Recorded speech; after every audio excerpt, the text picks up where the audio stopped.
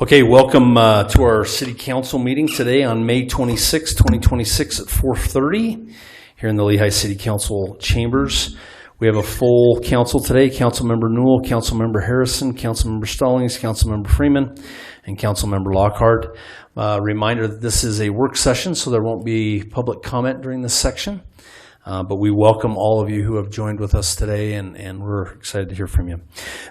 We will go ahead to our first item number one and ask that Mr. Harrison, you like that? Councilmember Harrison offer an opening prayer.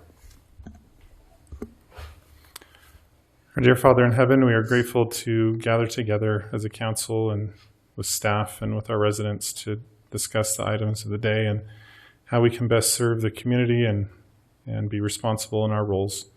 We ask for a special blessing upon our first responders and all of city staff as they're out doing their jobs and helping the community, that they'll be safe, they'll be protected, and that will watch over them. We ask for thy Spirit to be with us throughout this meeting and the rest of the evening. In the name of Jesus Christ, amen. Thank you. Okay, item 2.1, the front runner, 2 times presentation and update. Plug it here. So now you're asking us, I think so, is correct? Yes. Well, thank you for the opportunity to present. My name is Brian Allen. I'm a project manager for the Utah Department of Transportation. Making sure this bad boy's working. Perfect.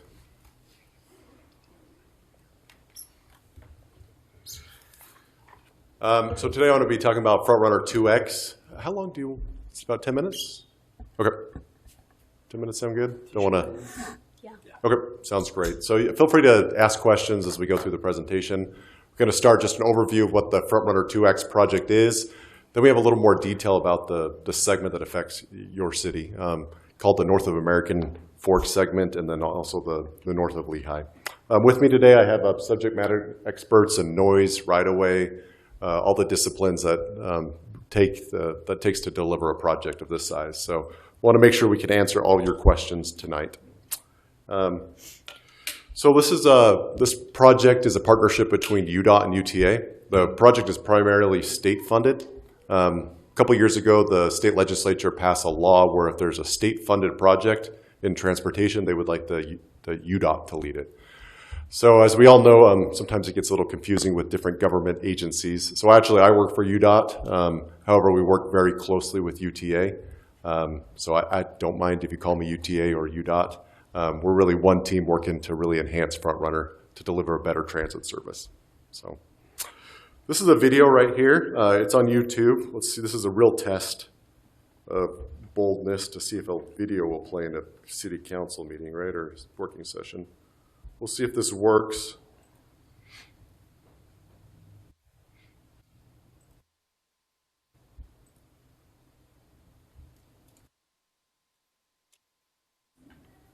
Oh, let's see.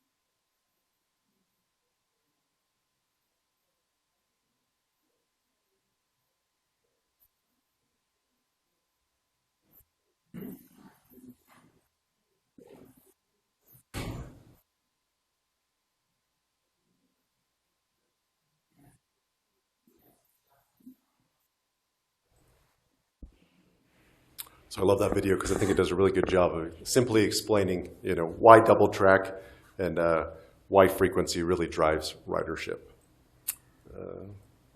Going.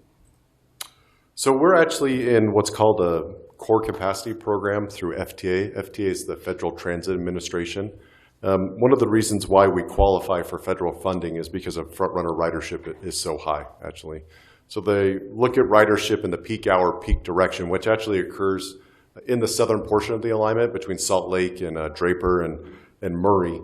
We're at 90% of the seated capacity. So that program enables us to apply for federal funding to basically increase the capacity because FrontRunner is such a successful system already. So the primary benefits to this project is really to make FrontRunner more convenient and a better choice for commuters. We're aiming to reduce headways, providing twice the amount of frequency. So right now, FrontRunner runs every half an hour in the peak hour and every hour in the off-peak hour. So we want to cut those headways in half. So having peak hour service every 15 minutes, and then in the off-peak, have it every 30 minutes. That really enables you to just show up at the station and catch a train. You really don't have to plan near as much as you do right now with every half an hour. So it makes FrontRunner a lot more convenient. And that convenience really drives ridership. That's the real goal of the project, is to get people to take transit, reduce congestion, provide another benefit, another transportation solution. This project over the next 50 years, or by 2050, the horizon for planning is increase ridership by about 50%. This is the same time as I-15 performance continues to degrade, right? We can make FrontRunner faster, we can make it more convenient by adding more tracks, adding more trains. Over I-15, you really can't widen much more, right? There comes a point where more lanes really doesn't equal better performance. So that's one of the key reasons why the state is really investing in FrontRunner as a transportation solution. So the project consists of a bunch of scope elements. I'm not going to go into details. There's a bunch of double tracking. We have to buy more trains, and we have to have maintenance facilities to service those trains. So this is a project map. It shows you all the strategic double tracking locations. Obviously, we're going to be focusing on the portion in north of American Fork and the north of Lehi. Those two double tracking sections are in Lehi City, have portions in Lehi City. We named all these after the stations, so sometimes it gets really confusing because north of American Fork is actually in Lehi City, but there was really no clear way to do it, so we wanted to anchor it off something that's already existing to commuters' knowledge. So this project is anticipated to be finished in 2030. Two of the main schedule drivers really are the federal funding. The state's appropriated nearly $1 billion. However, we're requesting about another $1 billion to $2 billion from the federal government. We currently have our funding request into the FTA, but it's making its way through the federal appropriations process right now. So tentatively, we're planning to open the project in 2030. That takes all the double tracking to be done, takes all the trains to be manufactured, and the maintenance facility to be complete to really implement that whole service all at once. So as you can see right here, here are the two double tracking sections that impact Lehi. The American Fork, south of the American Fork station, or north, excuse me, we're widening to the outside of the track. So you can see like the American Fork station till you get about halfway through. I believe it's 500 south? West. West, thank you. 500 west, and that's where we start winding toward UP. So that the track kind of shifts from going to the outside to the inside. It's the same thing at the Lehi station. We're actually widening to the outside, but as we get closer to the north point, we start buying property from UP and widening to the inside. So both these double track sections aren't as simple as just widen to the outside. There's a lot of shifts in order to minimize right-of-way impacts and make the project come to fruition. Just going to go through this quick. So in order to advance a project through the FTA program, you have to complete what's called a federal NEPA document through the FTA. So we've actually completed our NEPA document, which is just makes you look at all the different environmental impacts associated with a double tracking project.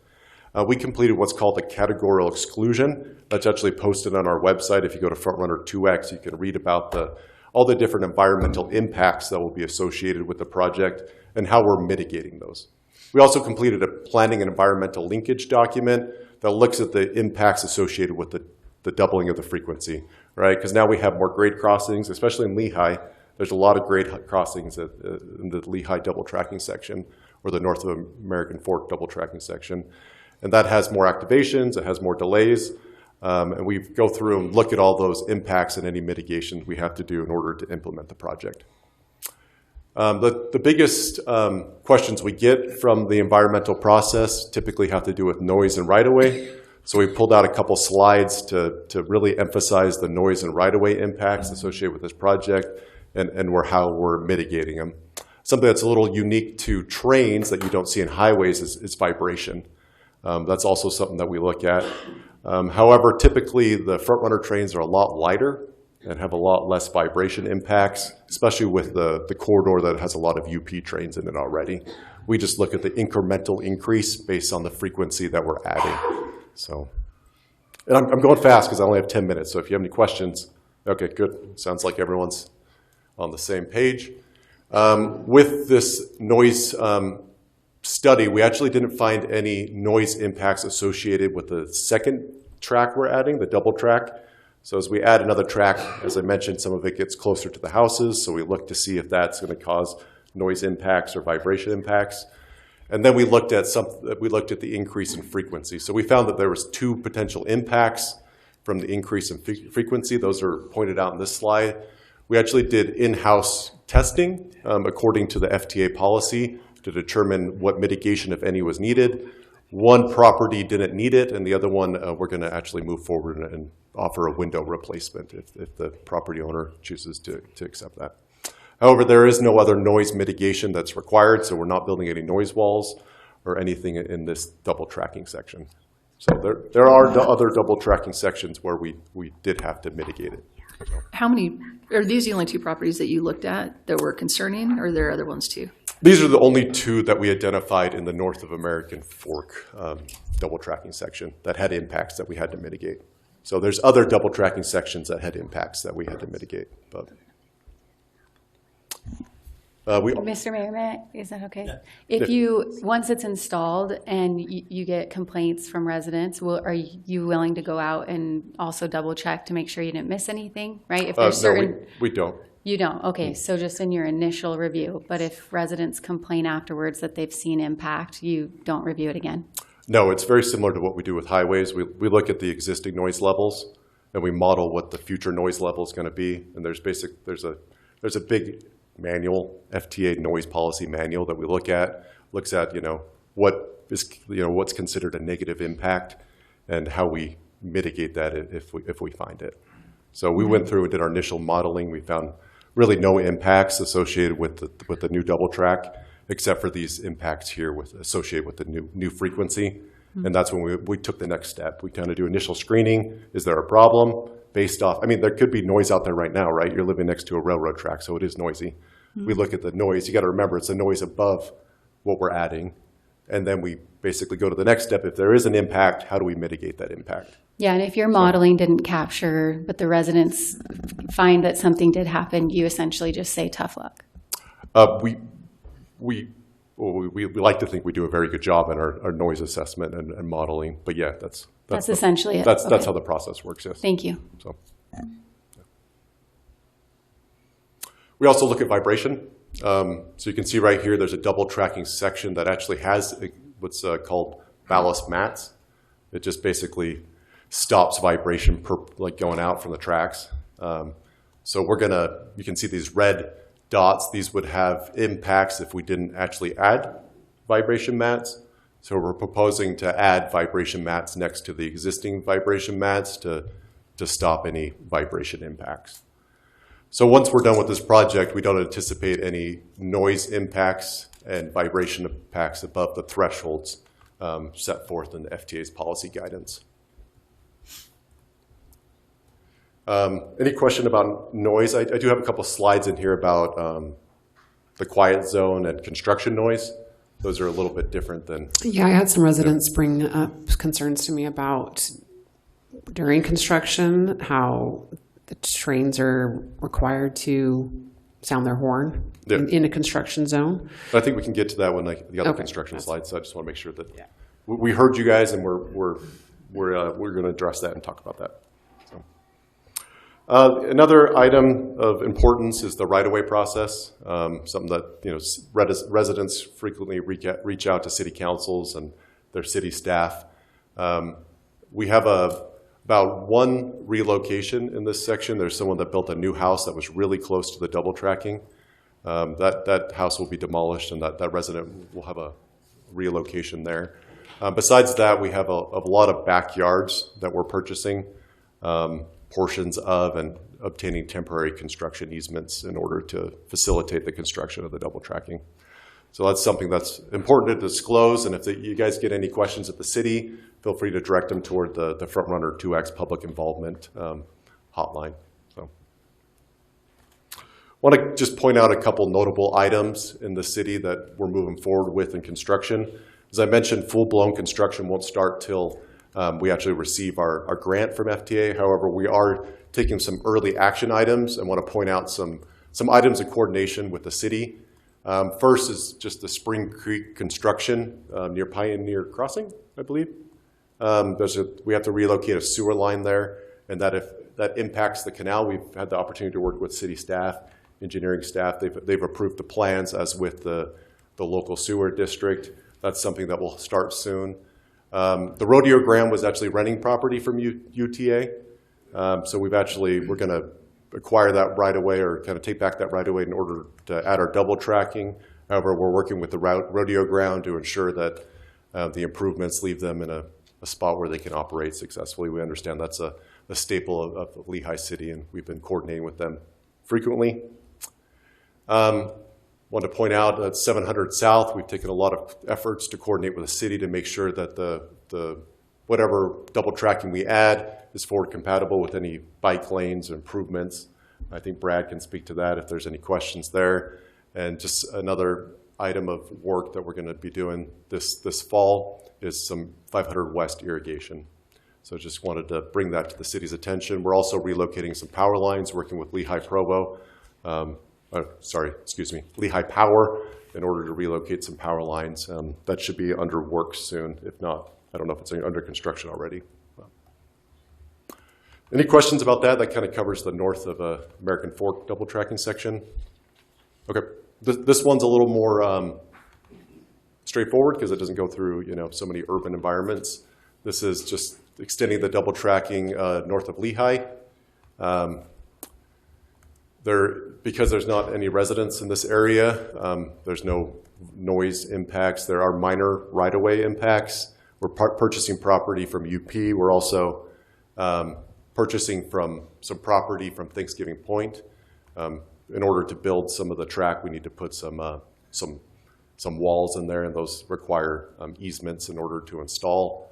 One portion that I encourage you, I'm a nerd because I like civil engineering, right? But this is going to be a really cool section when we build it, because I don't know, have anyone ever been down in this area? It's very tight, congested, constrained. We're adding a bridge in this area. This is a picture of that area. So that's going to be really exciting to build. I just want to note that there won't be any kayaking access or anything like that during construction. So just want to make sure the city's aware of that. So this is the construction noise. We do anticipate, as you mentioned, construction noise. The quiet zone will still be in place during construction, so trains won't honk their horns. I think we all experience PTSD from that great experience, right, of the quiet zone being removed. That is not what we're proposing here. However, we do want to recognize that there's a critical safety element. Working around the railroad is very the railroad is not a forgiving environment. You know what I mean? Trains are very big and powerful.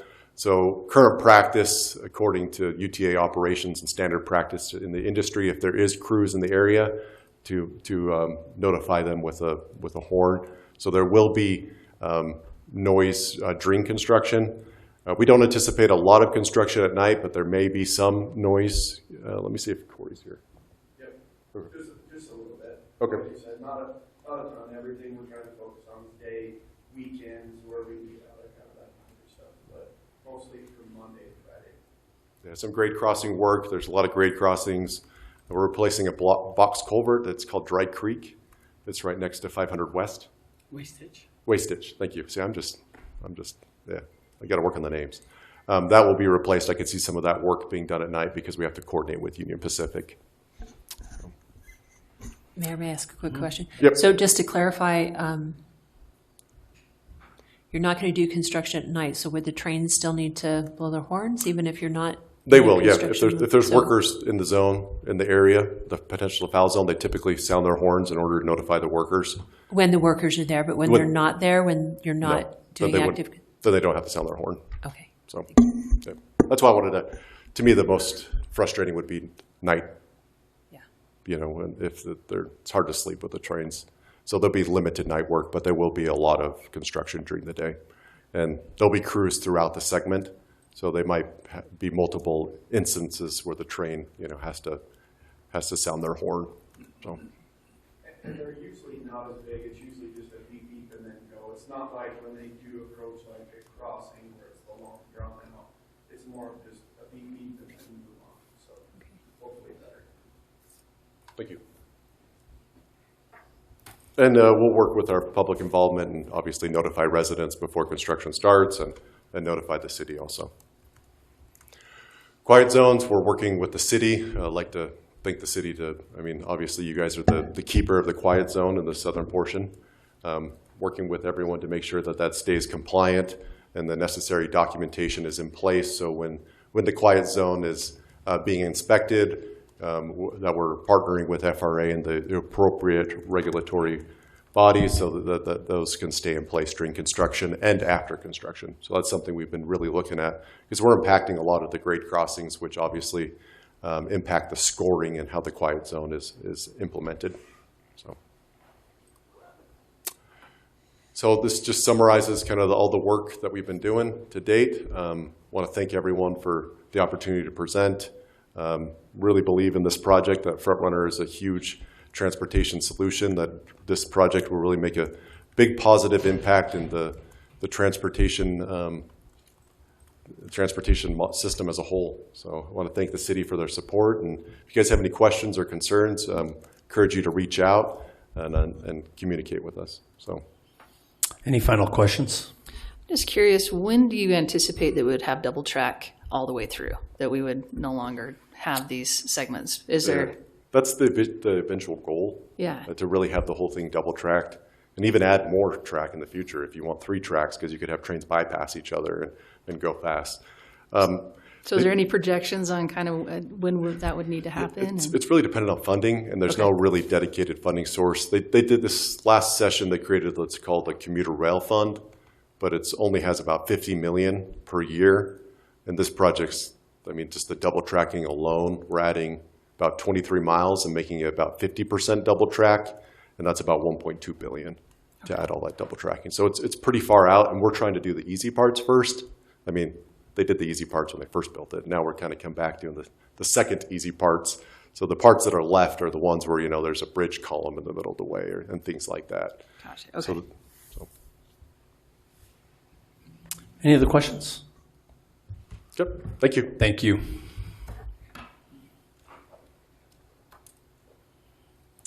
Okay, we'll go to item 3, working discussion items. 3.1, Parks, Trails, and Trees Committee discussion on the proposed code amendments.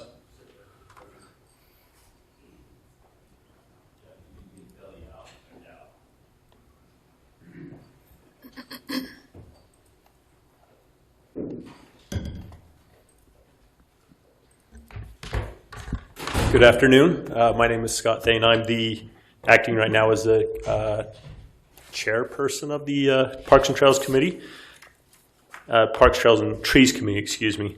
Today we're coming and appreciate your time and the opportunity to present a proposal that our committee has put together regarding a change in the city code. I think you guys have a copy of that code available, and I'll put it up here on the screen as well, of the proposed changes that we've discussed as a group and would like to present to you as an idea of what we would like to see changed. To give you a little bit of history, let's see here.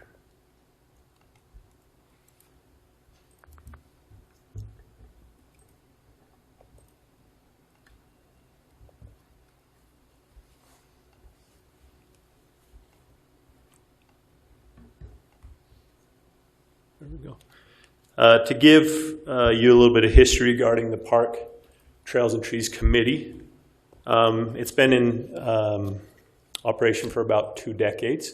The reason that this committee was started was regarding the city's desire to be part of the Trees USA, and the Trees USA requirements had, one of those requirements is to have this committee as part of the city code. Since then, there's been a lot of changes, including the city has now got an urban forester, and with that urban forester's position, they have a lot of responsibilities that essentially overlapped what was part of this, or what is part of the current committee's responsibilities. So we've come together as a committee and propose the following changes. Really revolves around removing a lot of those the portions of the committee that revolves around trees and the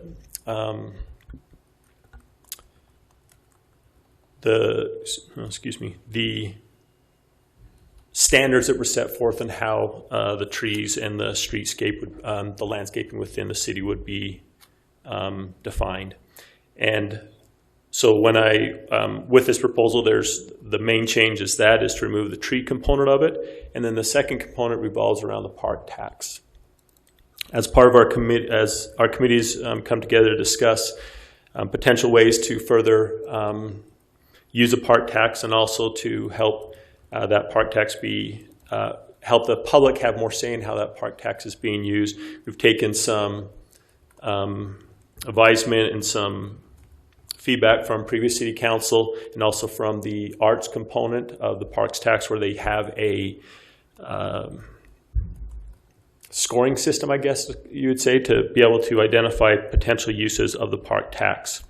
And we're proposing a similar type of committee being put in place on the park side of things. They revolve around 2 components. Number one, the goal would be to help develop and help assist the Parks Department in their use of the funds, to be able to identify ways to be able to match or to follow along with the master plan that's been created, and help identify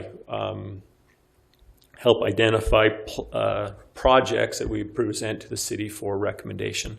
And then the second component of our request is to change the code that would allow the committee to evaluate or take recommendations from citizens within the community, and take those recommendations on smaller projects that could be easily implemented, and the goal behind it would be able to have, or it would be so that our citizens would be able to see how their tax dollars are being used, and be able to have a say in small projects, in ways, in small projects that could benefit, whether it be smaller parks or local amenities that would be beneficial to certain parts of the community.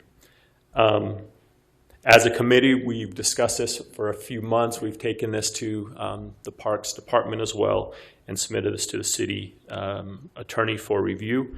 And that's what we've got in front of you at this point in time, is our proposed amendment or proposed changes to this code. So that gives you a little brief history of why we're making that request, and wanted to present that to you this time to see what your thoughts are, if there's things that you find fall in line with what your desires are, things that we may change as well to make the make the committee function, or change, I guess I should say, the function of the committee. So that's what I have to present, and would just like to hear or welcome any questions. Mr. Mayor, may I ask? Sure. So on letter E, when it talks about scheduling and planning of an annual Parks and Trails community event, is that, what comes to my mind is like the Lehi Serves volunteer things that we do on the 9/11 event where we go to all the parks. Is that what you're thinking, like to do volunteer efforts, or what exactly? I guess, what's the vision behind your community events, and would you need budget behind that? So that could be a few different things. I mean, that is one way that we have tried to do some of the events. The events have also focused around potential projects in the ways of, as an example, some of the things we've done in the past is we have done a trails cleanup committee, if you will, or gone out and sought help from community sponsors to do trail cleanup. It would also, we'd be working essentially in conjunction with the Parks Department to see what they felt would be the best route. Okay, thank you. Mr. Mayor? I'm really excited to see this. I know last year was something that I brought up that I would love to see more involvement from this committee when it comes to the park tax. And a big part of that, I think, would be the presentation that we're able to have from the arts and culture side to come back and say, so also presenting what you think the recommendations are, but also a presentation sometime the following year, this is what we did. And I think that helps to be able to be transparent to the residents. This is what we're doing with that 70% of the park tax funding. This is what we built. This is, so we can have a list on the website of this is what was done this year through parks. I think that would be really cool to see too as part of that. Absolutely. That's one of the things we've talked about is in the sense that this is, and I hope I'm saying this right, is a sunset tax, I think is the term. Right? It comes to a certain point where it has to be essentially voted on again. And that was one of the things we talked about is if we get to a point where it comes to vote and anybody that's looking to vote and they're saying, well, what do we do with the last funding? That was a big concern that we felt would be a failure to what we're doing right now. And so that is one item that we have discussed is saying, here is how your tax dollars are being used. And we do see that, I guess, a little bit right now with just some of the up at the family park. There's a few things that have been labeled that way or that have that park tax on it.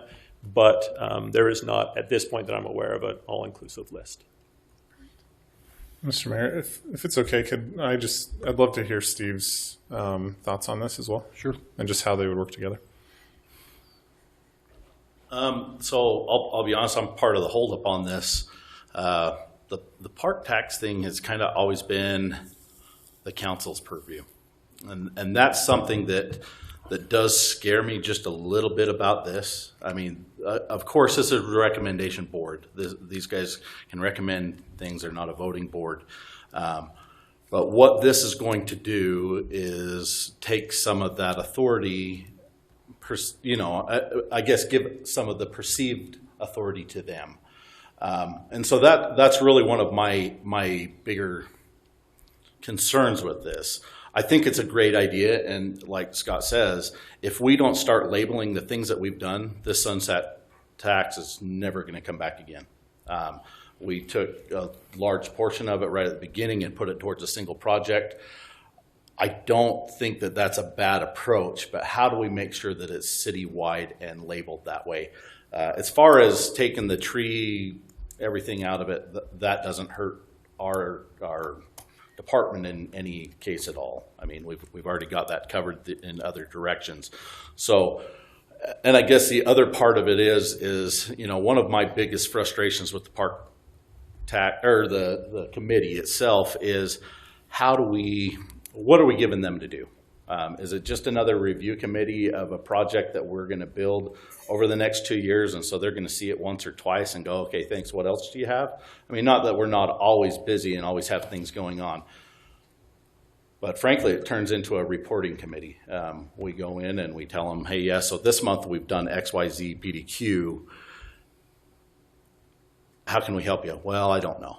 And so this does hit a lot of items. I guess my recommendation, if we go this route, would be to say, you guys have a set amount similar to what we do to the parks or to the arts and culture side of it. Give you guys the majority and say, yeah, we want to do X project, but give them a sum of money that says, okay, what can we get done for this much, and what would you propose? And then let you vote on it from there. Does that help?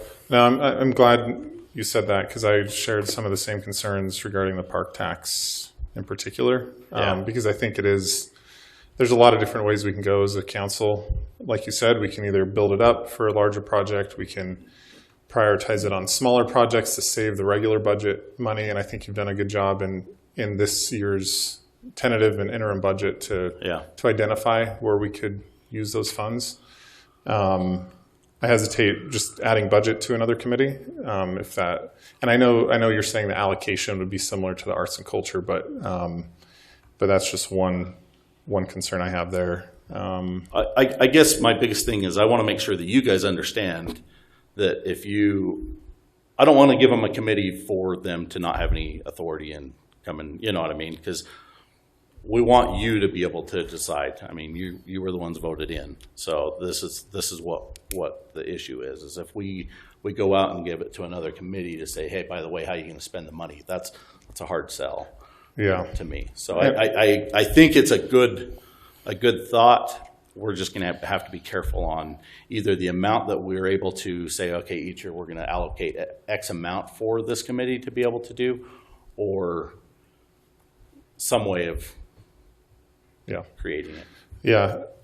And I think also representation, right? So yes. I don't know as far as the members on the committee, if all of them live on one side of the freeway or the other, or they live in pockets, right? There may be parts of the city that may not have as much of a voice, or it's not natural for me living out west to know everything that's going on in Heather's neighborhood and the needs there, right? Well, and we're a pretty heavy voice in this as well. I mean, our department is. So we would help say, have you guys thought about things in this area? I guess that would be it, is we need to really think through how this is going to do. This is a great bylaw, I would say, but how does the action plan work? What is the actual authority going to be, and how do we make that operate? Yeah. Thanks, Steve. Can I say something, Mayor? Yes. So what I'm recognizing is that there's some changes that probably need to be made with the Parks, Trails, and Trees Committee in some way, whether it's changing the bylaws, kind of giving some focus or some direction to the committee. But I think also as a new council member, I'm looking forward to our discussion, hopefully with you at some point, about the parks, priorities, the impact fees that we have coming up to use in places. And in the budget, it had listed some things for the park tax. And I would like to better understand that before fully, to really kind of then understand the role of the parks, the PTTC is what, at that point. So that's kind of where I'm at. Is that kind of? Yeah, realistically, I mean, I've said this out loud several times. We've got to find something for them to do. It's not fair as a committee member to come every month and just be there for a reporting session. They're anxious, they're willing. We need to make sure that they're doing their portion, and we're not stringing them along. So is this the right move? Maybe. I mean, I've got other ideas. I've shared them with several of you. This is a good start, though. I really do think, for what the committee is, if we gave them this to do, this would keep them very busy, at least for a few months of the year, getting these projects organized, taken care of. I do want to address what would that one event be? I don't necessarily think it would be a service event. I think it would be an awareness event, an educational event of what do we have? How do we have it? We have so many parks in our system that people don't even know about that, I got complaints about the minute that the law passed on the e-bikes. Why are we taking away all these parks for e-bikes? Frankly, we're building a park for downhill mountain biking. It's not an e-bike park, but we are trying to help community with everything that we do. We have a vast array of different activities that most people don't even know about. I mean, we closed down Family Park last year, and people acted like that was the only park that we've ever built. It's crazy. We have so many different things that people can do. They don't know about them. So this potentially could help with that as well. Mr. Mayor? So, and just to be clear too, I don't think that I would ever see the committee as taking ownership. I mean, even when we saw with the arts and culture, we came in and just wiped the slate. But I do think that it's nice to be able to have some more recommendations, some more things that kind of indicate that we are out there working with the community. But I think at the end of the day, I agree with you that those decisions need to come here. And maybe it's okay to have like a small amount that it's like, okay, this is going to be your project for this year. And, you know, something that you feel comfortable with. That's really important to me too. So I just wanted to be clear on that. But yeah, well, and I guess what I mean, it is absolutely perceived. It's not, I mean, you guys will have to have all authority. You're going to be the decision makers. I don't want them to have any money that they can spend freely. Okay. I think that it is more or less, what would you do with $100,000 and let them present to that limit? And then at that point, you would say, yeah, we're okay with these. Or have you thought about this? Or let's change this. Let's save this one till next year and increase this one. You know, something more on that line, not necessarily, not anything that, it's not necessarily going to hurt a large project, but it's still going to show, if we don't start branding this, if we don't start getting this out, we'll never have it again. And that's been my fear for 4 years now. yeah. We have one very well-marked park out of our park tax. We've only really built one very nice park with it. But still, frankly, if you're not using that park, you don't know about it. Well, and I like how you phrased it, you know, having 100,000 or a couple hundred, saying, hey, you guys go find the best use of this. I guess the one thing we'd probably have to look at in paragraph G, it says to evaluate all park tax funds applications or proposals for park, trail, and open space.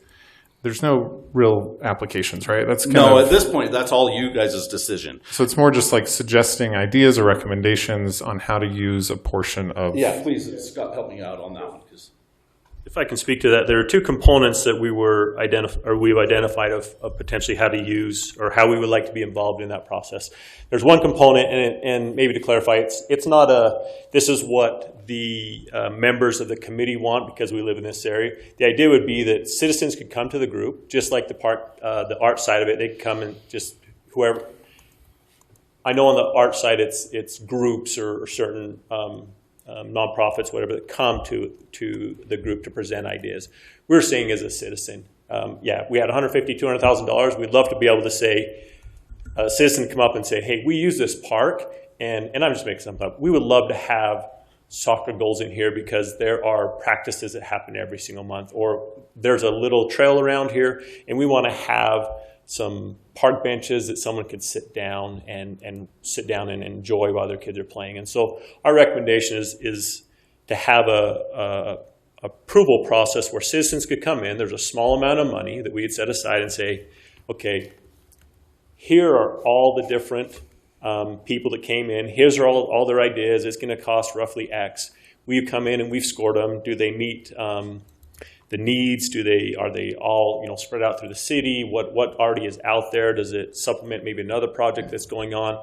And then be able to come to you as a council and say, we've come up with these 10 projects from the 20 that were presented to us. We think that meet the criteria that's set forth, whether we together create what that criteria would be, or whether we follow the master plan. Probably our goals is what I would say. Our department goals is what we would run off those. But it would follow that same process. This is what we recommend, and it gives a listening ear to the citizens, and they can see their tax dollars being used. So that's the idea on the proposals that would go out. It would be to citizens. It wouldn't be, any company or anything like that, or just our group as just like consolidating, maybe soliciting and consolidating recommendations from residents, and then proposing that in a format to the city council. We would want to follow a format that it's not just subjective, right? We would have a matrix to go out there and say, okay, here's the criteria. How does it score across that criteria? I've met with one of the individuals on the art side, talked about how they do that, and we'd formulate something similar to that, so we could come up and say, here are the scores that we've come up with. We recognize as well that it's just our recommendation. You guys have ultimate authority to say what would happen with that. You could, turn around and say, hey, no, we're going to spend all the money over here. We do see there is value, though, if some small amount could go to the citizens to be able to allow them to have a say. And then the second component regarding the evaluate or propose city projects, the goal behind that in F is that when I look at it on the business side of things, I look at a strategic plan. And I feel that master plan that the city is paid for and is looking to implement is that master plan when it comes, or that strategic plan when it comes to the Parks Department. And we would like to be able to do that same recommendation and say, hey, these projects, they meet this master plan criteria, they're following this, this is what we would recommend, that these are the projects that we would recommend moving forward that the park money goes to. Thank you. Mayor, just some comments. Forgive me if I'm blunt. Just going to lay it out because we've got some tough decisions tonight that are weighing on my mind. So I feel it's really easy and fun for residents to come and say, this is how we want to spend money. What I would love to see you do is help us find solutions to do service projects, volunteer things, to improve our parks. We've got a tight budget, and it's nice to say, oh, we need a park here, here, here, but those come with ongoing costs that you're not aware of because you're not doing our job. Our job is to dig deep in the budget. And so we just had somebody come the other day pitching Dragonfly Park. Great idea, but all I see now is dollar signs, and where are we going to find the money for that, And I am sad, I get you kind of want to move on, but taking out the whole tree component, I mean, we're looking at, we need to hire some arborists. Yes, it's not fun, but if you could help with that tree inventory or, look at the street trees and that, I think that would help. I just talked to that for 10 Sure. minutes. So realistically, the technical side of that is not in their realm. They can't help at all? Yeah, realistically, we have that covered. Even if we weren't to acquire more help on that, it's more of the management side. We have the management side under control. It is realistically the actual physical work portion of it. Okay. And volunteers can't help? Volunteers and chainsaws are not the best idea. Trimming the branches, that's what I'm talking Trimming, I'm going to say no on that one. I can go into liability. that later, but yeah. Okay. Okay. You Well, can come to my house and good see how bad of a job. I don't want volunteers trimming my trees. Okay, fair. That's fair. Okay, so all right, take the trees out. But yeah, I would just, and the park grant again, that's a tax, and we're the elected representatives, to decide where those go. And I feel like, and again, even with the park grant committee, appreciate their help, but there's just bigger pictures involved, broader context when it comes to where we allocate these funds. So again, it's fun to come and present ideas and projects and have great thoughts of what we could spend the money on. But honestly, that's the easy part. The hard part is paying for the ongoing cost or solutions where we don't have to take money from something else or So I would like to see you utilize your ambition to serve, and maybe start there. But I'm not comfortable just saying, hey, here's $100,000, figure out how to spend it, because I could do that any other day of the week. So is that, sorry, but. No, that's fine. And yeah, I guess and I maybe probably made it clear, is like, we're not saying we would own that $100,000. It's just our recommendation to come forward to say, this is a way that we feel that the citizens can be more involved in this process. I hope, and we do actually have citizens come to us quite often with ideas for parks. And we were elected by the people to be their representatives. So I would want them to come to us with your ideas and their input. And again, going back to the park grant, I would honestly have liked to heard from the applicants myself. to ask my questions to get a better understanding. I think there were some misconceptions with some of the organizations asking for money. So, and we're public facing committee here, directing them to you. I feel like I would like them to come to me. That's my job. But I would love, I mean, not that I don't want you to come with ideas. Absolutely. And especially on ideas to save money or, service projects or involve the community. And education is great. Teaching, just educating people to take care of our parks. Cut down on vandalism would be great. I don't know if they could do that, but anyway, I think we can utilize you for sure, though, and I think we need to do more of that, but just in the right way. My thoughts.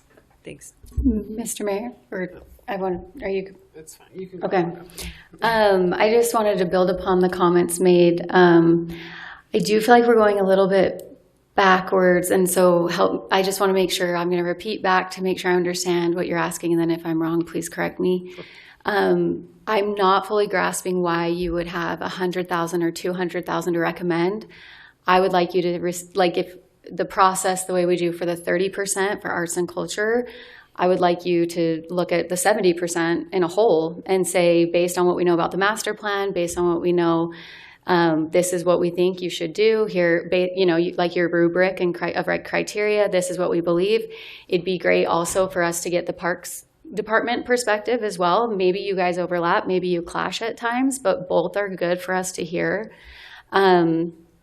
I don't want to cap you at like a small portion of the park tax allocation. I would rather see you be a committee that can really become experts in the parks and then gain that valuable feedback and give recommendations. Again, to some of the comments up here, recommendations.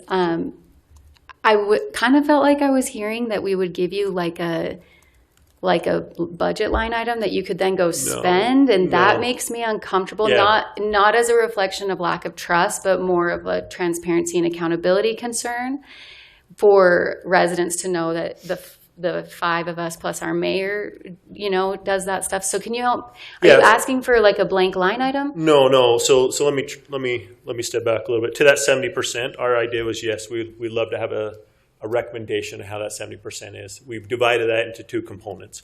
One of it is what the Parks Department is already doing and saying, help us or let us help you and working through that master plan and saying, this is our recommendation following this of how to use those funds. Mm-hmm. In conjunction with that, we identified a small amount of money. I mean, $100,000 is not a small amount of money, but when it comes to these projects, we realize that you can't go build a park for $100,000 or $150,000. So that dollar amount, which we threw out, I think it was $150,000, that was purely a subset to be able to have the citizen input. So the citizen could come and say, we need a park bench here. We need some of these smaller amenities that could go in an existing park, and the citizens to be able to come in and say, this is what we would like to have done, or this is what we would like to have in our community directly around us. And then being able to bring those together, identify how they fit in with the master plan and say, here's our recommendations. It comes to $125,000 of cost of the total 70%. But once again, it's not us using it. It's not us saying this how it's used. It's just coming in, allowing the citizen to have an additional input to say, hey, that park bench is because I went and brought this to the committee, and now we have this because of citizen input. Yeah, and I think from my perspective, I don't think you need a dollar amount to do that. I think you can take the 70%, go through your, what's on the master plan and what's being worked on, and then in addition to, you might have $300,000 worth of requests from citizens that you're allowed to prioritize. I guess I just don't want to. I don't know why we would cap you or why we would restrict you when I hope you consider it the whole 70% as a whole and you engage with the residents on every item of that 70%. And as the five of us, should also be engaging with residents on all of these line items as well. I guess maybe I just don't see the need for like a certain allocation of it when I think that the citizens would be involved for every dollar spent. And the whole reason that I'm even throwing that out there is I'm hoping that you guys have a big project that you have in mind that we can go and spend this money on. And we're not doing onesie and twosie throughout the whole city because frankly, you get a better bang for your buck. If you've got a large project, you're getting more done for less money than if I'm putting concrete all over the city and putting park benches. Not that the park benches aren't needed and not that things like that aren't necessary. That's why I kind of said, hold on, let's not give them the full amount because I think the full amount, frankly, we have major parks that need to be taken care of and worked on and things that upgrades needed. And so not that the committee shouldn't have a say in those, but realistically, any plans that we have for anything that we're building, we always run by them and say, these are the things that we would like you to see and do in X, Y, Z. And so that's really where that substantial dollar amount came from to say, okay, you guys, let's give you this leeway here, and then from there, let's let the council decide what they want to do. Yeah, and that's, I think that's where I think it's a little bit of a backwards approach. Sure. I would like to see it, and this is where I'll just say how I feel. I would like to see, I love the idea of getting the committee more of some direction, and so I think this is a great step forward. I would like to see them operate similar to the Park Tax Committee where they look at the full 70%. They, throughout the year, should be engaging with the Parks Department and understanding the priorities of projects and the master plan so that every year they can come up with some priorities. I actually think it would be healthy to have some differing ideas from the Parks Department and the committee. That's a good thing for us to hear and deliberate. I don't love this like small subset that, they can have freedom over. I think I would like to have your input on all 70%, and that's just where I stand. So I just want to voice that and echo some of the concerns that my council members have also said. Thank you. Councilmember Freeman? Yeah, so I'm the liaison. Well, so Emily is also to the Parks Committee. We've talked about this. I would like to have the council, since many of us are new, have a discussion with the Parks Department, a separate discussion at some point, again, about the parks. We'll have a Parks Committee meeting, Parks Trails and Trees Committee meeting next week, and I think it would be great to talk about some of these ideas, feedback. I'm really glad you came, Scott. Thank you for coming. This is an important discussion to have, because even though you sent me this, and I tried to send it to the council months ago and socialize it, we didn't get a lot of feedback from the council. So I think it was great to have this discussion now. And then I would like to talk about this proposed code changes at a later date with the council after we have been able to assess all the needs of the parks in the city ourselves and kind of see what direction do we really want to go, and all these percentages things, whatever. I mean, I think it is a little different talking about parks versus nonprofits and grants and outside organizations versus inside. Right? We have the Parks Department who are our specialists who would be applying basically to you and then you would tell them. I mean, it's kind of like be this interesting relationship going on, and basically we want the park PARC name on things because the first $5 million was spent towards Family Park. Yeah. And that's kind of like, this is one of the answers. That's really what I'm after here. Okay. I've got to start branding this, and to brand it, we have to I just want to build put it that out there. that money. We can't, it goes so well, it would be a shame to lose it. Yeah, so thanks for coming. I would love to talk more about this code, change it another time, so thank you. May I ask just a follow-up question for Steve? Could they, I appreciate you getting input like, this park needs a bench or something like that. Could that be something where they go out and inventory each park, or just see I think, I get what you're, sorry to interrupt you. You know what I'm saying? Yeah, so I guess really where this is I know that citizens are supposed to come to you guys and ask for requests and do that. And they do. And they do. But where do you go with it? You go either to me, or you go to Jason, or you go to Dean, or you go. This is a way that we can streamline that and say, you know what, we don't have that in our budget right now. That's a great idea, and put the burden on investigation, construction, cost, analysis, is this worth it, D, all of the above, back to a committee that frankly in my eyes is struggling to have value. I mean, I hate saying that out loud, but they do. I mean, it's really hard to even get them there to want to participate. I don't know that more than 4 of them, maybe. I guess there's only 5 now, isn't there? Anyway, I'm going to say, I don't know that 2 of them have read the Parks Master Plan. I don't. That's hard. I mean, that's what their whole thing is.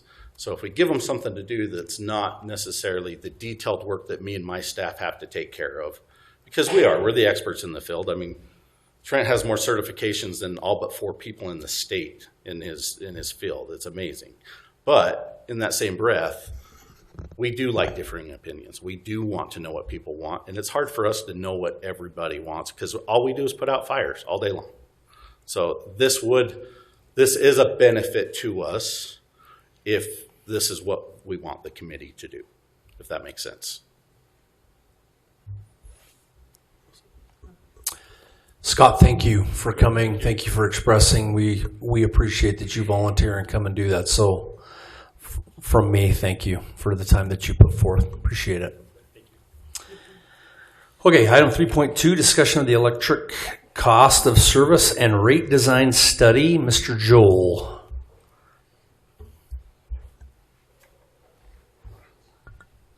Let me just see and make sure we're all connected here.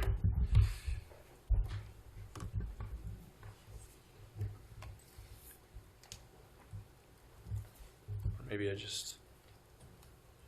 guess I just share my screen to show you what I'm looking at here.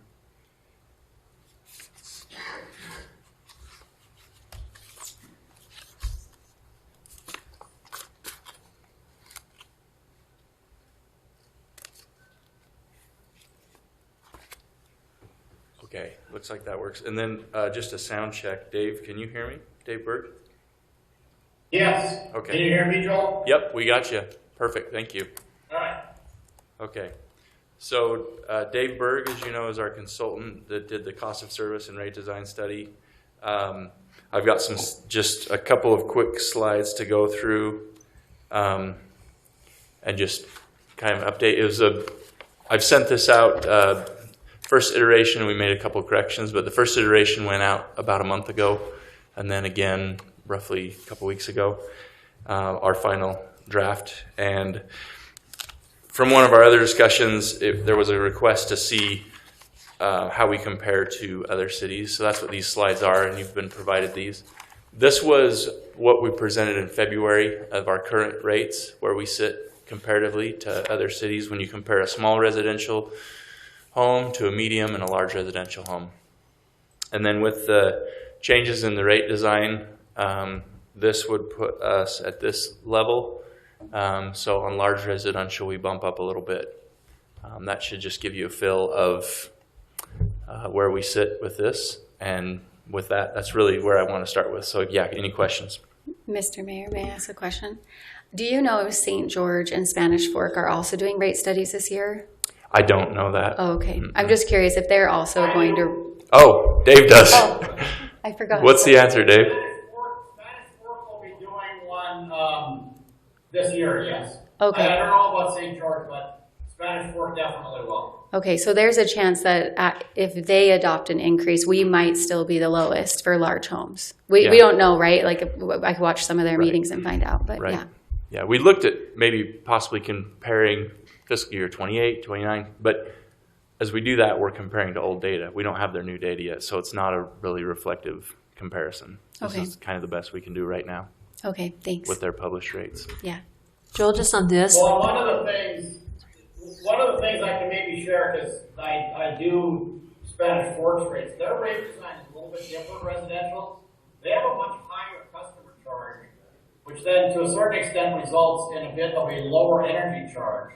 And so what happens then is that your rate with the lower customer charge is in a way more beneficial to smaller use customers, whereas their rate design with the higher customer charge is more beneficial to larger customers. So there's a little bit of that goes on, not necessarily because of the level of rates, but because of the design of the rates. Understood. Thank you. Yeah, so why do you break it down as small, medium, large residential when it's, I mean, the residential rate increase will apply to all of them, and how do you do that? Do you look at just usage, or? We look at the whole picture, so we take, yes, their usage. Actually, I have a bonus slide, but we literally take the usage for each month of some sample customers, and then we bill it out with the customer charge as proposed, the power purchase adjustment clause, and the energy charge. And so it's pretty straightforward on what these costs are, and as we change them, we can move these around. Now, this is reflective of 3 customers of 33,000, but it gives you a feel of what it does to small, medium, and large. And then I can also add, the other thing is, when you get into the large, you've got your rate design for energy. You know, you've got 2 energy rates in the residential class. There's a rate for 0 to 1,000 kilowatt hours, and then there's a higher rate for usage over 1,000. So obviously, a small customer on a usage basis will not get into that higher rate. Whereas a large customer, you look at those usages that Joel's got there, like 2,500 kilowatt hours, they're buying most of their energy at a rate that's over a penny and a half higher than the rate for the first 1,000. So that's why you will also, there's a difference between small and large because of rate design.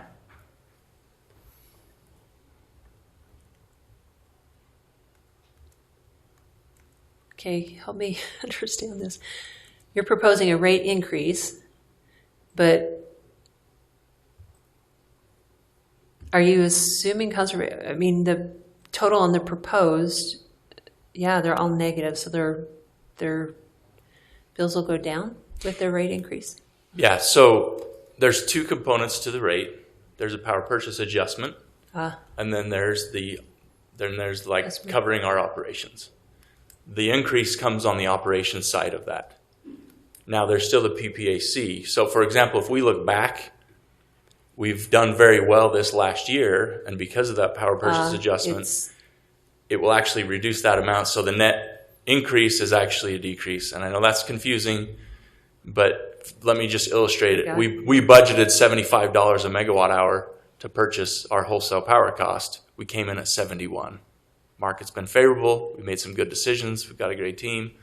And so we're able to keep those rates down, even though the base rate, I'll call it, is increasing.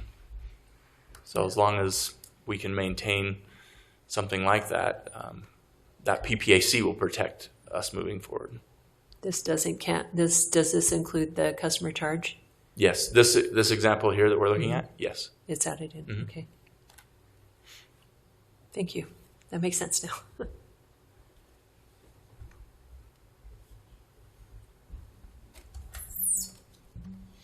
Any other questions? Oh, is that it? Yeah, I mean, this is just the Q&A for, I'll tell you next steps is, let's see, I think our next meeting is June 9th. Is that correct? So we'd be, barring any challenges that you guys have or concerns, we would bring this to you for adopting that on June 9th. Okay, I have more questions. I just wondered if that was your presentation. Yeah, I just kept it short because this could really go anywhere with questions you might have. So the floor is yours. Great. I do have some questions, but you're good. Well, I called you and asked you questions today, so I'm good. I appreciate that. Yeah. I should have called you. So help me understand. So I'm looking at all the different sections. So the projected operating results, and first of all, this iteration is very different from the previous draft. So can you explain what happened there? In the previous draft, the numbers are better. The base rate increase was less. So why the difference? Are you talking about this page here? Is this you're referencing? I'm referencing the thing you sent out, the May 4th draft versus the May 20th draft. Yeah. So Dean and Dave, help me remember, but as I recall, trying to remember the things that we noticed in there that we needed to correct. One was we weren't counting enough on the fund balance for our impact fees, and so that had a big chunk in there. That was probably the biggest one. Wasn't the biggest change. The rate that we had in there included the PPAC, and we didn't think it did. Oh, yes. That was the main thing. Yeah. And then the money we had in impact fees Yeah. helped us Say in that the other again? direction. So, in short, the initial version, we inadvertently counted the PPAC that's on the fee schedule twice. Okay. So we caught that and said, well, that's covering too much. We gotta fix that, which then made the rate increase higher. And then we reassessed and we realized we need to make sure we include our impact fee fund balance because our impact fee projects are listed in here. And so that balance then brought it down. So we kind of went up and back down. Okay. So And then the overall difference, we were around 4.5% before, and now we're at 5%. Yeah. So we were essentially overstating revenues of the existing rates, but we were understating available funds for capital improvements. Yep. Okay, well, looking at the projected operating cost, doesn't have a page number, I'm sure, sorry, but it's on the Projected operating. second section, all the 2A. numbers. Yeah, I think that's this page, 2A. No, Exhibit it's not 2A, yeah. Yeah. Okay, so when you go to fiscal year 25 to 26, your charges for services drop by about 3 million, 2 million? 2 million. So from 55 to That's because 53. of what Joel was saying relative to the PPAC, that portion of the rate, in 2A, there's no rate changes, and the PPAC is going down because you've been doing so well in wholesale power, so you're collecting less money because of the PPAC. So this is pre Oh. any changes. But would you, This is pre any change. So if we didn't do anything, that's why it goes down, because we're not increasing the operating cost to bring that back up to make it more solvent. Does that make sense? This is if we do nothing, then we're going to be Yeah, negative. exactly. And so all you your can see solutions- we go down to minus 2%. Yeah, minus 2% in our savings account effectively by 2030. but wouldn't you include the It's PPAC? the same thing, only with the changes. Oh, 4B. you're saying that it's, okay, so the next year you would increase it, the PPAC, right? Because you're not capturing the revenue you need for the cost, or, On this table, yeah? yeah, I Like think this is would with no, is To this maybe- with the new calculation? No, this this is if we do nothing for the next 5 years till 2030. If we keep all of our rates the same, we estimate Including the PPAC. PPAC at 0.017 cents or whatever. And that's going to adjust for the wholesale power component, Mm-hmm. but specifically our operational costs are increasing and we have to correct for those somewhere. So because there's no correction in this table, that's why you see it all go down. Your charges for Let me- service are let me reducing, try this but the PPAC is staying the same. I'm still not, I mean, I can understand it if you're using the new formula for the PPAC where it is reduced, but if you keep everything status quo, why is it going down? What's your estimated PPAC on this table? Yeah, go ahead. Okay. In the table in Exhibit 2A and in the one in Exhibit 4B, which the PPAC is in both of those are the same. We're not changing the PPAC formula, okay? I think I can. So the amount of revenue in the current version due to the PPAC in Exhibit 2A is the same as the PPAC revenue in Exhibit 4B. The difference between the two in revenues is the changes in the published rates, the customer charge and the energy charge, not including the PPAC. So that formula is what you've been Formula's not using? changing. And the projected PPAC in both of those tables, Dave, is reflective of this table, correct? It's that 0.00813, 0.00262, and so forth. Yes. So that's the, And the reason that that PPAC is going down from the current to fiscal 27 is because you've done better for wholesale power. The idea around it's a purchase power adjustment clause. So if costs go up or down, it's supposed to adjust. So we're collecting less next year because your purchase power costs have been better than we expected. But you recalculate that every year. What's in the table here is just my projections. I will never claim to be good enough to know what's going to happen to wholesale power costs in the market going forward. But the idea is, as wholesale power in the market change, you're able to adjust that portion of the rate, PPAC, just to adjust for differences in wholesale power costs. So primarily the changes in the rates, not PPAC, but the published rates, are addressing your local costs, which are increasing, as well as the funds needed for capital improvements. okay, to go back, Does so that help? kind of, you've been using the formula all along, right? yeah. Okay. Yeah, we run that formula each year. I looked on the city website and it had a flat number, so I thought that's what, okay. Well, yes, we run the calculation, but it was so significant. We would have had like a 20% rate increase in 2023, if you recall. We chose not to do that, but to do a lower PPAC and recover that over about 2 to 3 years instead. So that's why it was, I think it was 0.17. Anyways, yeah. Okay. So with your wholesale power costs are going down, why, again, this is Exhibit 2A, why is the operation and maintenance going up so much? So I'll take a stab at that. If you look at our 10-year plan of projects coming up, we got a lot of stuff to build. So it's more expensive.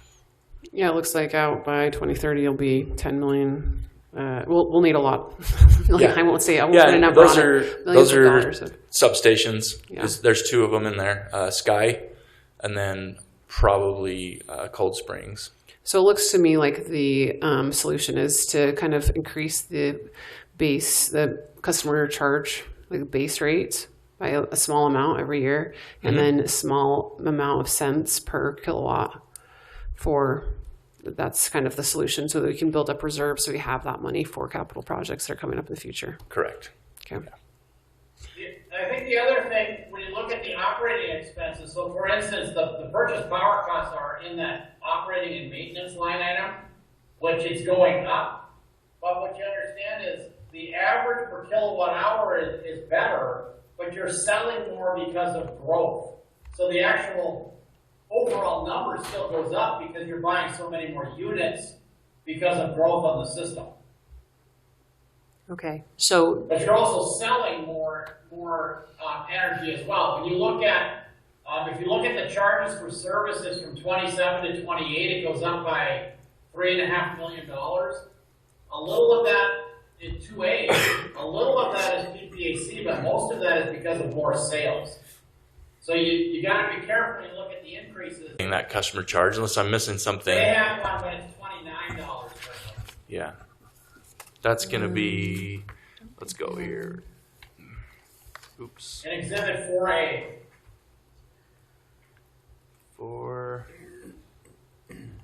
Sorry, it's all the way at the bottom here. Okay. Large commercial solar, there's your customer charge. It's 29, and we're going to take it up to 37. And we have one customer that's on that rate, and $37 is not going to do anything for that customer because their cost is significantly higher for their energy charge. so they are charged They're that. paying thousands of dollars. Oh, yeah. So you might want to correct on page 6. 6 of section 4. Oh, well, excuse me, I misspoke. They are charged the customer charge, but not the PPAC. So bottom of page 6. page 6. Yeah, section Here? 4, page Yes. 6, right there, yeah. Yeah. So that's because the large solar customer, we've entered a power purchase agreement with them that they will procure solar energy in their behalf at a fixed contracted rate for 20 years. So that's why the PPAC is not moving, because the energy cost is fixed for them. However, all the other components are on the table to continue to adjust. As transmission costs increase, we charge them an increase, and we get them in all the other components that we need to make sure our costs are covered. So how does that affect, if we're securing solar for them, and sometimes solar is very, very cheap, right? How is that, I'm just wondering, do they get the benefit of that cheaper rate? Yeah, so for energy, energy only. Right. Yeah, so they're tacked on, we call it sleeving. We're sleeving the Red Mesa project to them. There's a fixed power purchase fixed power purchase agreement that we're passing along to them with extra things added on: delivery costs, transmission, capacity charges, local costs, customer charge. All these other things are still in play, but. Let me help here. If you're looking at it, are you looking at Exhibit 4A? Okay, there it is. So if you look at the general service demand rate 105, that's a large customer who's not part of the solar. You'll notice that compare that to the large commercial solar 111. The customer charge is the same, the demand charge is the same, but actually the solar has a higher energy charge. Because if you're just buying solar energy, yes, it's relatively inexpensive, but you got to remember the sun doesn't shine at night. It also isn't firm, so it has to be firmed up, and we have to deliver it over the transmission system. So you can't just pass that pure energy charge onto them, because then they can only use energy during the day. And so when you hear about how cheap solar is, what's missing from that equation is what we call firming it up, so that you can use power all day long. And so the rate is actually slightly higher than it would be if they had stayed on the 105 rate, which is where they were before we created the solar rate. Okay.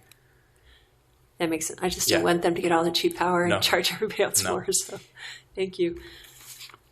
Doing a great job answering all my questions. Appreciate it. Hold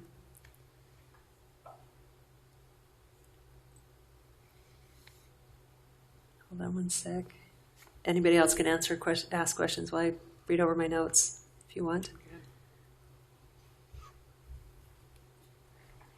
Okay, so the assumption that there's a 4% annual increase in the cost of wholesale power, is that historically what you've seen, or? What it said a 4% increase because of the cost of wholesale power. Yeah. It's hard to say what the future is going to be because we've entered into a whole new market, and so that is just kind of a that is an estimate. Okay. Yeah, it's going to be hard to tell for sure. But again, that PPAC will adjust. And you guys in particular learned that ugly lesson of the fickleness of the market there a few years ago. Right. Nobody could predict that. Right. Okay. I think that's all I have. Okay. Feel free to reach out with any others. This is a great format because you have all the experts here. We got Dean, we got Dave, but if we need to field more questions from them, we can. Email all three of you or something? Yeah, that'd be fine. And then without any other delays or issues, I think we'd look for an approval June 9th. And then just so you're aware of how the process will go is we'll collect all of the data for the fiscal year, but we're about a 2-month lag to get our final wholesale invoices for power. So we'll probably be doing the calculation for the PPAC and adopting the new rate in September from here on out, because we'll look at that whole fiscal year, do our calculations, and then we'll come to you in September.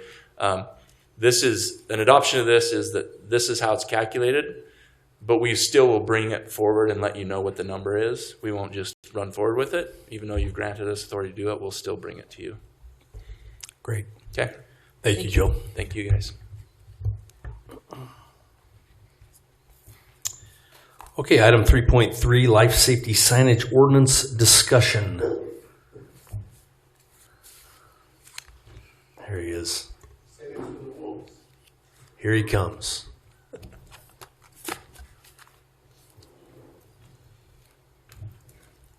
Good evening. I know you got a busy night, so this is going to be short and sweet. My name is Gary Rowett. I'm the Lehi Fire Marshal. And I've worked with Craig Chambers to come up with this ordinance to address a specific problem that we have. The problem starts with the International Fire Code's life safety system signage requirements are very basic and vague. And so over the past few years, we've developed a standard that we give out to the construction companies and business owners and say, hey, this is what we'd like to see, so that we have some, some consistency across the city. And then also have signs and language that our first responders are gonna pick up on quickly. But since this is just a standard, what we run into is a lot of business owners, construction companies,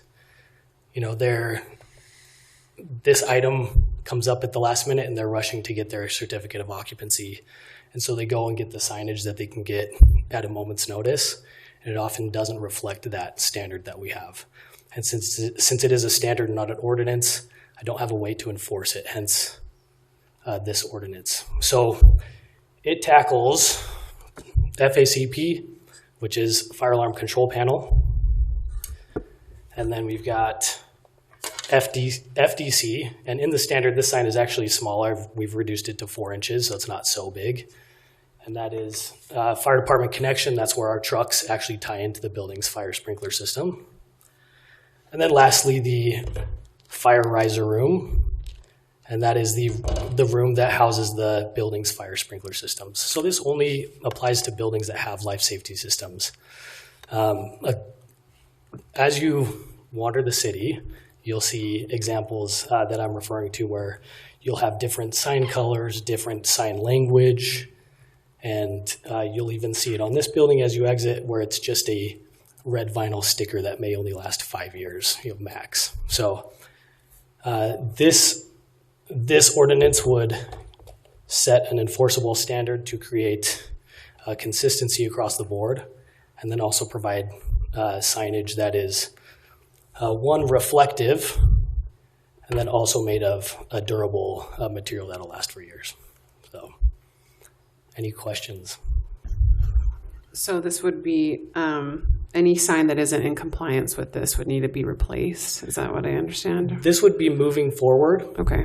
Yeah. Okay. And then and it would be on the cost of whatever business or owner or anything like that, right? Yeah. At this time, we'd just be setting the standard, and then I would be identifying approved vendors that would have these available, and then they would go out and purchase from them. In the future, if this passes, I would pursue an option to purchase these signs through the bond process, and then we would be able to provide them.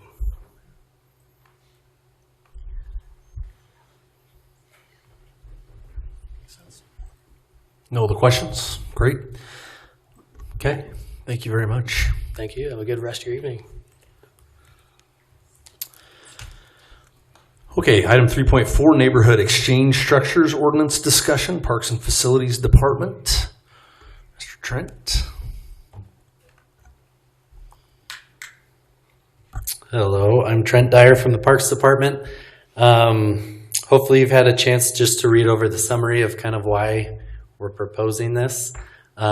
Basically, we're just trying to clear up the code and make sure that the city isn't falling liable or responsible for any risks or maintenance associated with stuff put on our right-of-ways or on city property that residents are trying to provide.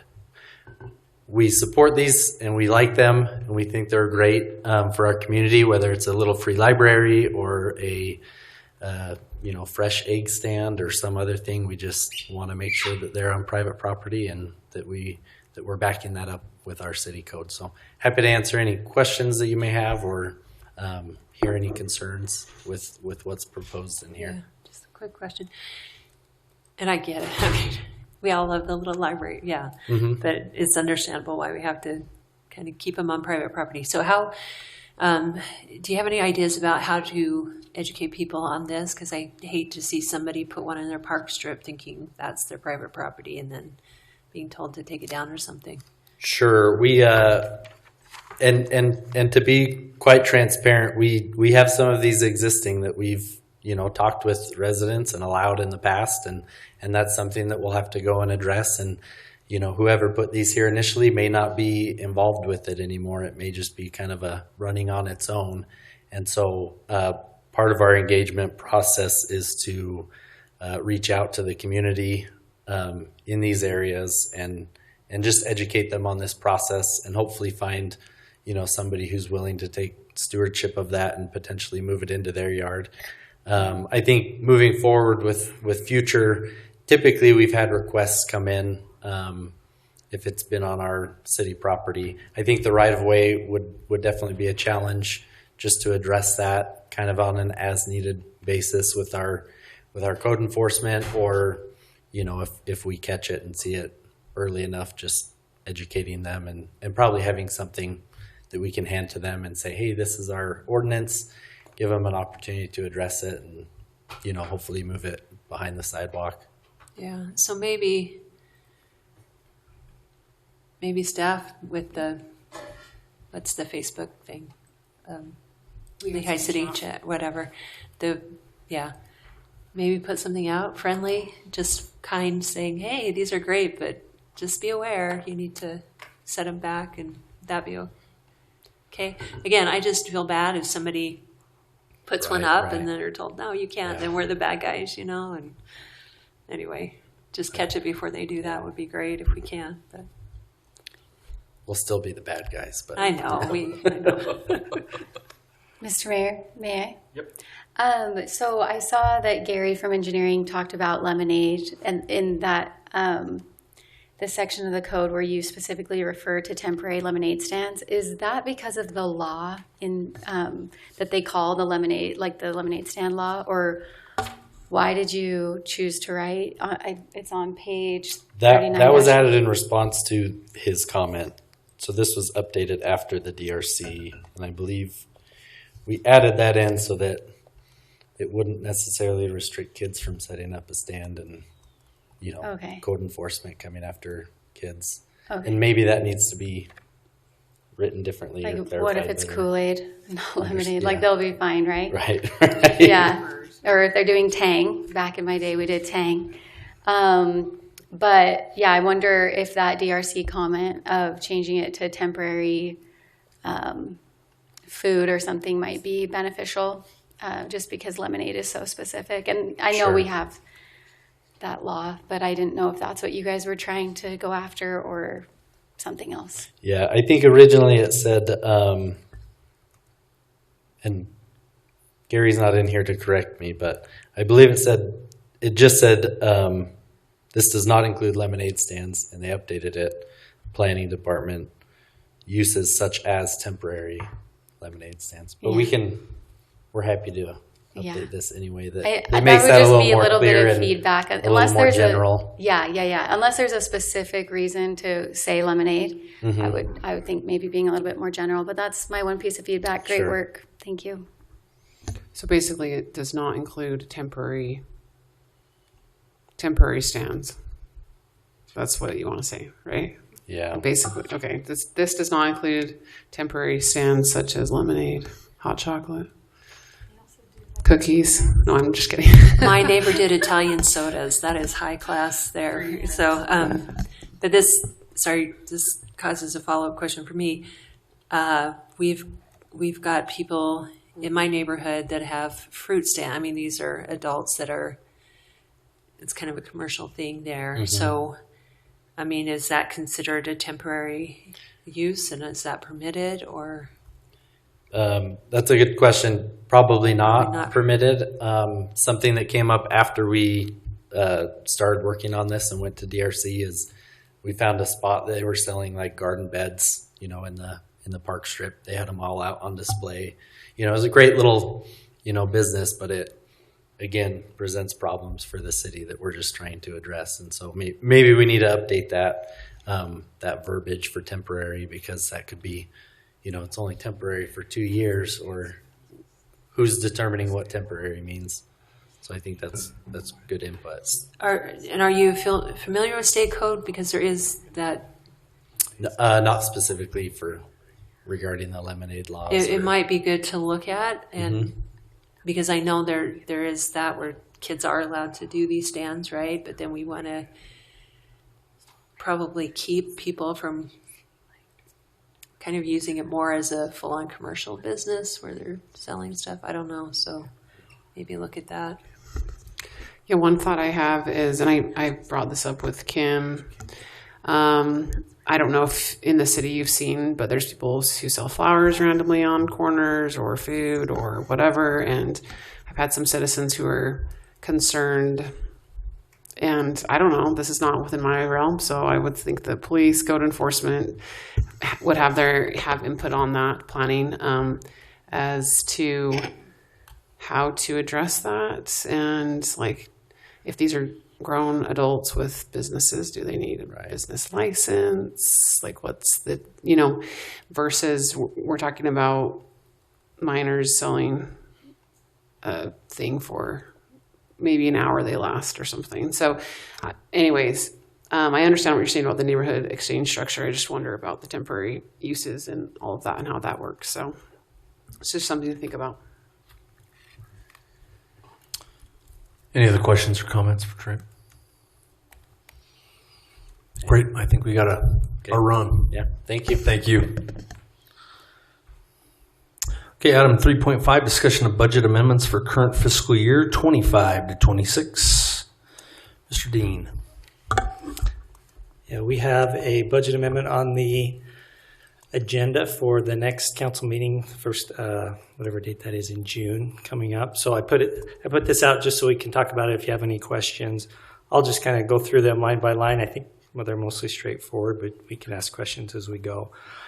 Some of them are items where we've received a grant or a donation or something like that. And just to remind you, even though we received the money, we still need your authorization to spend it. So the first one, the donation, Carnegie donation for the library, they received some money, $10,000 to buy books. There's a Justice Assistance grant. Same thing, that was to purchase software for their drone. The third one is payments on the 2025 water bonds. So we issued bonds last fall, and that was after the fiscal year had started, so we hadn't budgeted those payments. So that's all that is the payment on the 2025 water bonds. Those are already included in next year's budget for that one. 600 East home demolition. The city had purchased a home near the cemetery some time ago, and I think the long-term plan is that land could be used to expand the cemetery. Sometimes we purchased homes and rented them. This one is not in a condition where it's like we would want to put money in it, and the city doesn't want to rent a home that is substandard, so we just want to demolish it. The fifth one is the sales tax bond payment. That's the Science and Technology building at Thanksgiving Point. We hadn't budgeted that because it happened mid-year, and that is paid with a lease paid to us from Thanksgiving Point. The sixth one is the Civic Center construction. So this has been a long project. There's a lot of things go on. There were a few items that we added. Like they have a really tight budget and they need a little more room for things that we added. Technology, or some building things, some security things, some AV things. But that's $100,000 to add to their budget. The next one, I was counting in numbers, but now I'm using letters, and I don't know what letter G is. So 5G is medical supplies. As our fire department supplies services to Primary Children's Hospital, There's just some more unique supplies that they would need for children, and we should be able to cover that with additional ambulance fees that we're bringing in.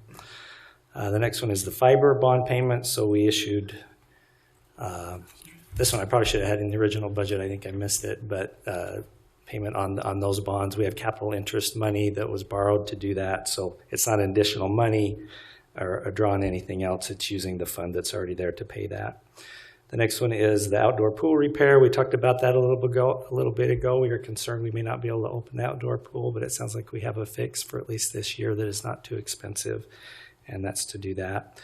The next one, as I understand it, we had our firefighters go out and do wildland firefighting. We get grants. Sometimes those come in, and I think we have to repay. It's only $5,000, but we need to repay that from money that we'd received previously. Next one is wages, especially related to police overtime. We did an amendment last time, if you remember, for the overtime that we're providing over at Utah Valley University. That's still going on. Most of this is going to be covered with that. But we also have a little bit that I don't think is going to be covered. And what I want to do is just transfer money that's budgeted in the planning department that's not going to be spent over to the police department. And this is probably something we'll have a little bit every year. When we put a wage and benefit budget together, there's a ton of assumptions that's in there as far as, is it going to be staffed all year long? Are people going to get family coverage and this and that? And so it's not uncommon at the end of the year to say there might be some departments that would be a little bit over and some that would be a little bit under. And so it's not a request for new funds. It's just reallocating those.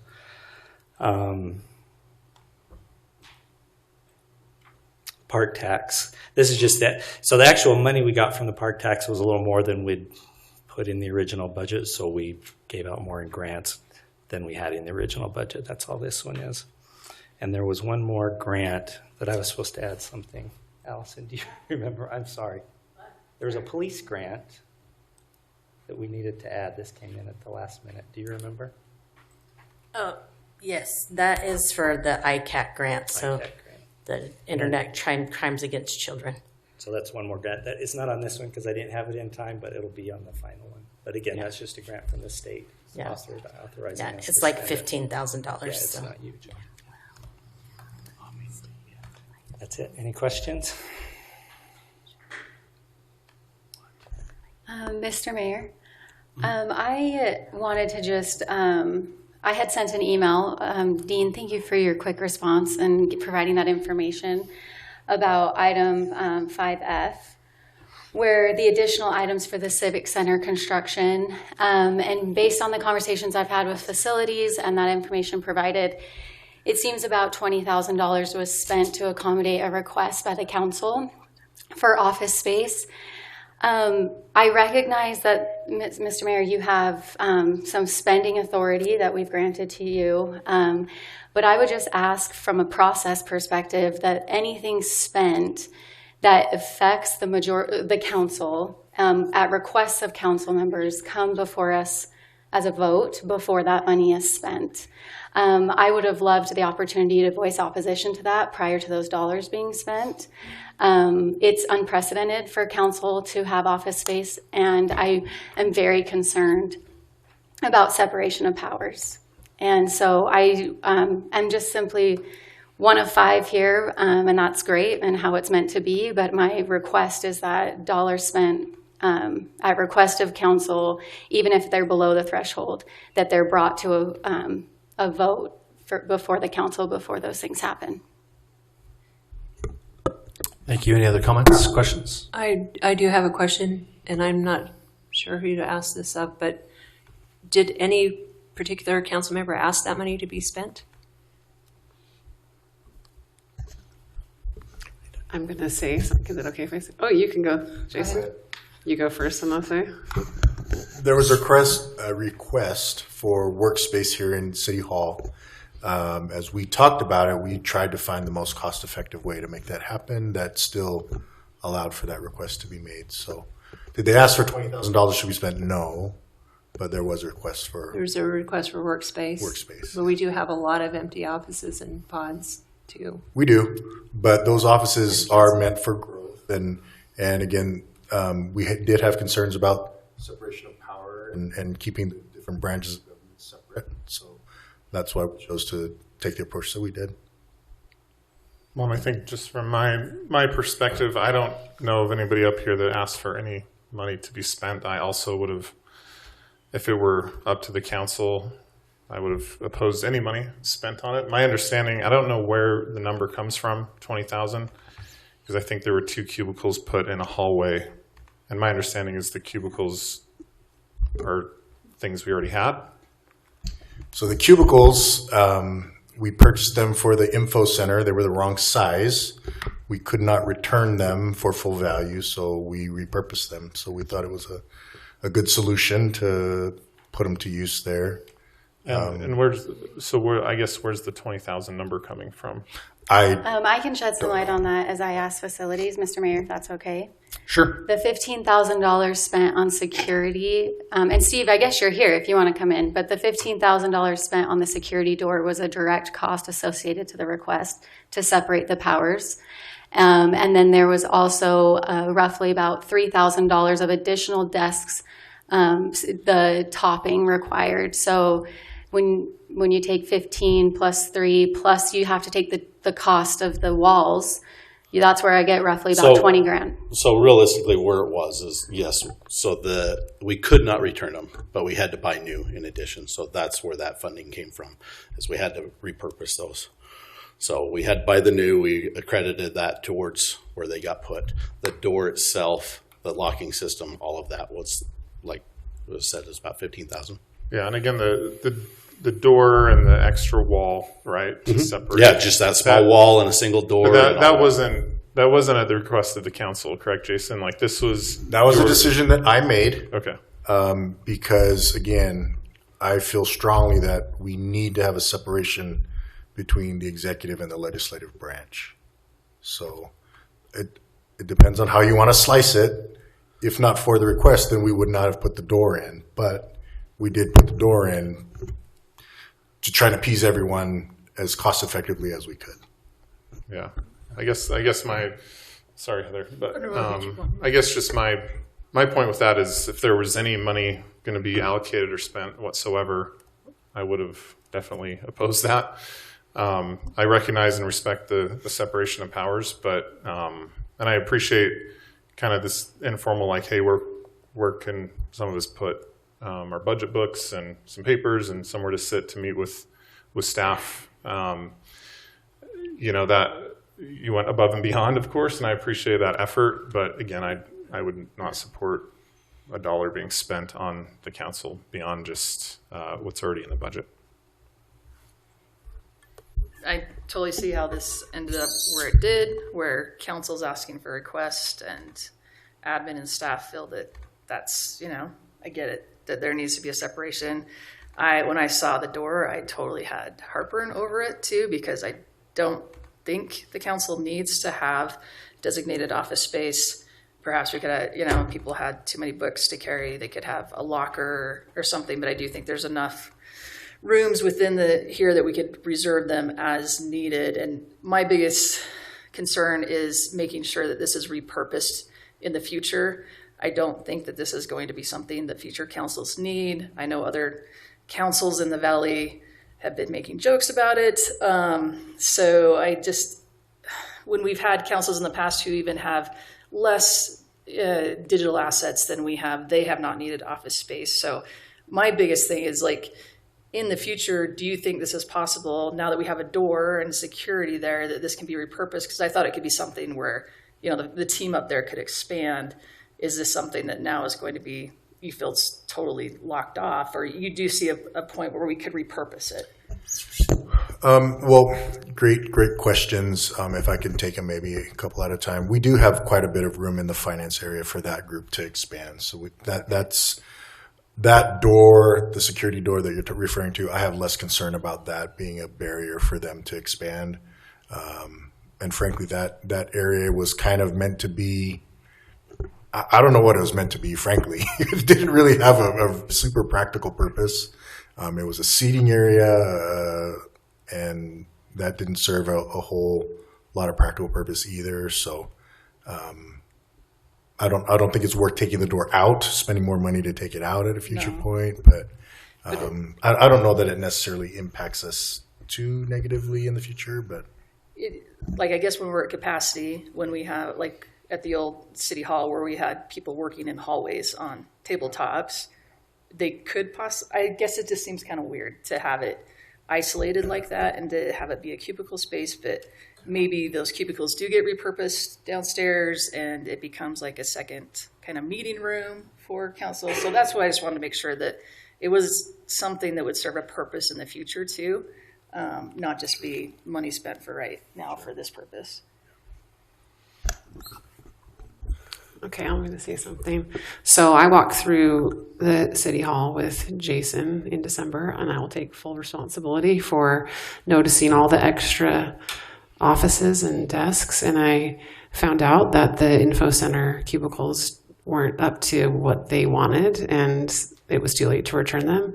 And I suggested that it would be nice to have a little space for the council. I asked, well, I didn't, as a normal resident at the time, I didn't know that city council didn't have any space, and I wanted to be physically present and available for any residents or employees or anything like that. And at the time, I appreciate the work by any city staff who took initiative and tried to meet that request. And when I walked through it again before it opened again, I noticed that I was pointed out the part behind here, the city council, where we have some space where we can do closed sessions and all of that. And then that was a good spot for us to if we needed to, have an hour between meetings, be on our laptops, anything like that. And I thought, oh, that's a great idea. I even joked to Mayor Binns that I'd bring my little folding table, my little card table, and put it in the corner because that's all I really wanted was a little space that I could work when I'm here in and out of meetings. If, even the firefighter union wanted to come to they said, can we come to your office? I said, we don't have an office. And I'm fine with that. So blame me. Yeah, I can take all the blame. I'm fine with that I requested to have a little space like I do here where I can put my computer up and get some work done temporarily in and out. And I can be present and available for city staff or whoever needs to see me. And I think that, it's really beneficial to be on site. I love the connections that I've been able to make with different employees. I'm better with faces than names. And I think it's been really valuable. I haven't been here a lot, to be honest. I feel a little bit, I've used that cubicle one time. I feel a little bit weird being right outside the bathroom, kind of in the hallway area. And so I tend to go in this back room here. But I appreciate the space that has been created for city council to, have a place to drop off. And I appreciate those cupboards, those cubbies and cupboards or whatever, I can keep some business cards there for when I come and go. And the stacks of books and things like that. So I appreciate that. So thank you. I'll just say. But I also did not intend any money to be spent on me. Yeah. I will also say that because I knew there were just extra things around. So, it was just yeah. That's it. And I think I sent an email about this. I would have loved that money to be spent on a book drop or save for a book drop someday. But it's money spent, and again, I don't think it was money that was spent at the request of a council. I think that's been made clear. Any other questions for Dean? Great, thank you. Any questions tonight for the agenda? I just have one question, Mr. Mayor. Mm-hmm. And maybe this is for Jason. We were trying to figure this out, but we couldn't. For the executive officers, can you define who's an executive officer? What positions qualify? That's probably a David question because there's a technical definition for that. Okay, so I was just curious because I know let's have not David all define department that heads so I don't get it wrong. Okay. Yeah, happy to answer that question. It's defined by state law as usually a department head or a deputy chief or someone, I believe, that reports in a supportive function to the department heads. So how many do we have? I guess how many for Lehi City total? I'm just trying to figure out kind of what this entails, just so I can. Yeah, there's 13 city departments. Some of those have more than one executive officer. So I would say no more than 25. Okay. Okay. Thank you.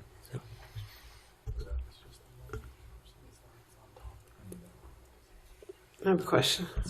Yeah, and to be clear, that's any compensation. So it's not like that group is getting or being considered for compensation above and beyond everyone else. I mean, even if you give them $1 more, we have to go through this process. So right. Any change in their compensation has to be noticed through public hearing. So I have a question about item 4.6, and I don't know if we can talk. It might be a lengthy explanation because I've spoken with Allison about it today for a little bit, or we can talk about it when we come to the item. And I just want some clarification on the item for the council, so I'm happy to wait until the regular agenda. Just putting it out there because of time. Any other agenda items tonight you'd like to discuss? Okay, Mr. Jason, administrative report. So we actually had 2 items for the administrative report, but in the interest of time, Mayor, if you're okay, they both do tie to the budget. One was we had council members request discussion on parks and that discussion that ties into the budget. So if we're okay doing that as part of the budget discussion, that might be helpful. And then David is here. As you know, the employees have asked for a conduit or an opportunity to express thoughts and feelings with the council. I sent out an email earlier today with that information. David is here ready to answer questions. If we want to do that quickly now, or if we felt like that was needed to be a more lengthy discussion, we could do that as part of the budget discussion as well. So I'd rather save it. Okay.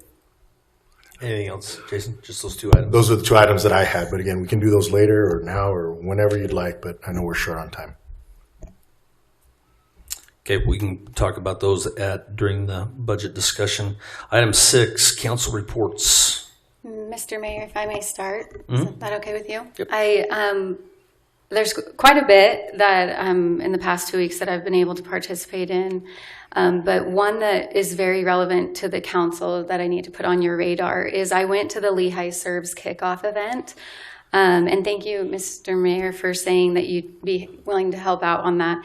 The committee for Lehi Serves has asked that the council engage and that they help promote the event through our social media and things like that. So I just wanted to put that on your radar and let you know that they would love we don't have an official liaison, but they would love for you guys to all engage on the Lehi Serves element and help the public turn out for those activities. And then there are really good things coming for the Roundup. We had a meeting and Lehi Roundup, there's some cool stuff coming that way, as well as I just wanted to say that Miss Lehi, I had an opportunity to help with the mock interviews for Miss Lehi and Miss Lehi Teen, and we have some phenomenal women participating in that, and I look forward to seeing how that goes. So anyway, thank you.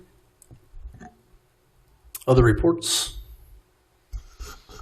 My committees will meet, the one I'm in liaison to next week, but I did have a chance to attend the heavy rescue graduation, which I didn't even know what that was until I attended it, and it was amazing. They are, it's a countywide group of firefighters who come together to they're kind of like the specialists in their area, and I'm probably, hopefully don't slaughter this, Chief Kraft, but we were able to watch a demonstration on a trench rescue, which was fascinating for about an hour. Brought my son with, who wants to be a firefighter, and the work that the men and women do is impressive. So that was really wonderful to be a part of, as well as the historical marker for the Lehi Tabernacle, which I'm sure Michelle can speak more on. Yeah. Thank you for speaking of that. So our next one, it seems like you have one every other week, but The next historical marker unveiling will be June 3rd, 7 p.m. at the Civic Center. And Mayor, I think you're speaking and on how Lehi got its name. So I'm sure we're all dying to find out the story behind there, right? You too. And I got to attend part of that, the heavy equipment demonstration. I got mixed up and came quite late, and they were done. I'm like, wow, that was quick. But I did get to go to the graduation and watch the video. And Chief, if you can post that online, it's incredible the things that they were trained for, and it's just very impressive, and made me just even more supportive of our heavy equipment vehicle and adding to that over the years. So I think it'll be saving lives. And then just a side note, Rachel and I got to visit at the senior center last week, and what a wonderful group of people. But the residents who attend there just love the staff, and they are incredible. And I just want to give out a shout out to Jan, who's over that. I talked with a neighbor later who was there, but I didn't get a chance to visit her with her there. But she talked to me later, and she said, "Do you know that Jan saved my life?" I'm like, "What?" She said, "Yes." She said she was choking, and Jan came up and gave her the Heimlich maneuver and saved her life. So we have lifesavers not only in our first responders, but even at our senior center. And anyway, I can't rave enough about her, but we do have wonderful city employees. And I know there's some hard discussions going on right now, but we just have great people who work for the city, and I just appreciate all of them, all of you. So thank you. Any other? Not a report, just kind of a general recognition to the finance team. I know this has been a brutal, long budget season. A lot of different views, and not everything's easy. And one of the unfortunate realities is that no matter what decisions are made, you can't make everyone happy. But I've just been very impressed with Dean and his team here by their very objective answering questions, providing information. Four of us are new up here, so there's been a lot more questions than normal, but I think we just have a top-notch finance team and staff generally, but just with this budget season, I wanted to recognize the finance department. So thank you, guys. Okay, I'm happy to take a motion to adjourn. So moved. I have a first. Second. I have a second. All in favor? Aye. Aye. Okay, we will adjourn and be back at 7, so you get 20 minutes.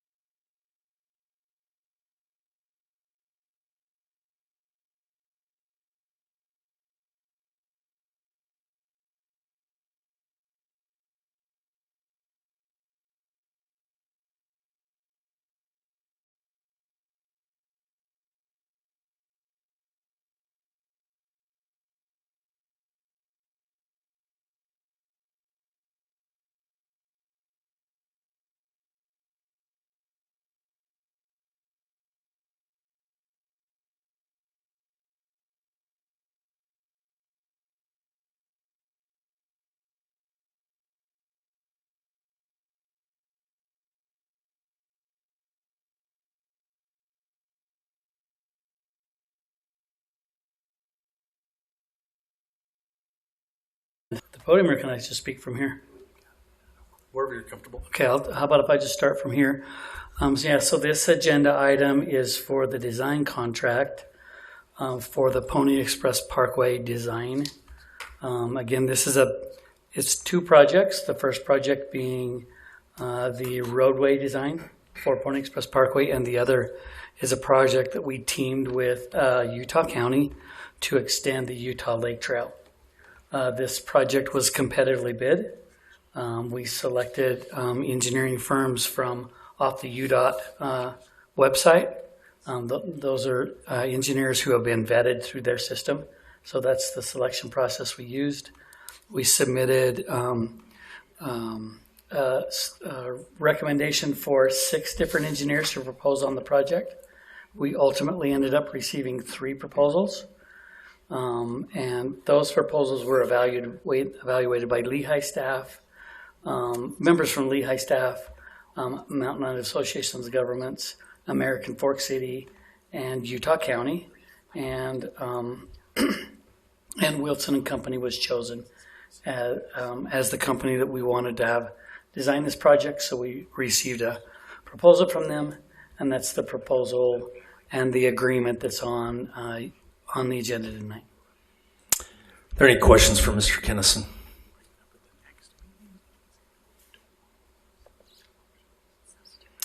I'm happy to entertain a motion.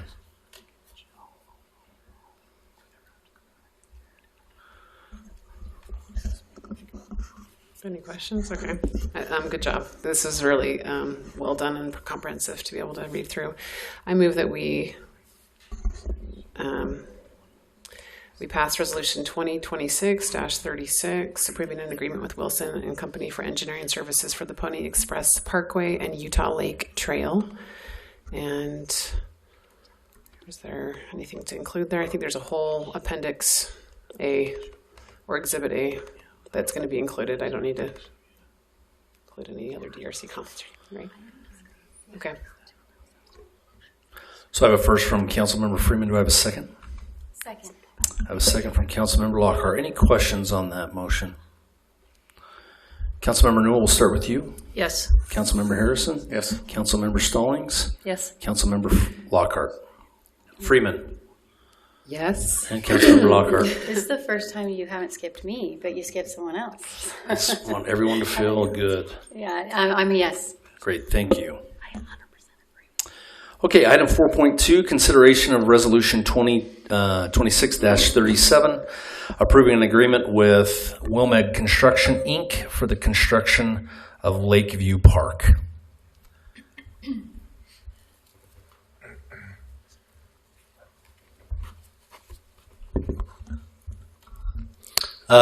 Yes, this is for Lakeview Park construction. It's up in Traverse Mountain. We went through a competitive bid process.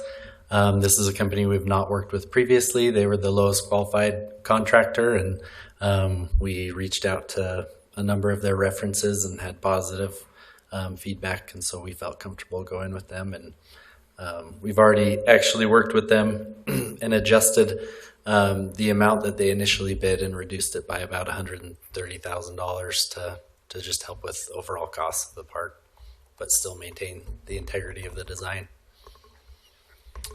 Great. Any questions for Trent? This is paid through impact fees, is that correct? Yes. It's entirely impact fees. Mm-hmm. Yes, okay. Yeah, this is part of the Traverse Mountain Area Plan, one of the approved parks in that plan. I think there's, the second phase of Shadow Ridge that's being constructed this summer, the bike park.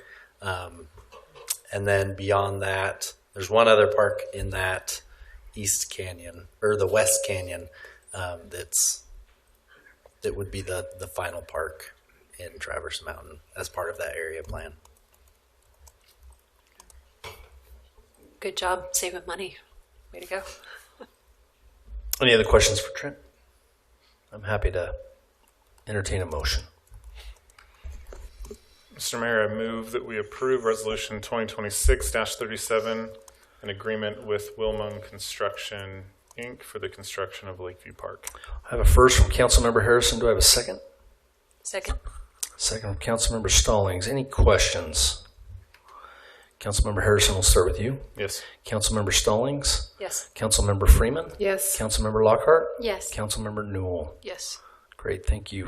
Item 4.3, consideration of concept approval for the updated Spring Meadow Villas, the PUD concept, a 71-lot single-family residential project located at approximately 1630 South, 500 East.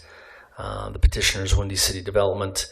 Before we get to this one, is there anyone in the audience tonight that's here to speak to this item? Great, thank you. So with that, Kim, is this yours or we? The applicant should be here. Applicant. Are you the applicant tonight, Mr. Train?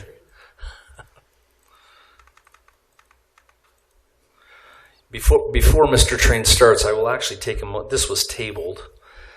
So before Mr. Train gives us any comment, I will take a motion to untable it. So moved. Have a second? Second. All in favor? Aye. Great. Mr. Train. Back again. Brad did a good job a couple weeks ago explaining the situation. We excuse me, been sick for a couple of days, so I might struggle through this, but we redid the layout to show you what those changes would be. So there are some impacts. It did have an impact on a lot. Instead of shifting it through the whole subdivision, we just ended up with 71. Felt that was appropriate. The layout worked better to keep it that way. And so with those adjustments, we brought it back just to show you what the proposal was, what the adjustments were. And with Brad's presentation last week, it kind of explained what the benefits are. So any questions or concerns, we're just here to see what else we need to do before we move forward to bring it through as preliminary. Any questions for Mr. Train? Go ahead. Thank you so much. I really appreciate this. And I just am really impressed with the new concept. One thing I was wondering is, will you be able to preserve some of the mature trees to the south, as noted by one of the residents there? I think his name was David Packard. Yeah. I mean, that's absolutely the hope. Mm-hmm. There's no additional trail needed there or things like that. Some of the things we'll be coordinating with Lehi City because that's a park space on how we approach fencing there, things like that. Excuse me. But some of the trees down on the bottom end are, Russian olive, not great trees and not in great shape. So there'll definitely be some work to do there to clean those up. However, there are some good trees that the absolute intent would be to preserve as much of those as possible, especially along, that natural open space down at the bottom. Mr. Mayor, if I may, I'm just pulling up what Brad had shown us 2 weeks ago, but if I'm to understand, you requested, we were saying 10 additional, but now based on your new layout, you're only going to get 9 additional. Is that what I just want to make sure I'm tracking that change? Yep. Which is still less than what you requested, right? You guys had requested, was it 16? 72. Yeah, the calculation would be almost 15 lots. 15, yeah. And then we were going to give you 10, but now based on your new design. The new layout, we could squeeze one in. It just didn't make sense with the layout. The layout works well at 71, so we left it at 70. Okay. Excuse me.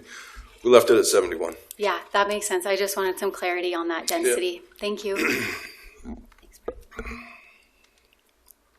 Mayor, so this might be a premature question, but there was a DRC question about, will the subdivision join Spring Creek HOA? Do you have any ideas or thoughts on that? We've had conversations. I guess until we can get to the numbers, we won't know exactly what that will be. So whether this subdivision creates their own HOA or works with Spring Creek, okay, that will still be a variable at preliminary. But the HOA will be maintaining the open space, right? The corridor right now, Spring Creek maintains the power corridor. Mm-hmm. That would be the same thing, yes. An HOA would need to maintain that power corridor open space. And the other open space as well, or no? The remaining south? All the south open space will be dedicated to Lehi City, so that'll be their And I did talk to Steve. You brought up the question and the concern with open space on the bottom end. The one thing that Brad and I had talked about, there does need to be property that is mitigated for this road project. Will have to be done. I talked to Steve about it, went through the conversation with him about maintenance. And of course, I mean, to be fair to your Parks Department, anything additional for maintenance right now is a struggle. But that, and Brad, correct me if I'm wrong for our conversation, but there needs to be property associated with this road. Yeah. This totally makes sense to do it. It will need to be maintained for a certain time as part of the road mitigation. And then, I mean, the hope is we do this one correctly and there will be very little maintenance for as far as the wetlands goes, but it needs to be done correctly. And we've had conversation with Steve about that as well. How to make it work. Can I ask our Parks Department head, some questions? Oh, he stuck around. He did.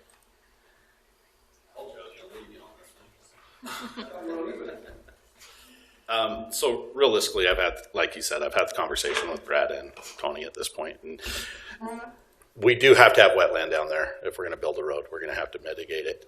As long as it's done correctly, we can make it so it's pretty low maintenance issues. Just in past, we've had some that have been pretty high, and as long as those things are corrected, we should be just fine with this. Okay. So, Thank you.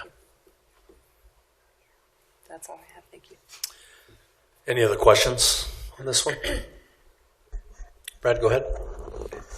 Just one question for Tony. It's from the engineering standpoint, and I missed this on this most recent layout. Our intention really is that 610 East connects directly to Pony Express, right? Whereas right now you have it turning down into 530 East. So do you see any concerns with modifying your layout when you come through preliminary to run that straight over? From a spacing wise of signals, future signals and whatever, we really need 610 East to directly tie in, not 530 East. I think he does in the next one. Did you see the new layout? Actually, you know what? I'm probably looking at a different layout, so that's why I didn't notice That's it. why we got you the new one. That's good. That's good. Yeah. No, I'm just looking at the Absolutely. one on Kim's computer, and that does meet what we needed. Yeah. We fixed it to meet the intent, and it is widened on that one. So, Any other questions on this?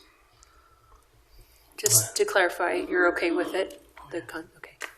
Even more so. Okay, I just wondered if we needed to. No, even more so when we felt like it was entirely justified 10 units, and they're down to 9. So yeah, definitely.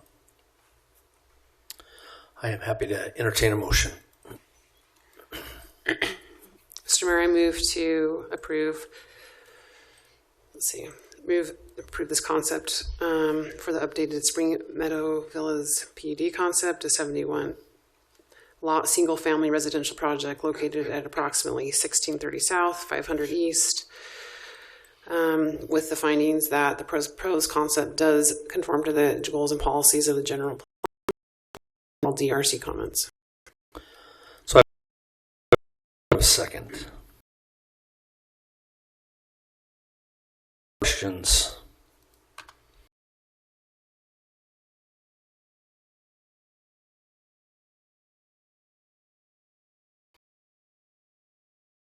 Great, thank you.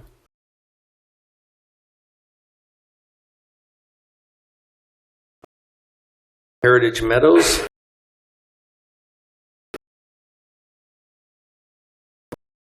North, including density in lieu of connectivity. Do we have anyone in the audience who's here to speak to this item tonight? So we're looking.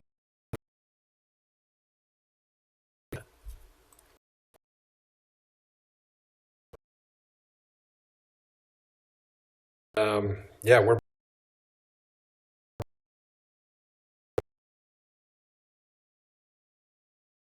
to look at providing called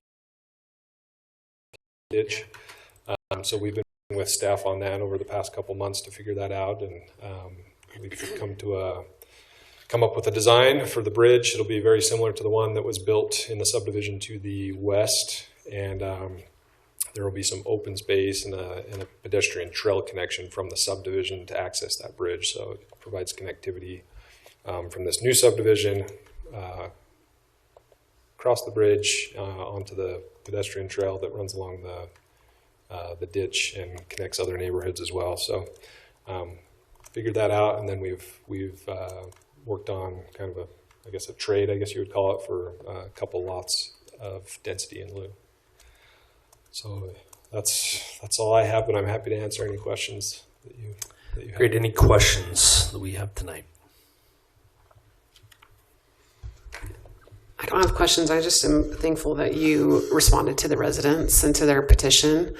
I know that I was contacted by them about this, and it wasn't on our agenda for a long time, and I'm just impressed that you responded to them. So yeah, no, it worked out well. I feel like it's a good thing. So thank you. Mayor, I have a question for staff. Just want to make sure I'm reading it right, that this doesn't increase the density, but it does allow some adjustments for setbacks and that sort of thing, or lot size? I believe that's incorrect. It does increase the density by 2 lots. Is that correct? Yeah. So 2 units of density were given. Allowable density, yeah? I mean, allowable density. God, I asked. Oh, as far as units per acre, is that what your question is? That is. Yeah, the staff report says 1.72 units per acre is what the layout is, and I think the minimum is 1.75, right? Yeah. So in that context, yes, they are below what the maximum allowed. But if they were to have all the standard lot sizes, then that's where they have 2 extra units. Yeah. Okay. Yeah. Yeah, I'll just add, like with Rachel, I had several residents reach out. I know I called you on this one too, so thank you for working on that. I know this was really important to them to have that connectivity, and I think it's important to all of us, especially with that expansion to go up to the schools. I think this will along the Waste Ditch Trail. So I'm glad that there's a way that we can do this where the city's not paying out of pocket, that we can make this work. For sure.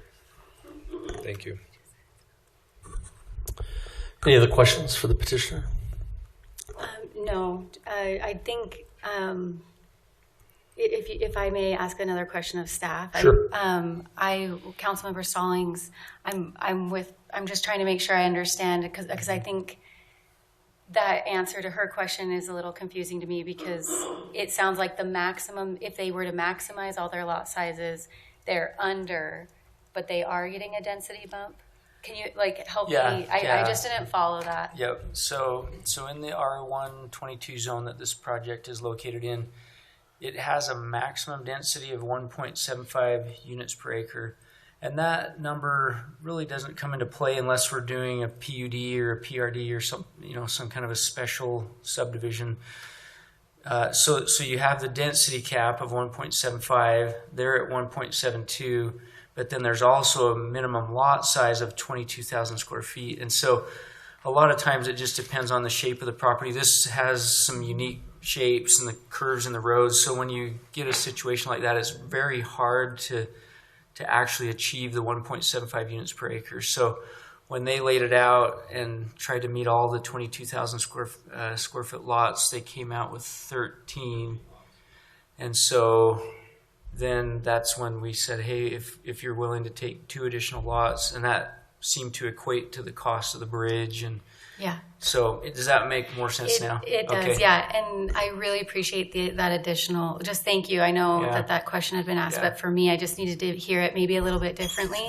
Because when I consider items like this, I look for infrastructure and public benefit, and we've met both. And that's why I'm just trying to make sure if we haven't met both, then it changes where I'm at, but it sounds like we've met both, and the public benefit is huge. So anyway, thank you. Thanks for doing that for me. And maybe if I could weigh in just really quickly. 2 weeks ago when we presented the density in Luke Elks on have brought those same calcs to you today. The challenge of non-disclosure with this developer, so as to not report the property value that they paid. And so that information is available if you as a council would like to see it at a different time, but it wasn't something that we could propose and show you, publicly. But we do feel confident that with all the improvements that they're doing, the trail that they're putting in, the abutments for the bridge and the bridge itself, the dedication of the property for the trail between the lots, the open space, that there's I think there's a small planter strip on each side, and the fencing, we feel comfortable from a staff standpoint that it warrants 2 lots. Any other questions? I'm happy to entertain a motion on this one. Mr. Mayor, I move that we approve the preliminary subdivision approval of an update to the Heritage Meadows, now a 15-lot residential development located at 1250 West, 800 North, including density and loop for connectivity. I have a first from Councilmember Newell. Do I have a second? I have a second from Councilmember Harrison. Any questions on that? Would you be amenable to including the DRC comments and the finding that the proposed subdivision will provide a trail and bridge connection, increasing neighborhood access to the trail network? For sure, thank you. So it's been first and a second. Any other questions? Okay, so we'll start with you, Councilmember Freeman. Yes. Councilmember Lockhart? Yes. Councilmember Newell? Yes. Councilmember Harrison? Yes. Councilmember Stallings? Yes. Great, thank you. Item 4.5 is a public hearing. So we will open that public hearing at 7:32. It's a public hearing for executive municipal officers' compensation increases. So it is 7:32. We will open the podium for public comment.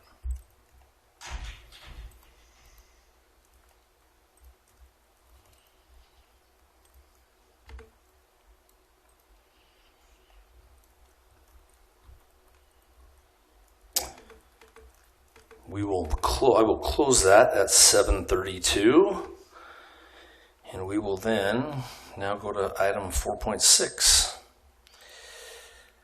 Item 4.6, consideration of resolution 2026-39, taking formal action to pick up required employee contributions in the Public Safety and Firefighter Tier 1 and Public Safety and Firefighter Tier 2 contributory retirement systems. Any questions on this one? And I believe, Dean, do we have you to ask questions to, or Allison? Allison is available to answer questions. Allison is going to answer questions tonight. Welcome.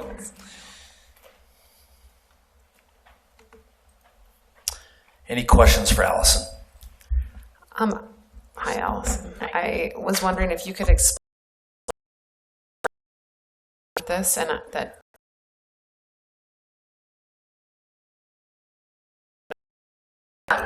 So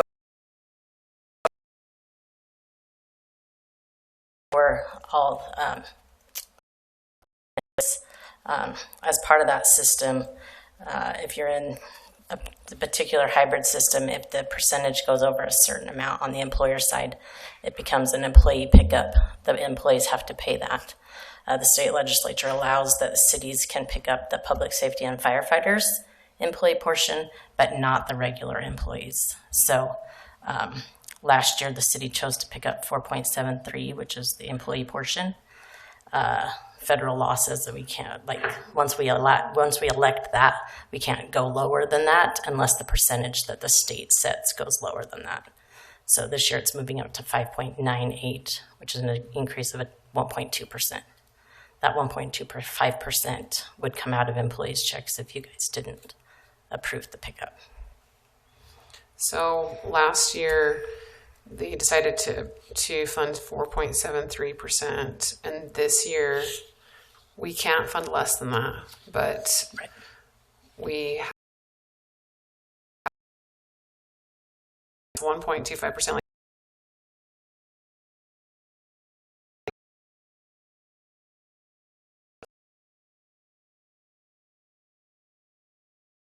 without the additional pay.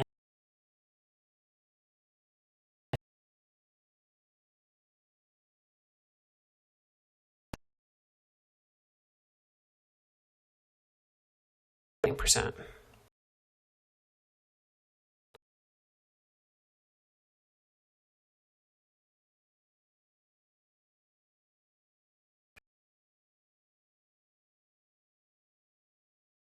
Contribute or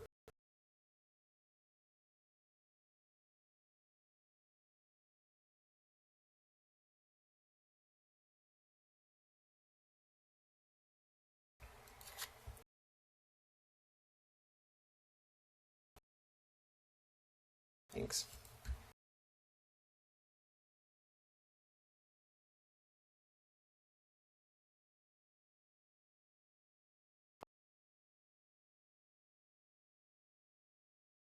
It's just been that's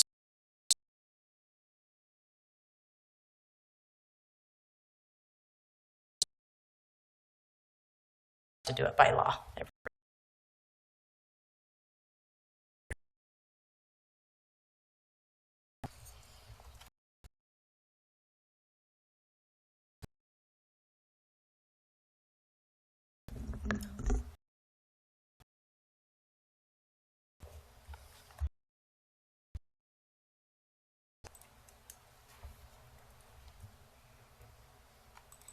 Happy to entertain a motion. Mr. Mayor, I move that we approve Resolution 2026-39, taking formal action to pick up required employee contributions in the public safety and firefighter Tier 1 and public safety. Contribute to. I have a first from Councilmember Harrison. Do I have a second? Second. A second from Councilmember Lockhart. Any questions? Okay, we'll start with you, Councilmember Lockhart. Yes. Councilmember Newell. Yes. Councilmember Harrison. Yes. Councilmember Stallings. Yes. Councilmember Freeman. Yes. Great, thank you.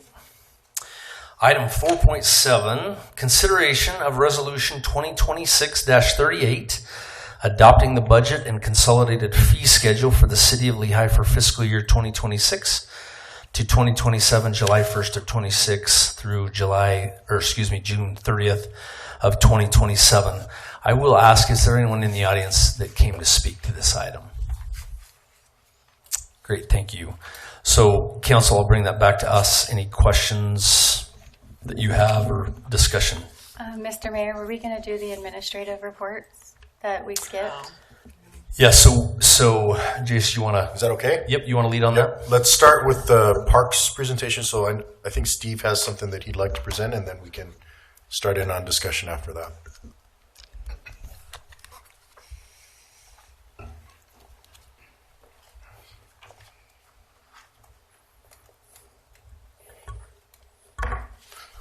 You know, this one-handed thing's not worth anything.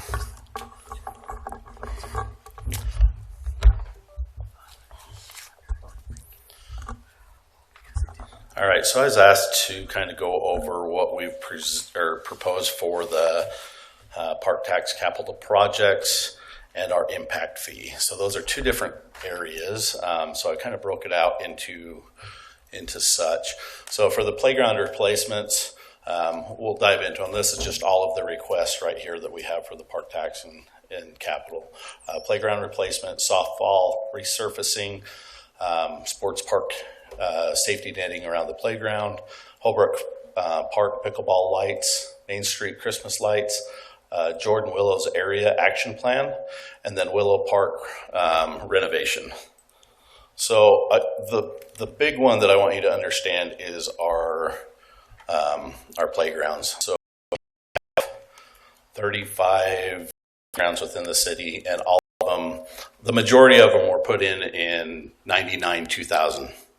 So manufacturer recommendation on those is 10 to 15 years. We stretch ours to about 20 years, just out of the gate, to the point where it gets hard to get replacement parts, to get items, and then they wear as such. So that's just what this slide kind of represents here. So let me show you a couple pictures. So this is Olympic Park. If you look at underneath and at some of the safety inspection points that we look at, we have a lot of delamination from the soft material on top of them. Our slides are cracking. The supports and bolts get worn out to the point where we do need to replace them.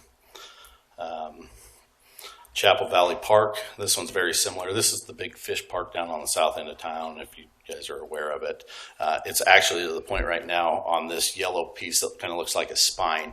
The picture doesn't do it justice, but we have a crack all the way through it, and this is actually coming out, just safety concerns that we have to take out right now. To get a replacement piece for it is almost near impossible. They'd have to redo the mold, everything else. So it's spent its time. It's time to replace them. And Willow Haven Park, this is a small playground, very similar issues all the way throughout it. So on those, like I said, you can see the breakdown on them on the prices. Chapel Valley and Olympic are much larger play structures compared to Willow Haven Park. Please excuse me, I'm going to skip around on my slides because that's who I am. Bandwagon Park. This houses our historic bandwagon, as well as it has a play stage and a small restroom on it. The foundation's cracking. The doors we've replaced 4 times. The frames are to the point they need to be replaced, but the block structure is having a hard time holding up to it. What we would like to do and what we're asking on this budget cycle is to get plans for next year. We would put in for replacement at that point. So we wouldn't do the work this year. We would just get ready to do the work for next year. Excuse me. Okay, so that kind of gives everything in a nutshell. We've already talked about Willow Park, right? I think you guys understand that. Or the sports park netting, that one down there, we're going to have to come up with a solution. What we were proposing isn't going to work, so we're going to find something, get it taken care of. So that money slated towards it is what that is for. So capital projects, let me catch back up. This is the rest of the capital projects that we've kind of talked about. So Family Park, Christmas, Main Street Christmas lights. Is there any questions on those? We had a lot of complaints on how we decorated last year for Christmas. Surprisingly, that's something that really bothered a lot of people. And so this is an ongoing request. This is the second or third year that we put in for it to try and get that taken care of as well. And then the Jordanville Action Plan. What that is a very high-level plan, basically identifying it as a lot of wetland areas, getting a map out there showing identification of what there is, and then looking at, can we add boardwalks? Can we add nature areas? Could we add a small bike track? Can we do different things in areas to make it still functional and nice for the neighborhood and the city? I think that's a 100-acre site down there is what we own in that wetlands and open space. Pickleball courts, lighting out at Holbrook. So we only have lit pickleball courts at one other park that's up on Traverse Mountain. They get used very, very heavily. In fact, I kind of fought that whole putting pickleball courts up on the windiest part of town, but they make it work somehow. So it's a very, very high request. People that play pickleball do it early morning and late night. We will have to set hours and regulations just due to the noise, but anyway. Okay, park impact fees and priorities there. So Inverness, that whole area plan is starting to develop and underway. We're proposing putting $1.5 million up there towards all of the trails, open space, and trailheads that we will have. Most of that is all trailway up there. We don't have a lot of public parks. Those are all done through HOA for the community up there. So our main focus up there will be the trails on that. Lakeview Park, you heard that tonight. Realistically, this is the added cost towards Lakeview to be able to get the design cut down to where we need it to and be able to build a nice park up there. We currently have $900,000, and so the whole park, it's a 13-acre park, will be about $65,000. We are back on the drawing board a little bit on that, where we do have to cut down some of the playground surfacing and area, but we're working on that too. So Mellor Road's redesigned with the new additional property that we've had down there. We need to fill the space, make sure our plans work, as well as make sure that the plans are what we want to build on that. Any questions on that one? The property acquisition improvements. So what we're doing on this one is anywhere that we've had the encroachment issues that we've been facing throughout town, and any additional areas that we gain, if we need to do small improvements, entryways, gates, easements, things of that nature, this kind of gives us that little nest egg to be able to do those things and make sure that they're all functioning and working. And then last but not least, the Triangle Park redesign and construction. You guys are all aware of Triangle Park, where that is. We do have money coming in from the developer on that as well, to the tune of about $150,000 to help with that. The total cost of the park will be the $950,000. So really, out of our impact fees, it's only going to be $400,000. We'll reimburse the rest on that. One last thing that I wanted to touch on is, you know, we went through all the park impact fee priority, or park tax priorities through this budget season, and a little bit before that, we've started really investigating how we can help with our labors, or our labor extents that we have. And one of our biggest labor costs is our ballparks. So currently our ballparks, we have a 4-man crew that goes down there for 4 hours a day to prep baseball fields. We do that 6 days a week. We only do that for our rec leagues for 4 of the days, and the other 2 are rented. So what we're proposing, we actually went down to Orem, Lakeside Park. In Orem, what they've done about 6 years ago is they put turf on the infields. We've been entertaining this for quite some time, doing a lot of homework on it, making sure that this would work. But what this essentially does is take all labor costs off of the clay.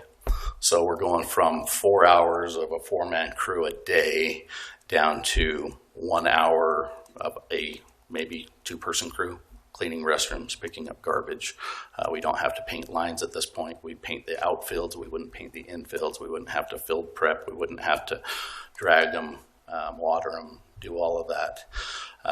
There is huge advancements in this industry. A few years ago, if you would have asked me this, I would have said we have no business being in the parks if we can't grow grass, if we can't do turf. But frankly, with what we've looked at recently, even down in Texas, they're putting turf in their outfields, in their whole parks. So if we do the infield surfacing, we're talking about $500,000 per field, roughly. Of course, each one of them has a little bit different dimensions, and it would come across a little different. If we were to do Vets Ballpark and Sports Park and only do the infields, we're talking a $4 million bill on that. If we talk about doing solely like what they have shown here and do everything at Vets, we're talking 4.5 or 4.7. Water savings, maintenance costs, irrigation costs, sprinkler costs. This is very, very intriguing when we're fighting manpower shortages. So I don't know that I want a direction tonight, because we still want to investigate this a little bit more.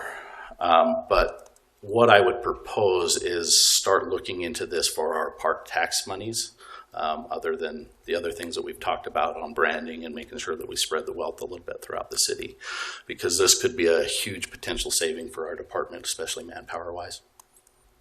Hey Steve, do you know the replacement, I guess the lifeline for? So there's 12-year replacement on it currently, on, of course, the top tier. But what they would do on that 12-year, it would be about half the cost to replace each field, because all they're doing is taking off the top material and maybe some of the padding that goes underneath it and then replacing it. The drainage system would all be intact and in place, and then they're just laying out the new carpet, basically. Okay, so every 12 years. Yeah, so they have a 12-year warranty on them.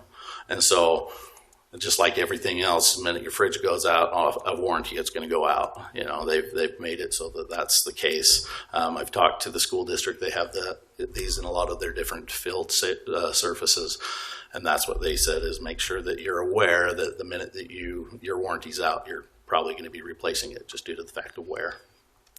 Do they know on those, Steve, too? I know you get issues at home plate, you'll get issues on the mound, and you're going to get issues at first base where people are occupying more often. I know in those areas they replace those areas about every 2 or 3 years, so I'm assuming that's part of... Exactly, it's part of the maintenance wear tear. So those can be cut out and replaced? Yes, yes they can. So if you get free time, go down to Orem, look at their fields. It's pretty impressive. Hate the color. We'd do better than that, but you know, they were limited on what they had for selection at the time too. So I forgot my question. I know, sorry, I gave you a lot of questions, a lot of things to think about. Oh, I have, yeah. But on this one in particular, I mean, is there cost savings to do it all at once, or can we stagger it so that we have the Yes, of course, there's cost savings to, I mean, you get them here, they're going to want to do more, and they give you a benefit if you knock down price. I don't know how dramatic. And again, they're very, very receptive because they want to sell it, of course, and I can ask them about any question, get a response within a week or so. So if there's things you want me to look at, I'm happy to do that. But yeah, I just, future councils, if we go this route, replacement costs. You're tying hands right now, you know. But realistically, I look at it this way: just the labor that we're spending on this pays for it.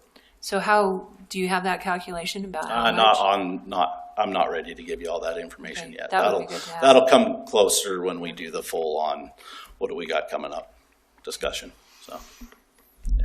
Can I ask then? So it's turf. It's like fake grass. We're Yes. talking about, not like a sports court type thing. Okay. Yes. All right. Yes. They do it differently. It does still get warm, of course. I asked that question when I was down in Orem. Basically, I said, how many complaints do you get a night because of how hot it is? Because theirs is dark brown. It's chocolate brown.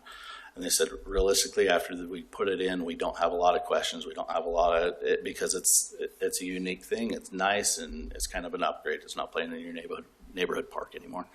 So. If we were to do this, which part, and let's say we only want to do one park at a time, what would you practice? I would do vets just because of the heavier use. Yeah. Great. Mr. Mayor, is it on this topic, or are you ready to switch? I'm just talking about parks. Okay, same. Okay. I'm just looking at page 48 from the interim budget, right? Because some of it was covered in your presentation, but Holbrook Farms Park 2. Yes. You have it in here for like 1.2 million, but I seem to recall when UDOT came in to present on 2100 North, they had talked about how we would, and just I can't fully remember what they said, but they're like, we're going to pause that park. So that park cannot be built until 2029 at this point. Okay, so you just have that money essentially just sitting Yeah, there. so as on a the impact fee placeholder. money, we have to have that money. We have to have our projects allocated. Okay. Dean, correct me if I'm wrong, but we have to have it identified to what the projects are going towards. Okay. I'm not going to say it can be moved easily, but it's impact fee money that can be used towards impact. Yeah. So yes, that is identified as a future project. I know that it got mistaken on this, but No. I just want to make sure, because I don't want our residents thinking, oh, this is in the budget as an expenditure in fiscal year 27 that's coming, when I just wanted to clarify 2100 North is going to delay some of that. Yeah, we have a contract with UDOT at this point until 2029. I think it's July.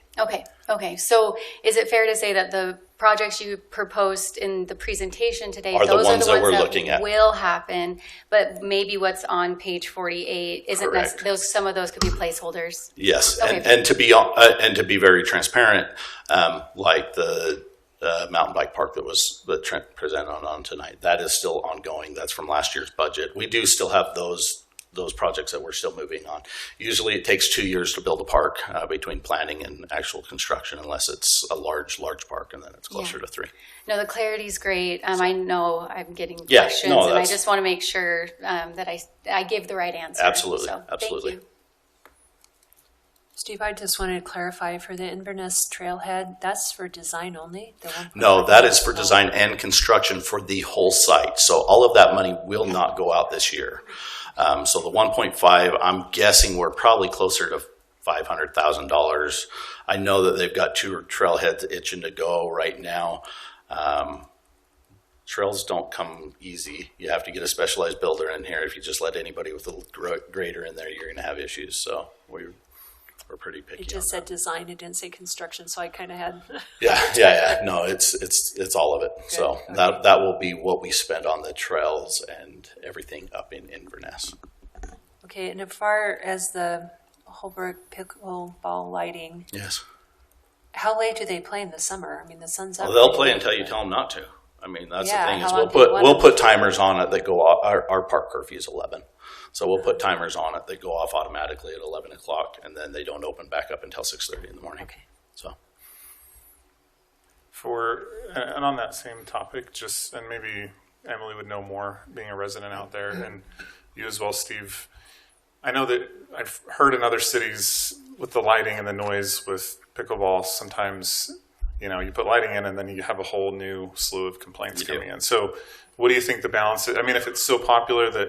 The only good thing about Holbrook Parks on that is the pickleball is about in the center. It's a huge park.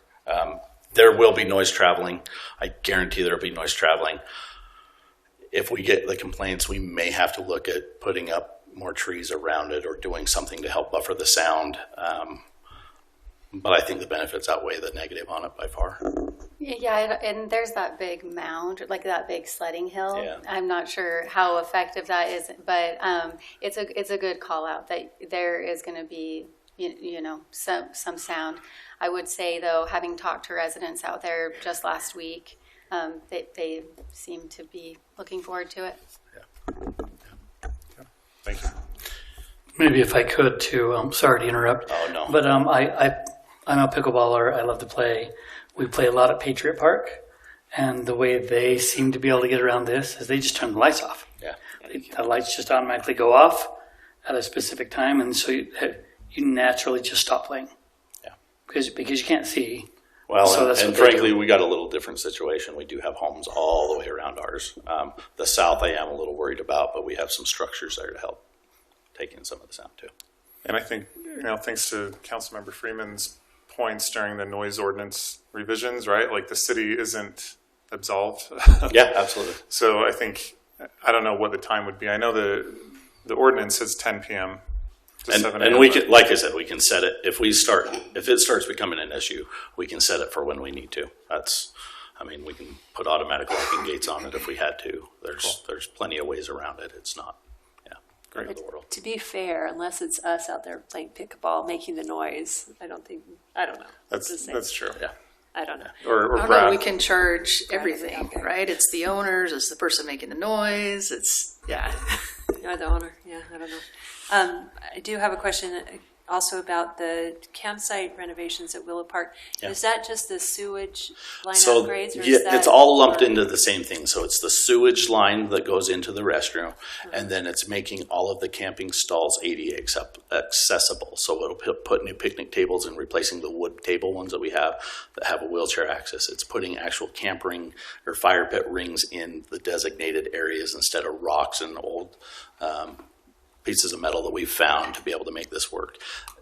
It's improving everything that we have down there. And then I explained this earlier, but if we go away and do a different use on the site, eventually, it's not like those things can't be taken and put into our system somewhere else. We have, the fire rings, of course, are probably going to be a little problematic, but anything other than that, we can absolve into our system pretty easily. Okay, so going back to your original presentation on the park with a C, park tax things, we have playground replacements, the family park, safety surfacing, reseal, it's off. And then the sports park, I don't know, for some reason this old budget says protective roof, shade, but it's safety netting. Okay. Yeah, so we were going to try and put a roof over it. Not going to work. We're going to have to do something. But it's the same price. Okay, whatever it is. Yeah. Okay, Holbrook, Main Street, Christmas lights. One more question. The Salix Park in Cold Spring Ranch, we talked a lot about how there's so many issues there. but I'm not seeing it here. It's not on here. Yeah, so help me understand why. And I can only do as much as I can do, frankly. Yeah, so and it's we like have other capacity. plans for it at this time. We've engaged the HOA over there. A lot of the issue that we've seen in the past they've helped contribute to. We've worked with them. We've had volunteer projects there with them. We've got a spray plan in place so that we're going to keep everything down lower. Not only that, but on the north side, there's a lot of construction going on. So if I go spend a lot of money on that right now, it's for naught, and I don't want to do that. Okay. So.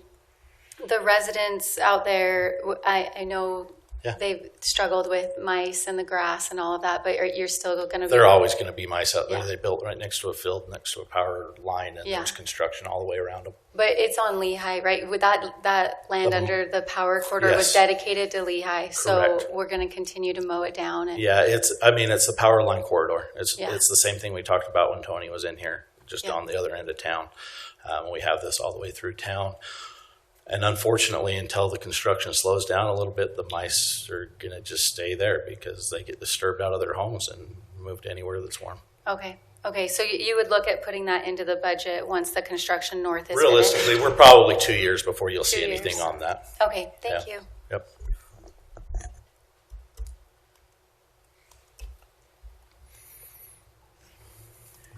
Sorry, Mayor, just one thing. I'm sure you're already going to do this, but when you come back with the baseball field stuff, if you could break it down and showing over time how much we're going to save in wages, that would be really cool to see. And part of the problem there is water. I mean, you've got 4 different people in the state saying 3 different things on how much water you're going to actually utilize on a field, how much water costs, and XYZ. That's a huge thing, especially this year. But 2 years ago, it wasn't that big of a deal. It is one of those things that we're trying to nail down everything so you have as much information on as you can. We'll try and get manpower. We'll try and get water savings. We'll try and get replacement costs all included so that you have an educated decision to be able Well, and even the water savings, we have that immeasurable part of it too, where it's like we really do want to try and cut back where we can. So Right. So, yeah. Okay, sorry, can I ask? Okay, I remember you talking about this with the Parks, Trails, and Trees Committee, and you mentioned River Point. So River Point is that is a development that is building that and will deed it to us. That's edge development. That will be coming in, I believe, not till next year. It may be late this year, but for sure next year. The city's not. No, we're not building it within. We will reimburse them through impact fees, but it's not something that we are building ourselves. And that's really the only things that I track is what we're building, other than when we gain them in our acreage. So I have those on a different slide, and that will be part of the next presentation you see from me. Okay, and I know you're going to love this question. No, go ahead. But many residents are inquiring about Dry Creek Lake area. So is that considered a park, open space, something that we have to maintain, or? You do ask me hard questions because I have a lot of smart answers for that. It is a park. I mean, frankly, that's what it's kind of a multifunction, but we have a lot of multifunction. If you look at Centennial Park, it's a detention basin, but it's 5 acres. I mean, it's a 5-acre grass park in a neighborhood, so we use it as such. This is going to be very similar to that. As far as the construction, I guess the question, what is your question? When will it be done? When are we bringing it on? So I just want to clarify, the primary purpose of the Dry Creek Reservoir is to reserve, to hold the water. Correct. It's a flood mitigation area. And the anticipated date of completion, we are not sure of. It's very close. Okay. And what can residents expect? A trail? So yes, parking? there's a walk path all the way around the park. It is not a paved walk path. It's a hard pack walk path. It's not for equestrian. It's for foot traffic only. No bicycles, nothing like that. If we can secure water levels to the right height, that will have a fishery in it of several different varieties. There's 2 restrooms. There's a large beach area with seating built into it. There's plenty of parking. And does it connect to, what is that trail right there? Currently, it doesn't connect to any trail. We're working on that. Part of the other entities are a little hesitant to allow it just due to the flood purpose of the park and inviting all those people in an extra way out. Mm-hmm. It's a natural connection if they want to get on. We're talking, not even a mile to get onto it. So it's something that we're diligently working on. We'll take care of and try and get a better connection to it. So is it safe to assume that this year it's going to be a little bit of a challenge and rough because of our water restrictions? It's fuller than I've ever seen it right now. Okay. But that being said, people we're have just low starting. expectations We're about just having a big starting. lake. Yeah. Don't expect it to be 10 feet deep by any means. Okay. Well, and fall is going to be mud. just to throw it in, because Heather and I, we've got to go on tours out there, and I wish I would have been invited. pretty scary drives on the trail. But people were using it when we went out there when it was just a reservoir, so they were walking there anyway. But it's very close. Highland has some trails right there that go to a little park. So people are using it long before we've. And currently, right now, we have the gates shut. The pavement is down. We're waiting to paint or to mark the parking stalls. We have a little bit more homework to do on if we're going to charge for parking or not up there. We do need to go meet with Northern Utah County Water Conservancy Board about that, make sure there's no concerns there. And then signage is our big thing. And then we're still waiting to hook up the sewer pump to be able to, because it's low enough that we had to inject the pump or a sewer pump in it to extract all the sewage. So has to travel all the way up onto the road by Smith's to be able to exit the site. So for payments, you said we have to talk to the North County. Yeah, where it's their ground, there's some liability issues that we're trying to work through. Our risk manager is quite worried that if we take payment on it, that we could potentially assume liability for it where it's not our ground. Okay. We're trying to figure out the details on that, and then we'll be able to present to you and let you guys make that decision. Hey, Steve, how much of, up on the screen, how much of this represents the full amount of the remaining park tax in that 70%? Is this all of it, or what percentage? For a year's worth, is that what you're saying? Well, or like currently what we have in that fund for the capital projects? I'm going to run some numbers off the top of my head that are going to be guesses, but because we got our first $5 million, we hit that point November-ish of last year. And so in a year, just for the capital projects part, that's 1.4 million. So it might be reasonable to say by June we'd have $800,000 already. Okay. Another money that we've collected but haven't allocated for anything. Okay. Yeah, that's good to know, because I think going back to the PTTC conversation earlier, even like holding on that conversation until we do have the priorities, because if we do end up deciding, hey, we're going to save for 3 or 4 years for a larger project, it kind of negates the whole change. Well, and I think that's kind of why I was trying to allude to a certain lower dollar amount, is to be able to say, still save up for that big project. There's things that we need to do. Yeah, and I think just one item I would suggest, I know we talked about the Osier Park, kind of the minor improvements there, opening access a little bit. And you won't see that on any of our presentations, where that's a trail connection that we're going to be working on currently. Okay. So perfect. Yeah. So, sorry, so that's something you are? Yeah, that's something we're currently working on. You directed us to do that, and we're working on it currently. Great, thank you. So Sorry, my understanding is we directed you to do a trail around the whole thing. Yeah. Correct. Okay. But it wasn't the. No, the it wasn't the parking. full parking lot in the back or anything. Yeah. Okay. No, it's a I just trail wanted, all the way around it. Yeah, I just to wanted make it that, accessible for everyone. Yeah, I wanted that clarity. Thank you. Do you know the timing on that? I just got to get Geneva freed up enough to come look at it. Okay. So we have a contract with them for paving, and perfect. Just use our contracts on it. So are we talking about paved or unpaved trail? It'll be paved. Right now, there's an unpaved trail currently, so we'll pave it. We have a little drainage work that we need to take care of, and then we'll pave it. Anything else for me? Thank you. Thank you very much.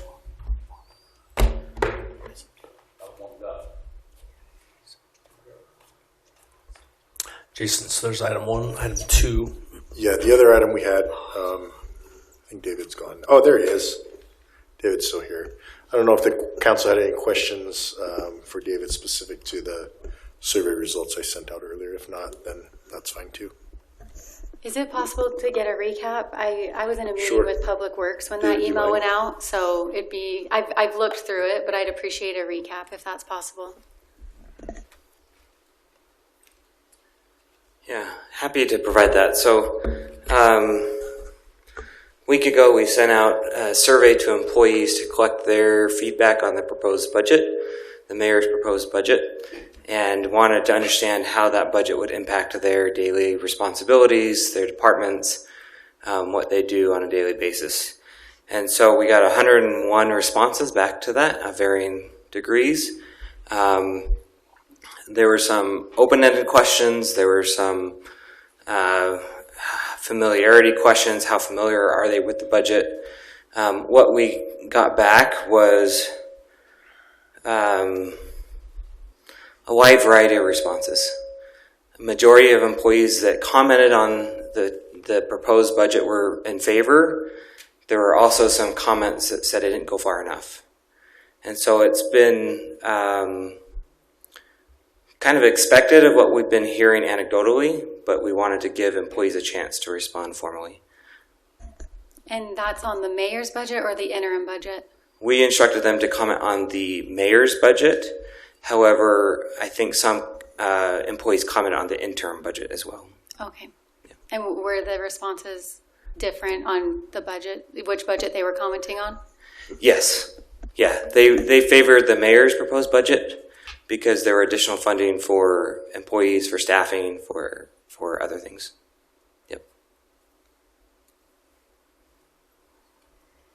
Okay. So, sorry, David.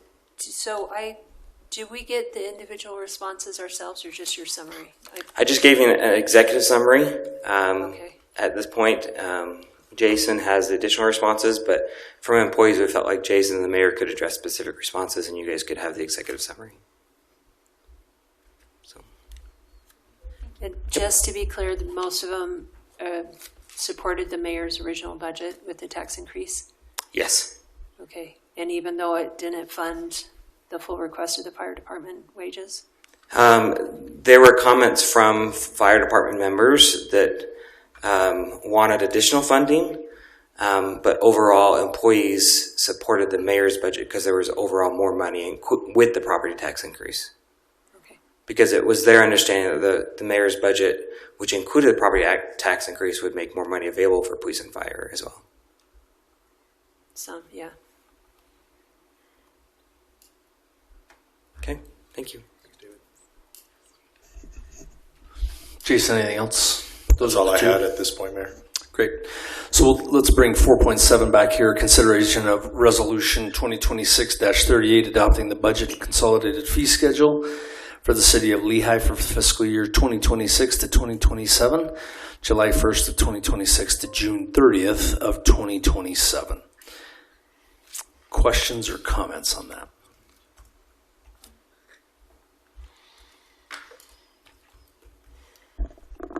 Mr. Mayor, I have a question for Dean, if that's okay.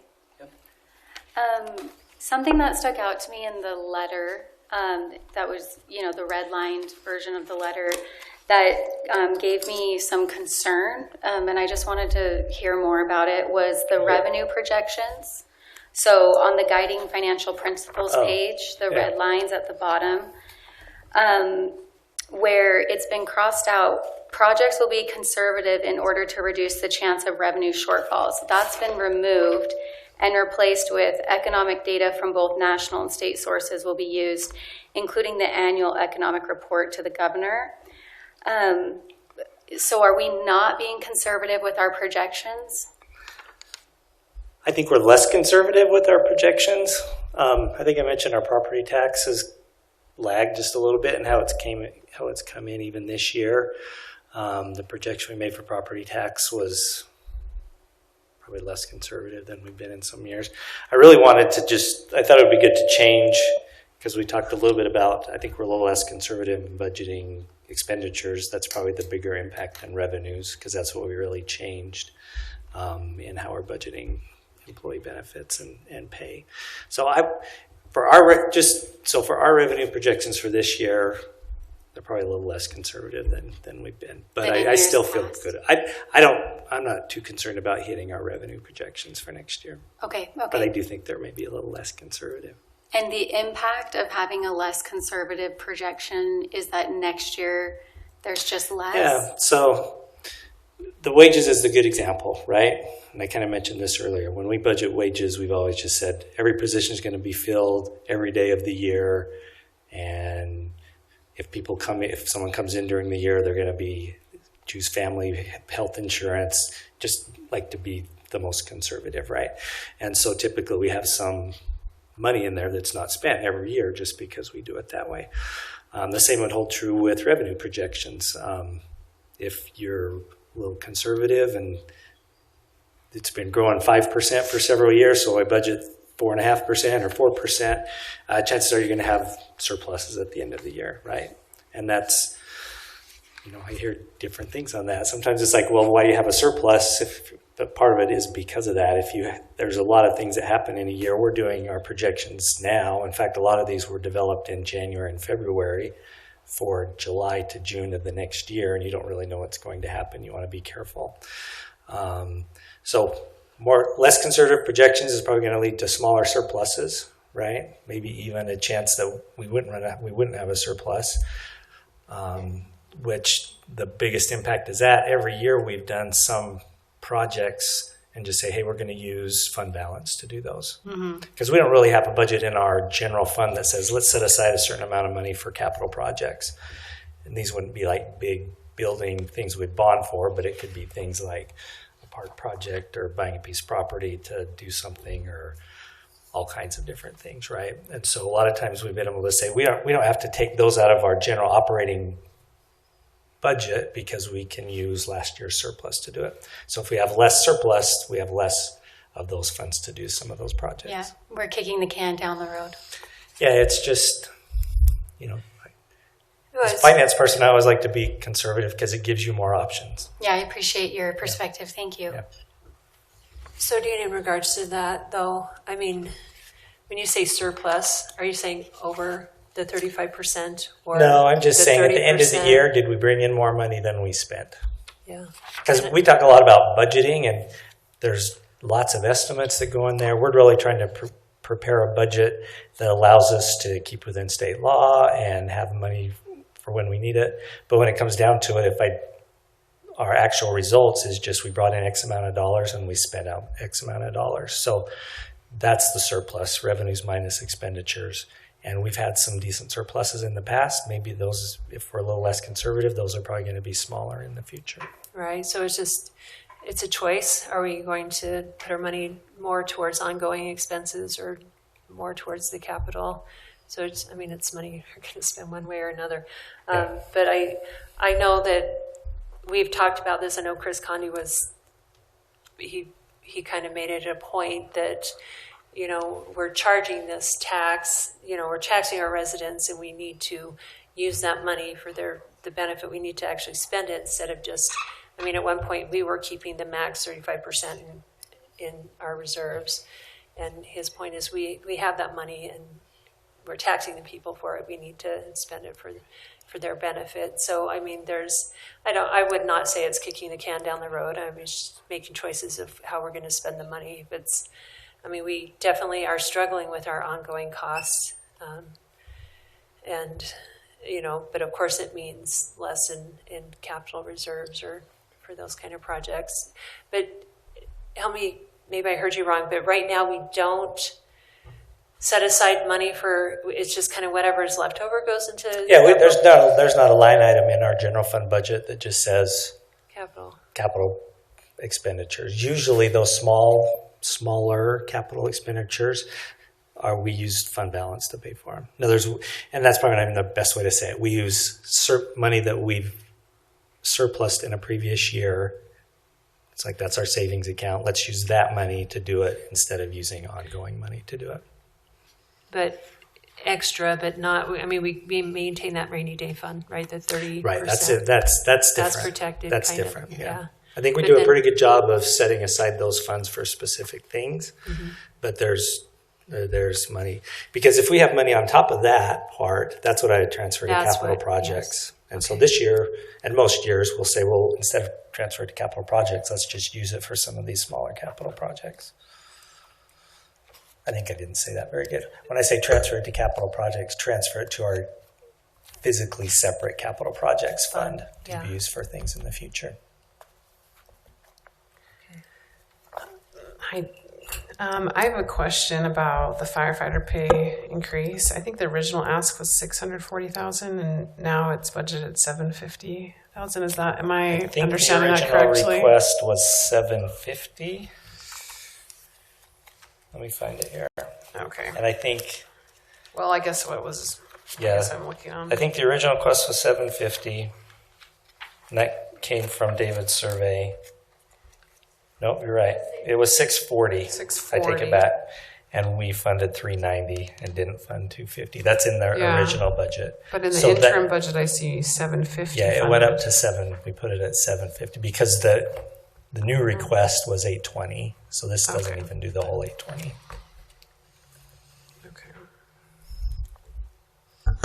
And also, if we move forward with the 3%, based on the email that I sent you, we're even lower than the 750 because the 750. Yeah, I don't remember like the number 820 that they needed was at the 4% assumption. So we are going to need even more than if we 820 to get to market.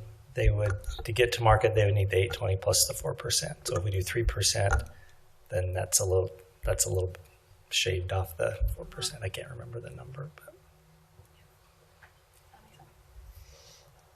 Oh yeah, just from your email, I saw that it's still a significant amount. I think it's over the amount that was budgeted in the initial there's budget. Significantly more in the interim budget for firefighter pay than the original than either of the. Even despite having only a 3% increase versus a 4% increase. Correct. Yeah. I think the big thing with that, though, is we had almost $500,000 in the mayor's budget that was also going to be redistributed, likely would have gone to fulfill the firefighter wages in full. I've kind of taken this as we're being less conservative than we have been in the past. It's not like we're really gaining money. We're just spending more than we typically would to be as fiscally responsible as you've been. So if there were to be any kind of, COVID kind of year coming, we don't have the safety net that you typically had. Is that a fair? Yeah, that's fair to say. Salaries is obviously by far the largest part of the general fund budget, and so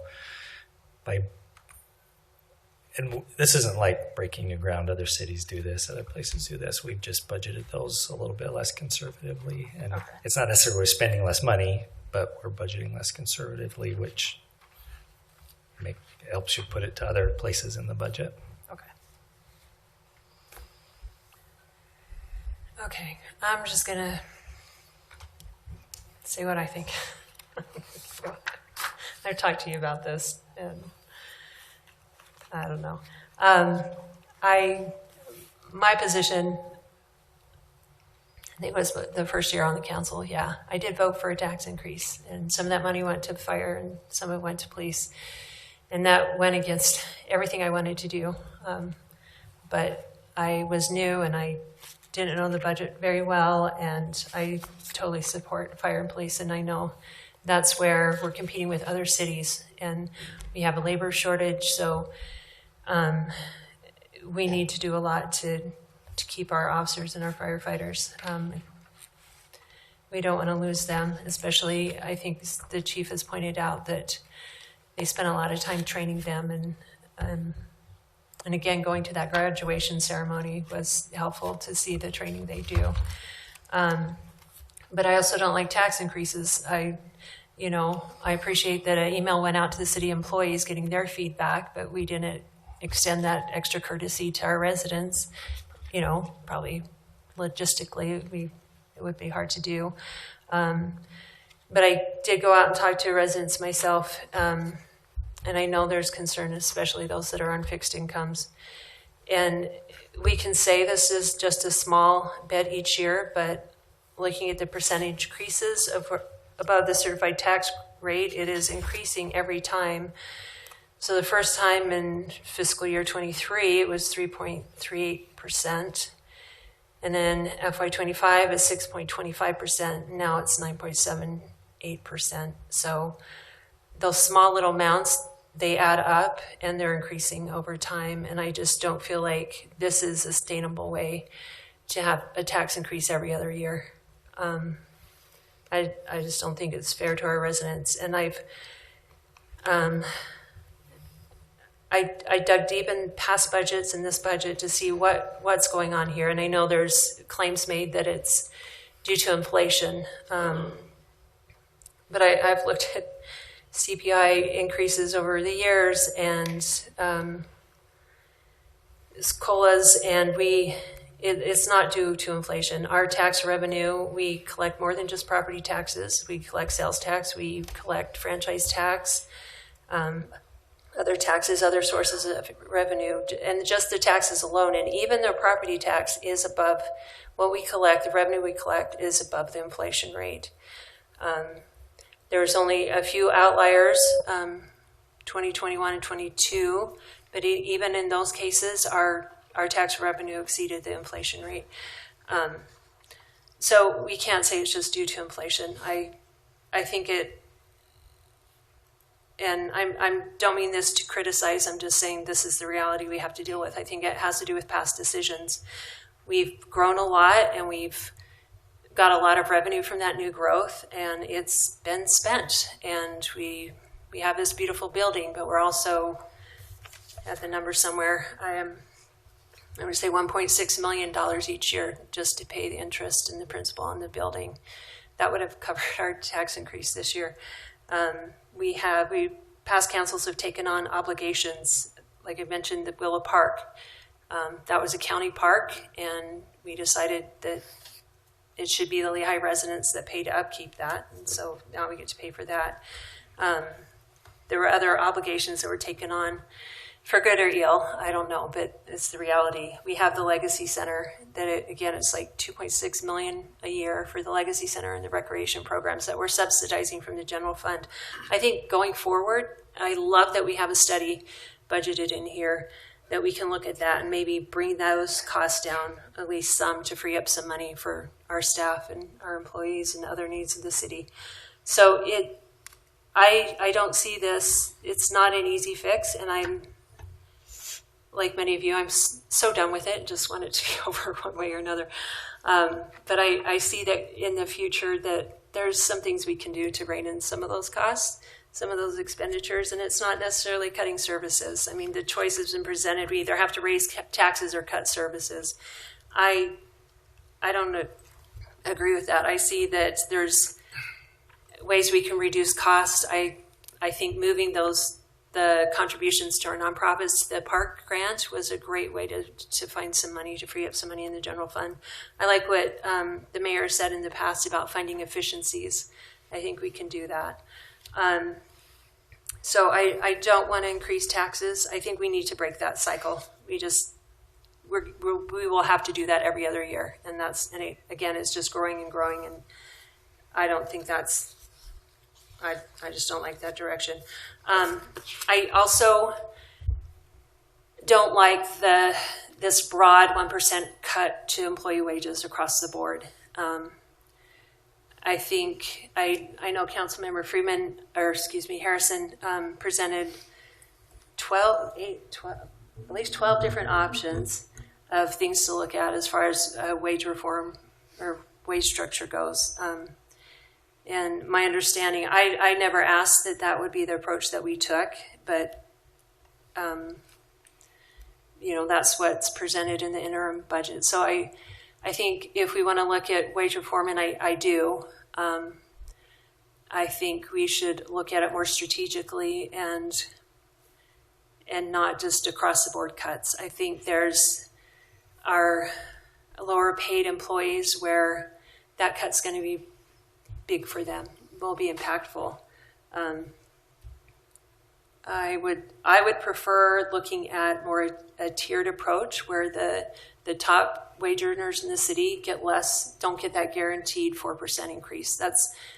if you look at the salaries, that's a lot every year and it compounds. So I think we need to kind of contain that increase there. I would like to look at the market adjustments more strategically.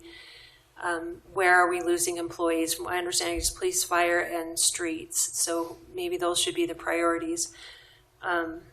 So I'm kind of stuck because I don't like either option. I'm sorry, Mayor, but I don't like the tax increase, but I don't necessarily, I do appreciate the work that's been done on the interim budget. I think you took feedback from the council and went with it, but I don't like that across the board approach. So what is the solution?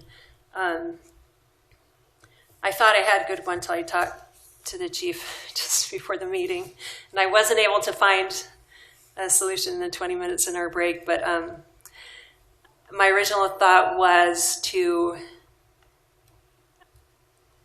not do the across-the-board wage cuts, or it's not a wage cut, a little bit of a decrease in the increase kind of thing. But instead maybe not do the tax increase, but instead maybe spread out the fire wage increase over 2 years. I'm seeing that the Fox Hollow Golf Course, as when that bond expires, they'll have $275,000, and I would put that towards the fire wages for next year. I think that's better investment than, doing miniature golf there, top golf there, whatever they want to do.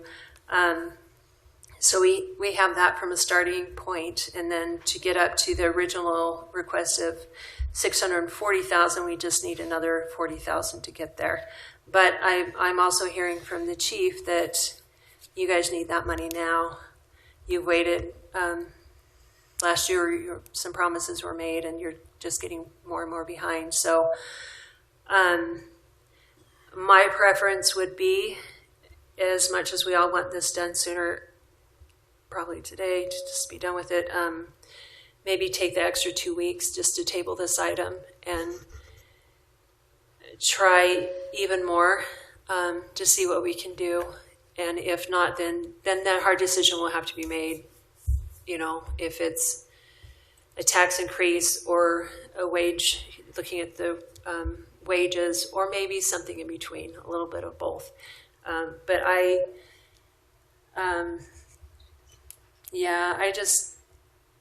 I've worked hard on this, but I personally would like a little more time to see what we can still come up with. So that's my position. Mr. Mayor, can I make a point of clarification? Sure. I just want to make a distinction between breadth of service and depth of service. And what I mean by that is when we say we don't want to cut services, I understand that. But by the nature of it being a growing city, every house that moves in requires that much more incremental city services. So when you say that inflation is not a factor, I respectfully have to disagree, because if there was zero growth, then yes, the property tax would not need to increase. But when you say these tax increases have been coming in higher than CPI, that's due largely to our growth. Yeah. And that necessitates more police officers, more fire, more streets, more all those things that we talk about. So I just want to make that distinction. When we're talking about depth of the quality of our service, that's one thing. But breadth is every house that comes in has to be serviced. Right. So I just want to make sure we're distinguishing the two. And I mostly looking at sales tax revenue. I mean, sure. the billing is always property tax. We have other tax revenues sources. We do. But but that's subject to population growth as well. Yes, and I forgot my point. Okay, so yes, so looking at the budget, we have to increase personnel staffing, and that's a big thing. That's a big concern. Yes. But the wage increase is a big thing, and I know the conversation is, or has, some people have said, oh, we can't reduce it because then, it won't keep up with inflation. But if you look at COLA, and I did look at federal government sources to get, good numbers, I think there's 4 times in the last 26 years since 2020 or 2000, that it has been above 4%. And that's COVID, 2 years with COVID, mostly because of COVID spending, and then 2008 with the housing bubble burst. So when I'm not seeing increases so much in light items because of inflation, it comes down to the COLA, and I'm seeing that wage increase stays above that. And I guess for what we're seeing is even with the 4% as of recent, we're still falling behind in certain areas. So we've created that pot where we've done very targeted market increases like you suggested. We've done that for the past several years where we go person by person, position by position. Yeah, what I'm saying targeted is where are we losing employees? Yeah, that's what I'm saying also. It's fire and police, and there's some in the streets. And years that's ago where it was we're building really inspectors. falling behind. Yeah, years ago it was building inspectors. During COVID it was engineering. So and it'll change, right? Yeah, it will. And we've addressed that. So I just don't want the perception to be that we aren't trying those things. We're also pulling those levers. So yes, but we can't disregard what's the money that's been spent in the past. And I've been on the past council, and I know the discussions that took place there. It wasn't where can we save money, where can we be careful, rein in here or there. It was, well, let's spend money here or there. I mean, ice skating rink or fragmite mower or do more here or there. The conversation in the past was where can we spend money. It's never where can we rein in. Okay, but we're talking about wages, right? And I think we're talking about 2 different things. Talking about skating rinks and programs and capital things is one thing, but now when we talk about, okay, let's save money by not having our wages keep up with the market, that's precarious. I thought I made it clear that I wasn't for that. I wasn't for reducing the 4% increase. Okay, because what you just said, it sounded a little like it, so I just wanted to clarify that. Okay, I'll say it right now. Okay. I do not support the broad approach of reducing every single city, I guess it's full-time employees, by 1%. I think that is too broad and not, I think it will hurt us in the long run. So I'm not for that. But I'm saying, you say the conversation has been, oh, it's inflation, that's why you have to increase it every 2 years. I'm saying, no, it's our spending habits. Past spending habits have created a problem. That's my position. And again, I've been on the past council, and I know the discussions there. Sure. And like I said, I've listened to many past budget discussions long before I was on the council. Sure. And it was I think, new growth brings in a lot of new revenue, temporary revenue, all right, for property taxes. You know how that works. And we got a lot of money. Where can we spend it? And I think that's put us in a bad position. And it's not to complain. It's to kind of acknowledge the reality. We've got obligations now that we've got to deal with. Sure. I get we needed a new city hall, but I would never have voted for a building like this. Something more modest, I think, would have been appropriate. But it is what it is, right? And so how do we go forward now is the challenge, I guess. So. Yeah, I think my thing too is it's difficult when we're basically comparing Lehi to Lehi. We're not comparing Lehi to other cities, and you're looking at what other cities are doing and the large tax increases that they're proposing right now, and that's something that probably will get kicked down the line. I had a really great conversation with Utah County Republican Vice Chair, and he's like, I wish I could explain to people how property tax works because people don't understand it. It's like sales tax, income tax, they all keep up with inflation and the cross, but property tax doesn't. And I think that's why we're seeing the conversations online and with others being supportive of making sure that we're taking care of our employees. I think that's really where we are tasked to do, is to take care of the city and make sure that the city takes care of our residents. I know it's been really discouraging to all of us to have things become pretty politicized and to have the employees be all consumed in this and the morale going down. I'm grateful to hear the thought of the 4%. I'm concerned about when we start doing targeted things too. I do definitely see the need to take care of our lower earners, but also we have to consider that our highest paid employees are paid that way for a reason. And they are the ones who are headhunted. They are the ones most sought after.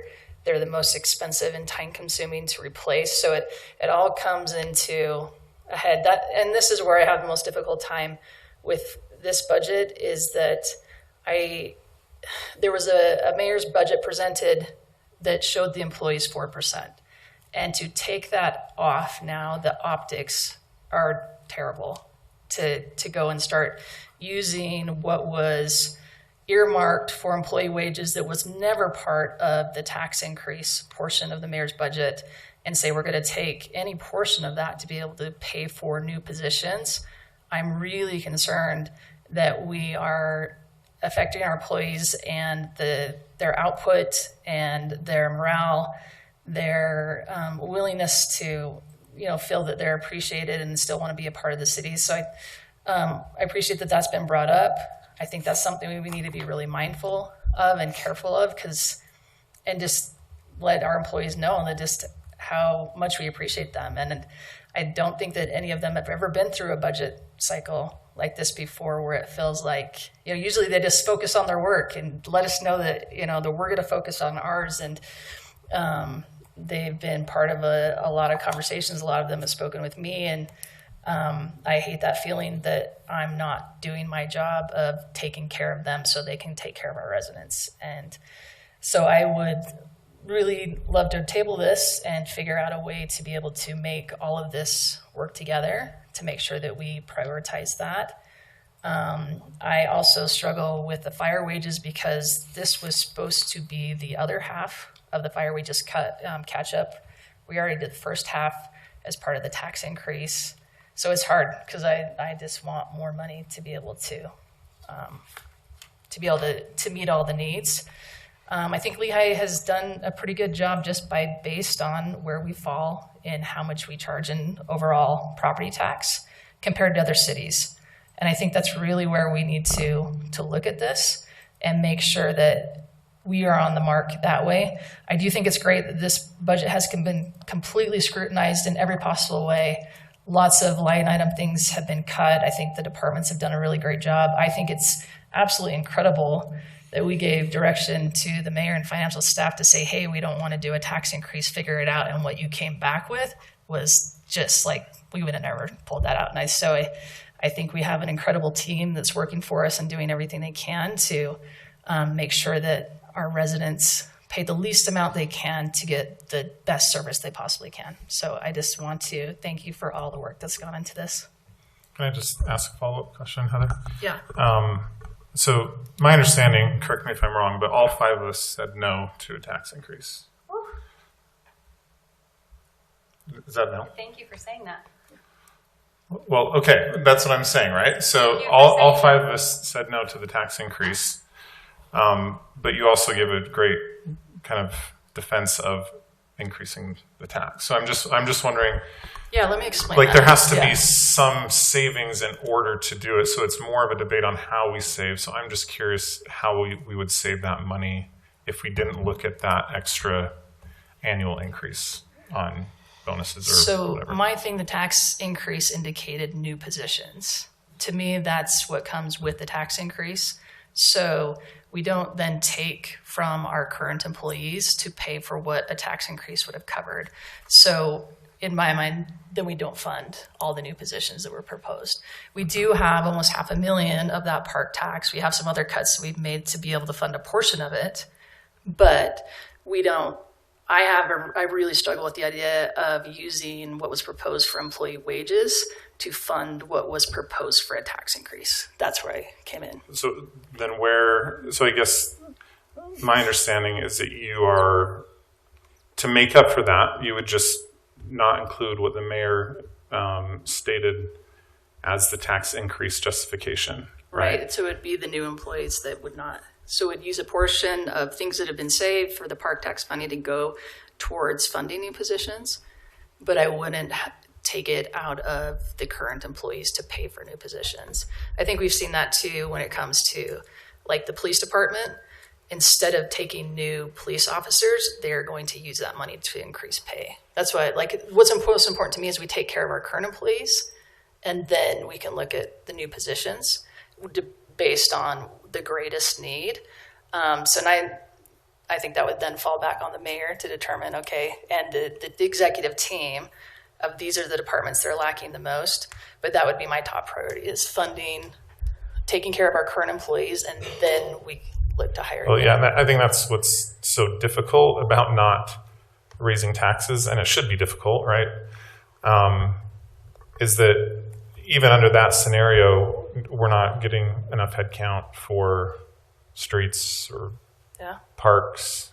I think water has new employees as well as police headcount. So, I think you have a good point, and I'm not arguing. I'm just saying, like, if we don't look at everything across the board, then we're forced to look at certain things, and then there's another headache, right? There's another complaint toward the city council of saying, why aren't you supporting us? You're putting too much work on our shoulders.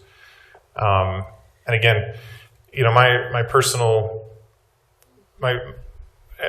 one other question. You say it's been politicized. I just want to understand how, I guess, it's been politicized in your mind. Well, like you saying that you won't do a tax increase, right? And then we had our director of HR have employees go and say, what does that mean? Does that mean that we're not going to, because the only way to be able to have property tax even keep up with inflation is by doing a tax increase.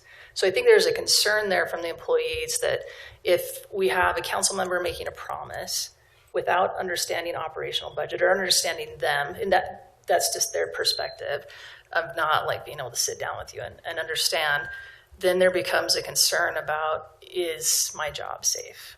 What's going to be cut? So it's like employees are being involved in the budget process in ways that I don't think they ever have been, that they're now concerned about how that's going to impact them, impact their workload, impact their salary, which then impacts their family.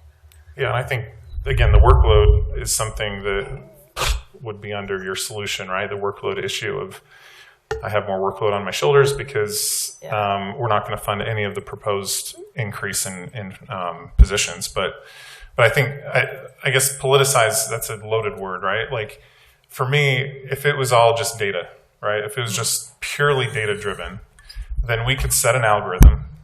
We could have very little to do on the council, and the algorithm would just automatically raise taxes. And so for me, I think it's a balance between principles, right? And we all have political principles and how we view the role of government. Priorities, right? My priority, if I could wave a wand, I would give, and I've stated this for a very long time, public safety, fire, police, and infrastructure, budget, and projects. Those are my top priority. And I wish we could do more in this budget for it. But ultimately, I know we're looking at this kind of in a vacuum in 1 year, but through this entire process, we've identified different ways we can save. We have, and when I say like cut fat or trim fat, it's not like, we're going to go take, Steve Marchbank's, laptop and sell it and make money, right? Like it's more about, we have these huge commitments that Michelle talked about.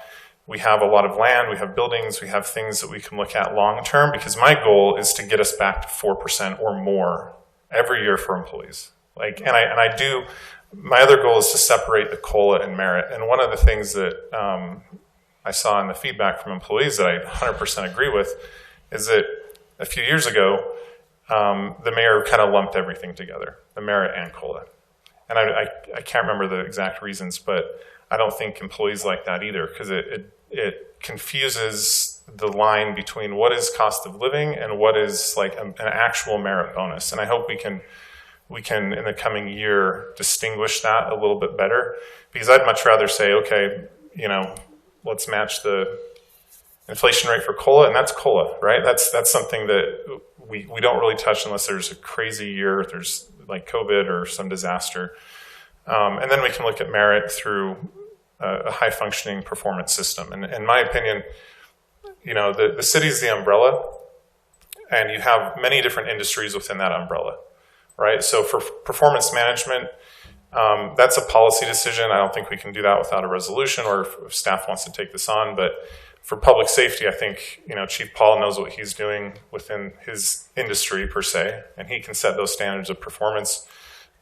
Same with Chief Craft, right? And those are very unique professions, and I think they should have full kind of authority and ability to dictate that in a way that's good for their departments. It's good for morale. It can put bonuses and increases where they need to be.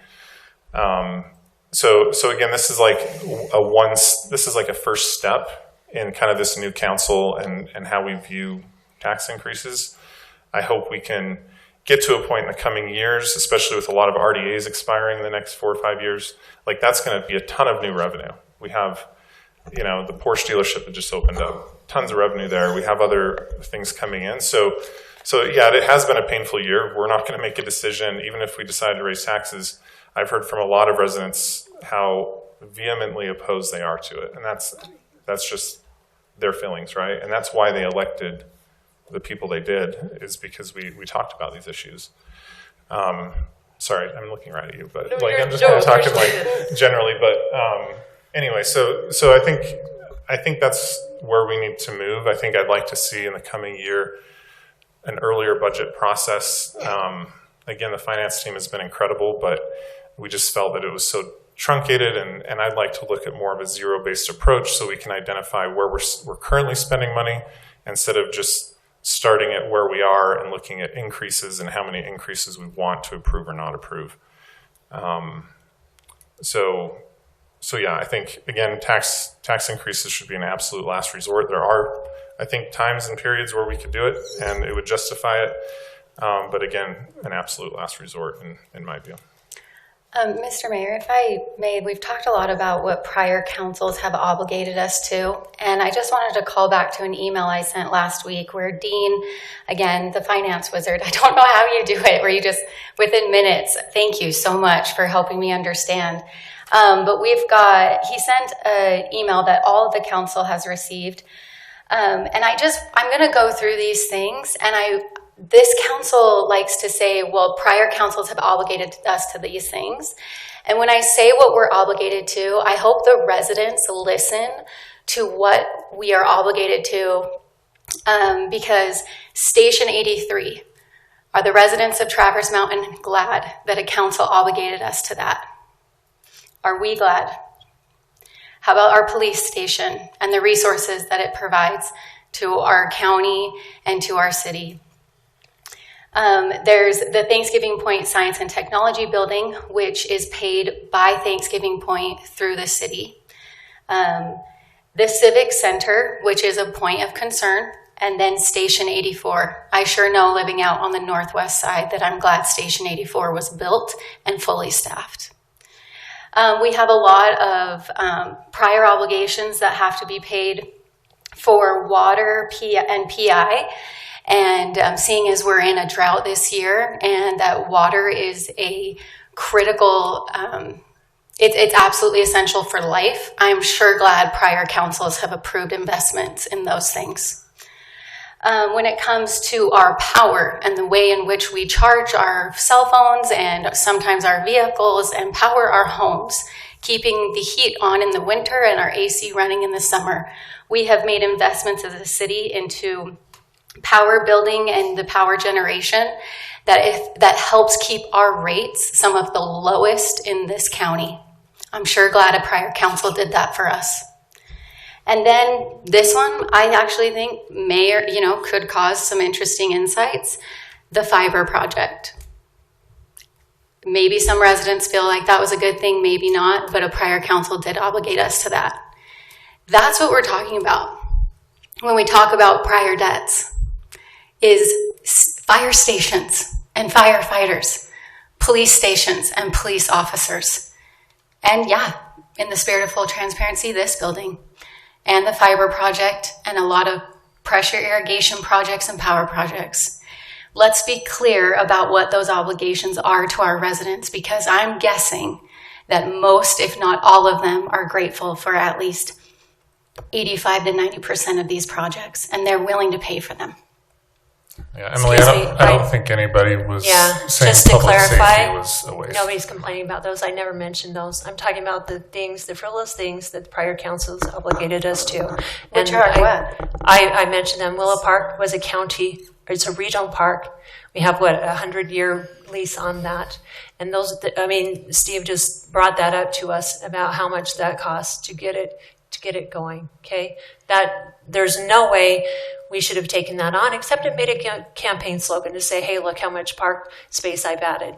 You know, it's great for campaigning. It's not great for the budget and ongoing expenses.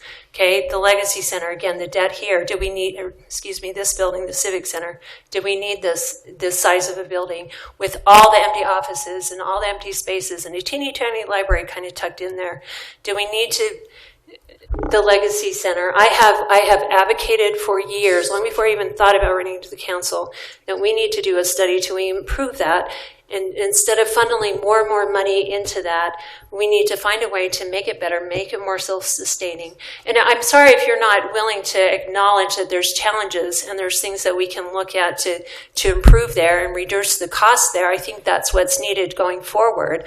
I don't think we need apologists for the past council. I fully support the police station. I fully support the fire stations. I've talked to Chief Kraft about what we can do to fix the fire station we have downtown, Station 81, where our firefighters are sleeping in rooms that don't even meet fire code. Okay, and we don't have to do our $68 million civic downtown campus plan to make those improvements. We can do it a little more wisely, with a little more caution, with a little more fiscal responsibility. So I'm taking issue that, you know, with what you're complaining, you're saying that I am concerned about. Those necessities are necessities, and I totally support those. Our basic essential services that we need to provide our citizens, our fire protection, our police protection, safe roads to drive on, water, safe drinking water, electricity to power the things. Those are the things that we need to focus on. And I know in past councils, again, I've been there. I mean, $50,000 was called a rounding error. I am combing through the budget, trying to find 50,000 here, 100,000 there, so we can pay our firefighters a decent wage. So I think we need to have honest conversations, stop making it political, stop with the sound bites, and have a real discussion about how we're going to solve this problem. Councilmember Stallings, I apologize if you are offended by my comments, but I am trying to have an honest and transparent conversation about our long-term debt obligations, of which I asked Dean to provide the double click, so to say. Shining light on those long-term debt obligations was not accusing you of anything. I apologize if you took offense. I also think in your statements you've made some accusatory statements towards me, but I'm going to chalk it up to this is the messy middle of budgeting, and I'm going to grant you some grace there, and I hope that we can move forward with an approach that's more collaborative, as I am doing everything I can to be transparent. Okay. So I'd like to hear your ideas for how to do it. So before we move forward, we're going to do so in a professional manner. If you do need to speak, I would now ask that you ask me, just so that we can maintain some decorum amongst the whole group of five. So with that, Councilmember Stallings, you had a question that you wanted to ask her? I'd just like to hear more solutions. Go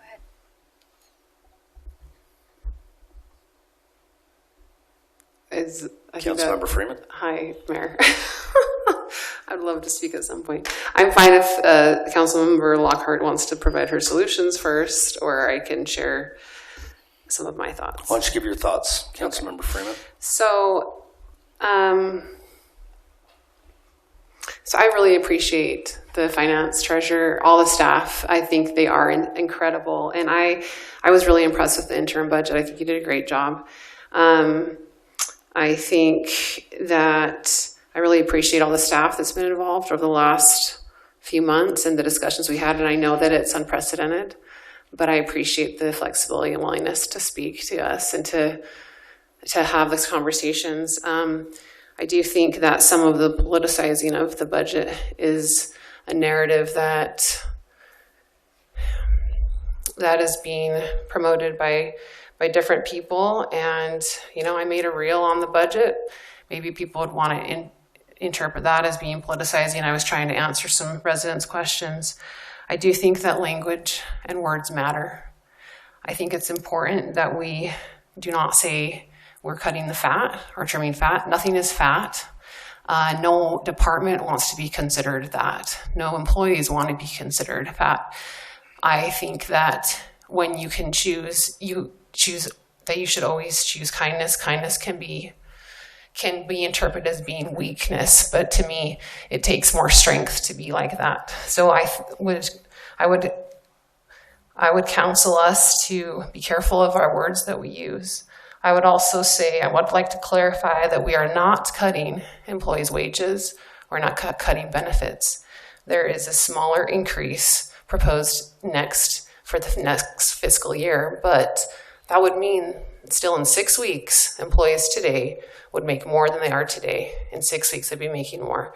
So there will be still an increase in wages. It might be smaller than expected because of the proposed 4%, but there will be still an increase. I know that Mr. Kitchen advised City Council to stay in their lane. I think we have an amount set aside for the increase in wages, whether he wants to do it as a 3%, or actually I was reading the employee handbook. Yes, I read that whole thing. Thank you, Mr. Kitchen. And it says that the city administrator actually makes the decision on the wages, on the raises, if there is money to do that.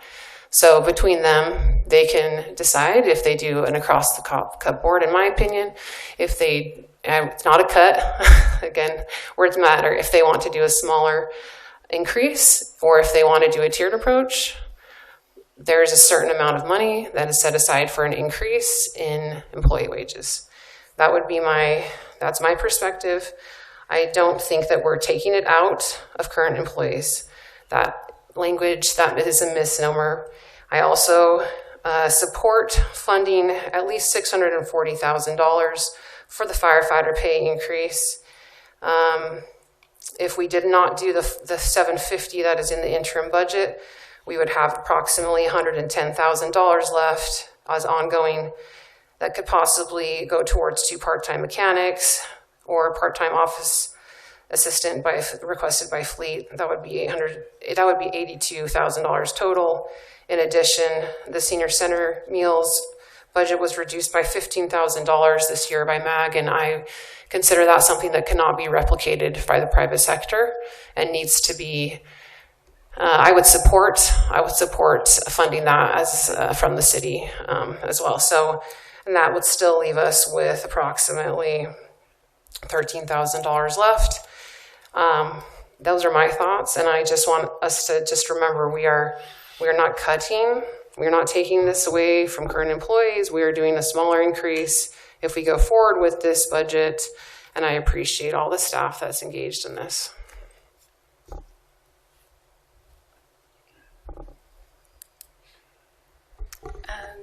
Mr. Mayor, if I may. Yes. It sounds to me like we have a majority of council members, and I think I'm seeking clarity because I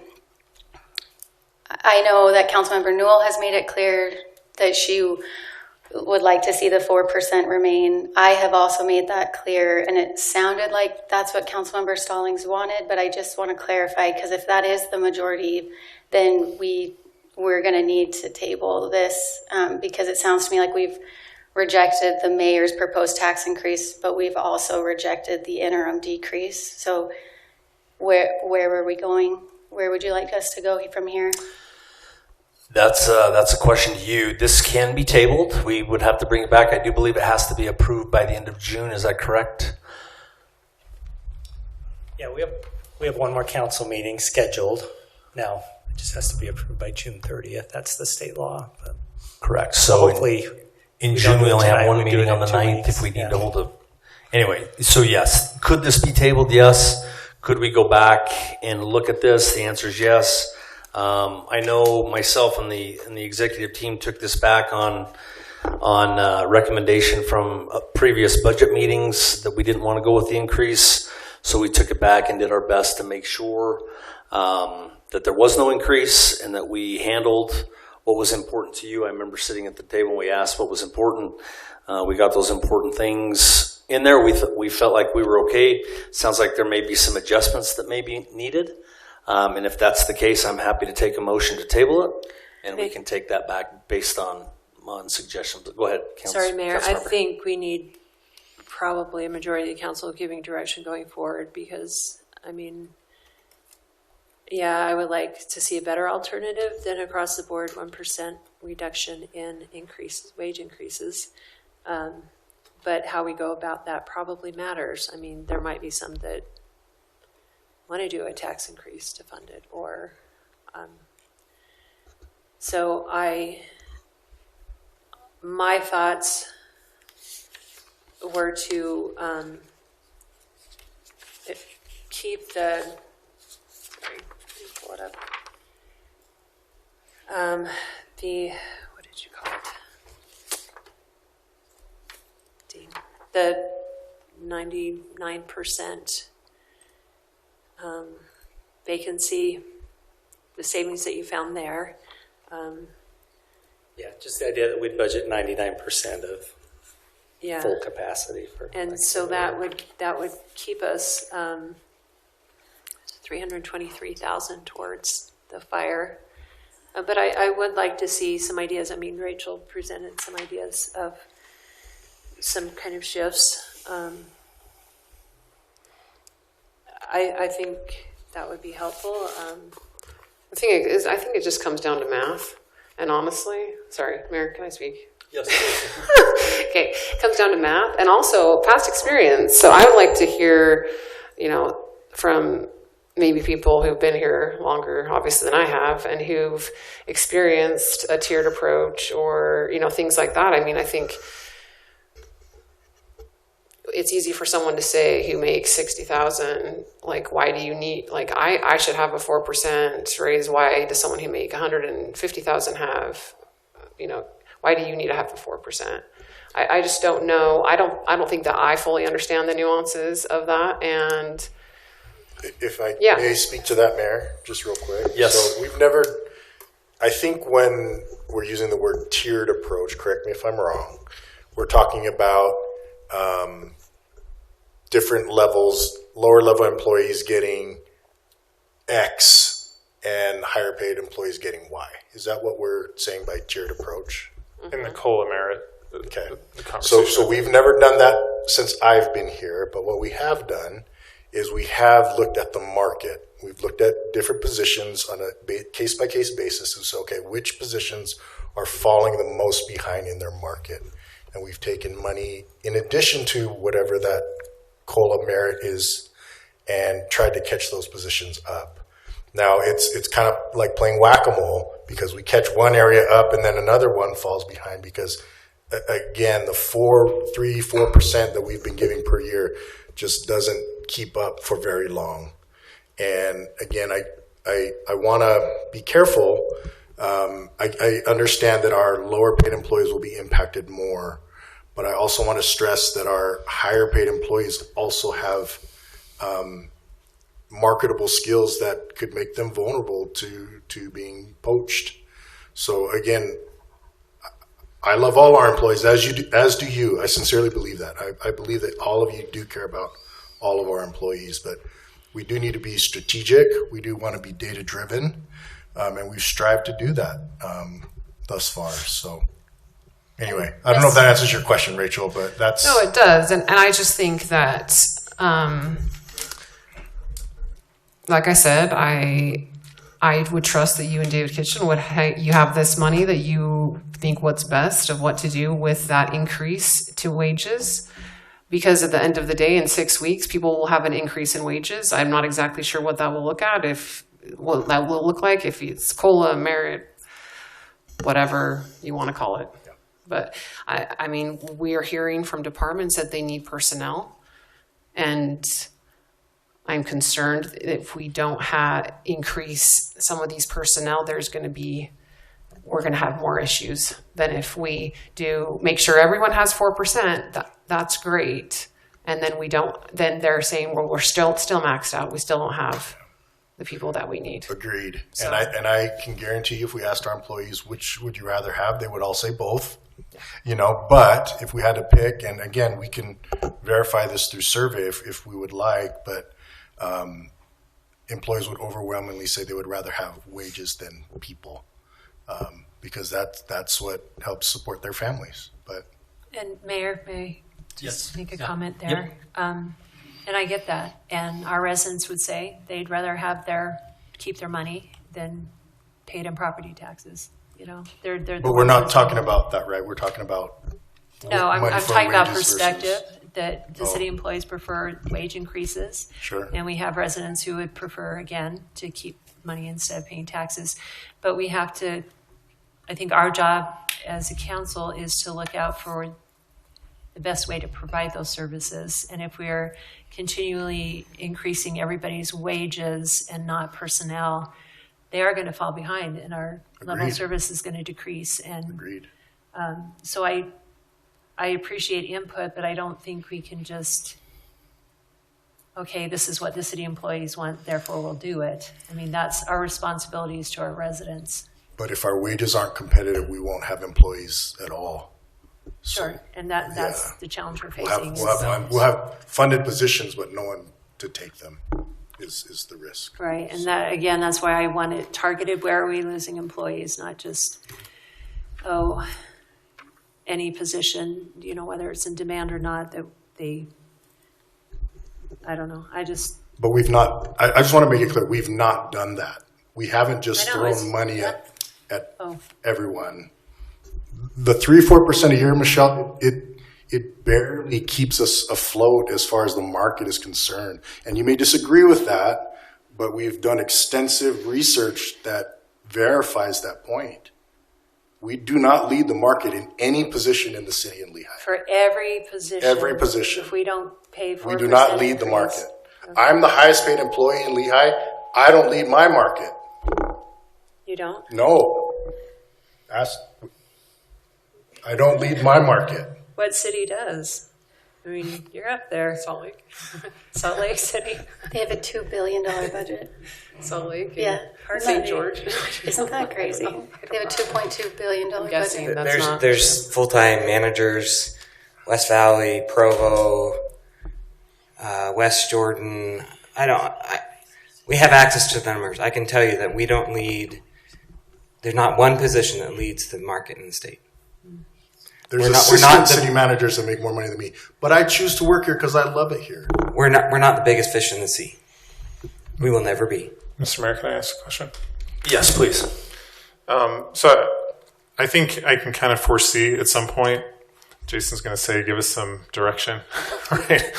And so, yeah, so I guess if Heather and Emily, if you guys are definitely like, okay, let's keep it at 4%, and that's fine if we can find it somewhere else, right? And right now that 1% from 4 to 3% is $355,000. If we can find that, I'd love to hear Heather and Emily's thoughts on kind of where they would recommend looking, so it can help with staff. My red line is I can't vote for anything that would decrease public safety funding further than it already is. I think they need it, and Sorry, is that additional personnel as well as wages, or either? based on the interim budget, if it decreases headcount or wages, I'd have a hard time with that.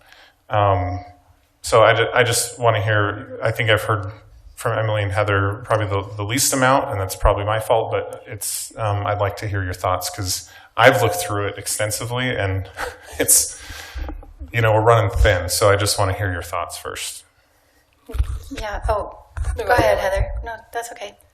My thing is what I just said before. I think this, from my position, my experience, I don't have the experience to go to these departments and say, this is where you don't need the person as much. This is something where I then kick it back to the executive team and those departments to say, hey, this is the $350,000 that we need to make up. we're going to take care of current employees now, and this is the bucket we now have to be able to spend for new positions in your department. Where do you want to see that allocated? Like we did the same thing with fire. Fire said that we would rather go towards wages than to have another chief. I want that decision coming from the departments. I don't have the experience to go into their departments and tell them how best to run it. I know I'm already coming to them with less money than they need. So to then say to them, this is how you're going to operate with less money than you need, that's not what I should be doing in this role. To say that I'm thinking that we need to prioritize. And if they come back and say, hey, we think that we need an employee more than we need to take the 4%, and that's going to be okay. We're not going to, that's going to help keep our morale high on our team by having this extra position. I think that's a department decision rather than my decision. But that's where I'm at, is to kick it back to the departments. Thank you. Yeah. Mr. Mayor, if I may. Yes. So I'll speak to the council, and then I'm going to speak to the residents. I have approached all of these budget conversations in good faith with ideas, and Councilmember Harrison and I talked about when we were down in St. George. I said, well, what if we ask all the departments to do a 5% budget cut across all, and let them own the cut, right? And saying that, not knowing that, I didn't know what that meant, but that was an idea that I offered, and I think that would have resulted, based on the conversations Councilmember Harrison and I had, over $3 million. Then I found out that would result in negative impacts to our employees, and I was like, whoa, Kate, good ideas exist, and so do bad. Glad I figured that out. And I've spent a ton of time coming at the council about the way in which we spend our own budget. When I'm speaking to you guys, I have a really hard time this round in this meeting because the comments, some of my comments were misrepresented to the residents online. And it's hard for me now to be asked, come in good faith when I have, and it hasn't, what I've said has not been respected with fact, as you've shared with your perspectives on and misrepresented me and the positions I've taken online. So if you're wondering why this meeting I'm particularly quiet, it's I'm really struggling with it feels like a betrayal of sorts, and I'm hopeful, and I really believe we can come back from this and continue to work forward. I am committed to doing that for our residents. Speaking to the residents of Lehi, I recognize the uncertainty with the economy right now, and I recognize, I just went all over town, the park bench budget chats, and had phenomenal conversations, and I've had phone calls, and I appreciate the way you feel and the uncertainty that you have with housing and your futures.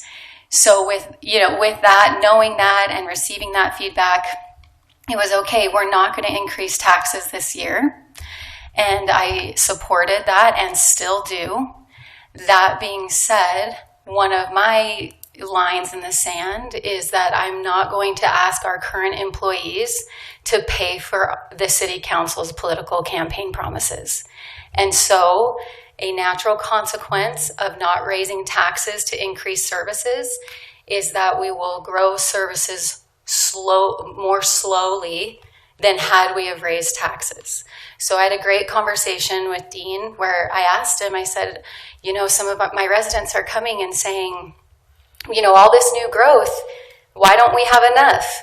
And the truth is that based on our conversation, and Dean, correct me if I'm wrong, but from what we talked about, there is new money from growth, and it's coming, but it's just not keeping up with the public safety wages and demands on our budget and some of the other department needs, like our fleet and maintenance and things that the new growth just can't accommodate for. And so when you think about that and you think, okay, we have new growth, but it's just not enough to meet that high level of service, but I recognize my residents are uncertain about the future. My perspective is that we will grow services more slowly than had we would have if we had raised taxes. And I share some of the sentiments along my fellow council members where I think a promise was made to fire that we would get them up to market, and I think that's important. I know residents have requested more parks and more police, and so I'm supportive of those things as well.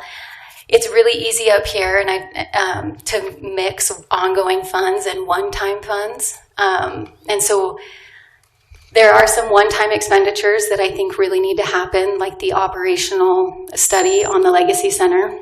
And I know we grew that in our last work session to talk about really more like a recreation audit of sorts operationally. And I fully supported the general fund change of moving everything over into the park tax. And I was really clear about that in our last meeting in the old building. I talked about double dipping and how I didn't appreciate that the nonprofits had that opportunity, but public safety didn't.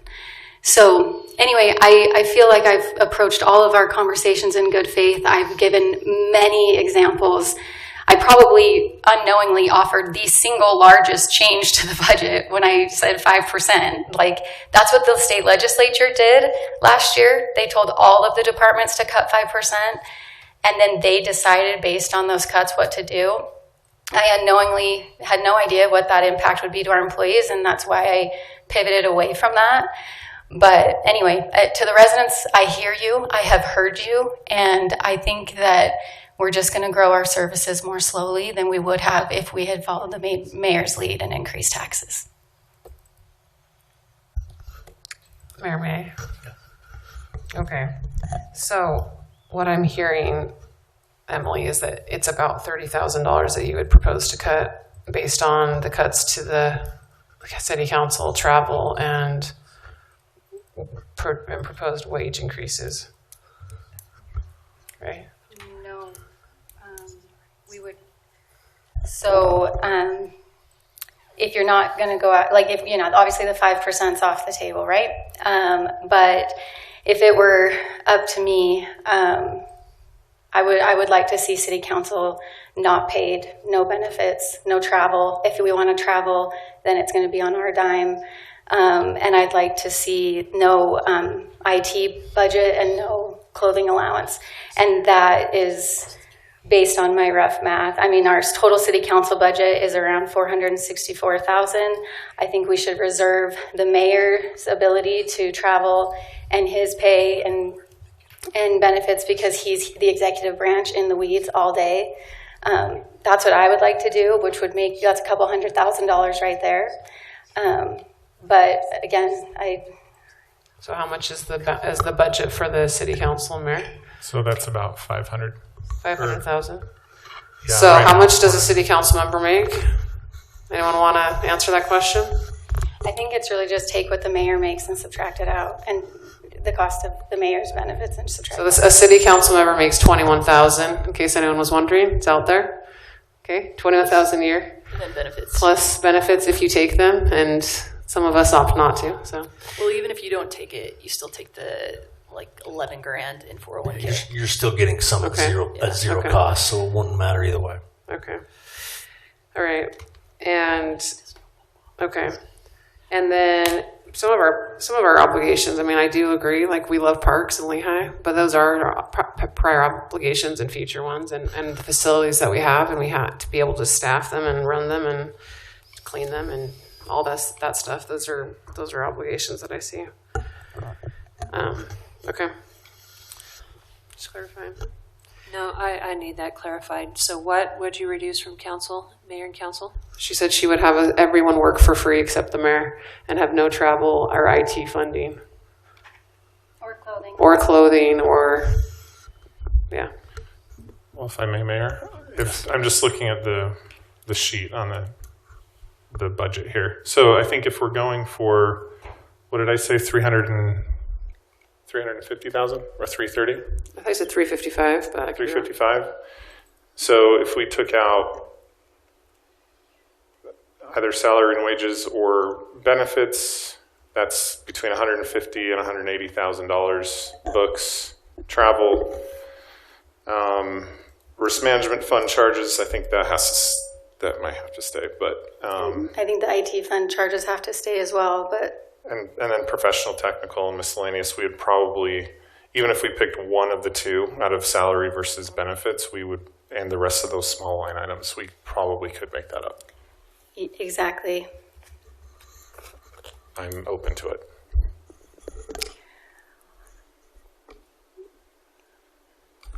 Yeah, I'm totally fine with it. I would have really struggled taking any kind of salary or benefits and having our employees take a pay cut to fund other positions. I'd much rather it come from us.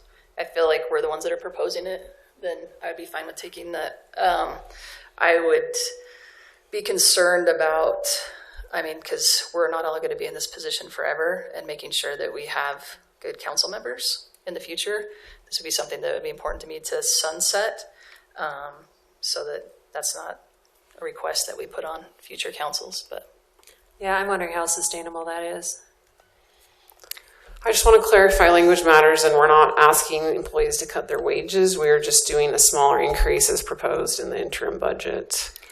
the wages that they have been expecting from year to year, cutting inflation and cost of living, and also the fact that we pay them more because they are more experienced and they add more value to us.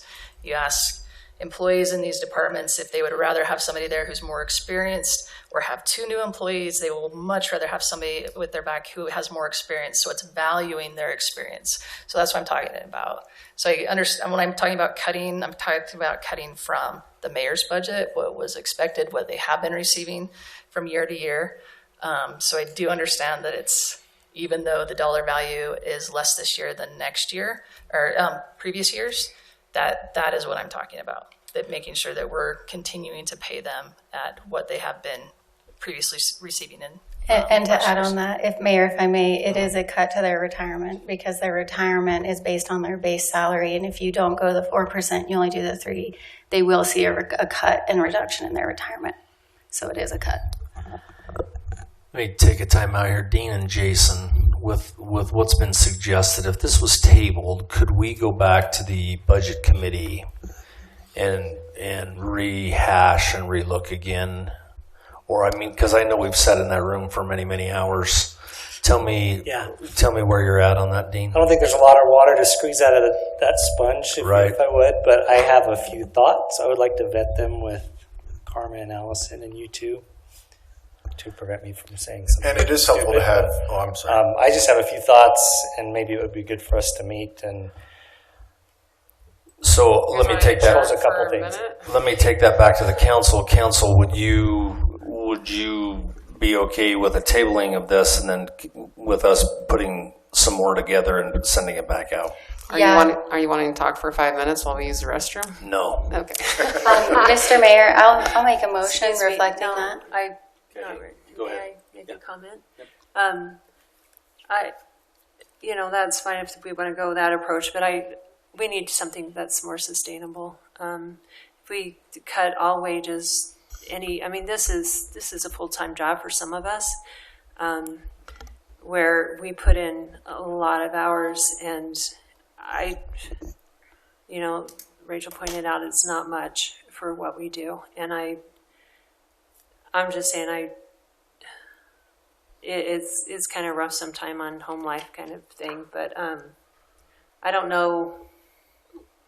I'm sure not going to be here a long time. I can tell you that. I'm ready to pass the baton. Whoever wants to take it, but I'm just again wondering who's going to do this out of the goodness of their heart. We got great people, but it'll be a tough challenge to find people to run for the council with just on their goodwill, I guess. I have some thoughts on where we can maybe reduce some spending. And Dean, I sent you a list of some things. But one thing I'm curious about and wondering if there's a way we can approach it is in the budget discussions it was brought up that we lose $300,000 a year just from idling cars, probably in fuel costs. If we did a no idling policy, and again, we probably have to consider the police, is there a way to budget in some savings taking that approach, or is that just too uncertain of what the savings would be? It's an interesting question. That it might be. I guess my fear right now is we're under budgeted in fuel as it is, because gas prices are probably higher than we were thinking of a few months ago. But Jeremy has information on that. I'm sure he'd be happy to help us. Okay, and then the other thing that I'm concerned about is we're expanding some programs that might not be, that are great programs, but not be what city government is about. And I'm thinking of the Legacy Center. We're giving $100,000 more. Literacy Center? Literacy, sorry. To expand to Holbrook Farms. And again, previous councils have pointed out, they use that, Holbrook Farms use that as a marketing point, that, hey, you get the free literacy, reading, tutoring, and all that stuff here.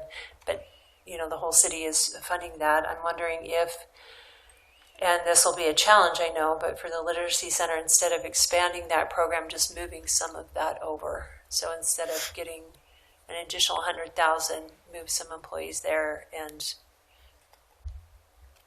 not add to it, but do less at the other facility. Do less at the other, yeah. In fact, I have some other thoughts there, but then I haven't looked into this. I've been told we have a generous phone and car allowance for some of our department heads. Have we looked at cuts there? Is that needed? Is it truly needed?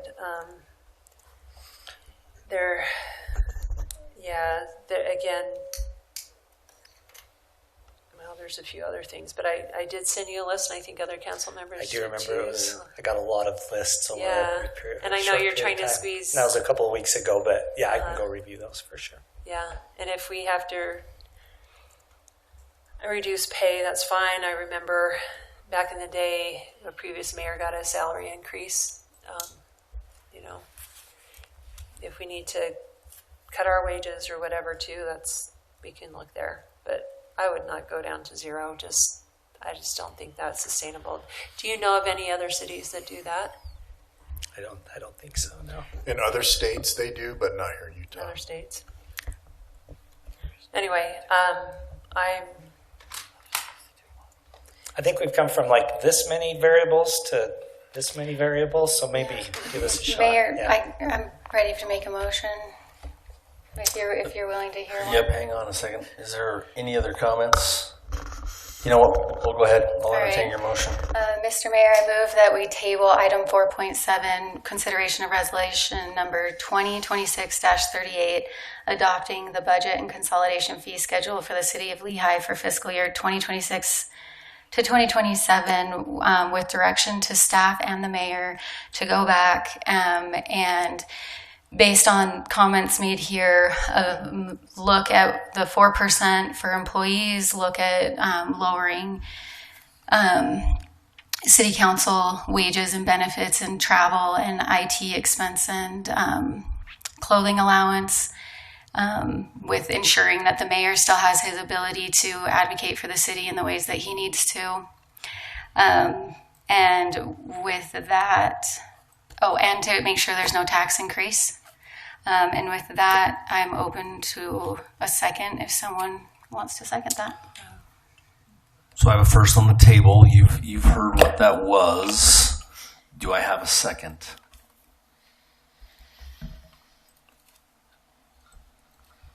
Thinking. We have time. I'm just thinking on the motion, not the, or I guess specifically. Okay.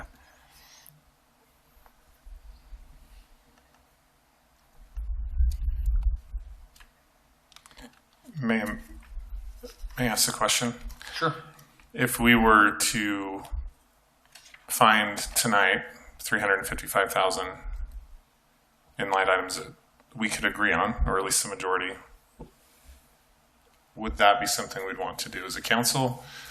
If the majority say no, then I'm happy to second it. If not, I believe that we've gotten to a place where the executive branch needs to go make some decisions and come back to us with a proposal.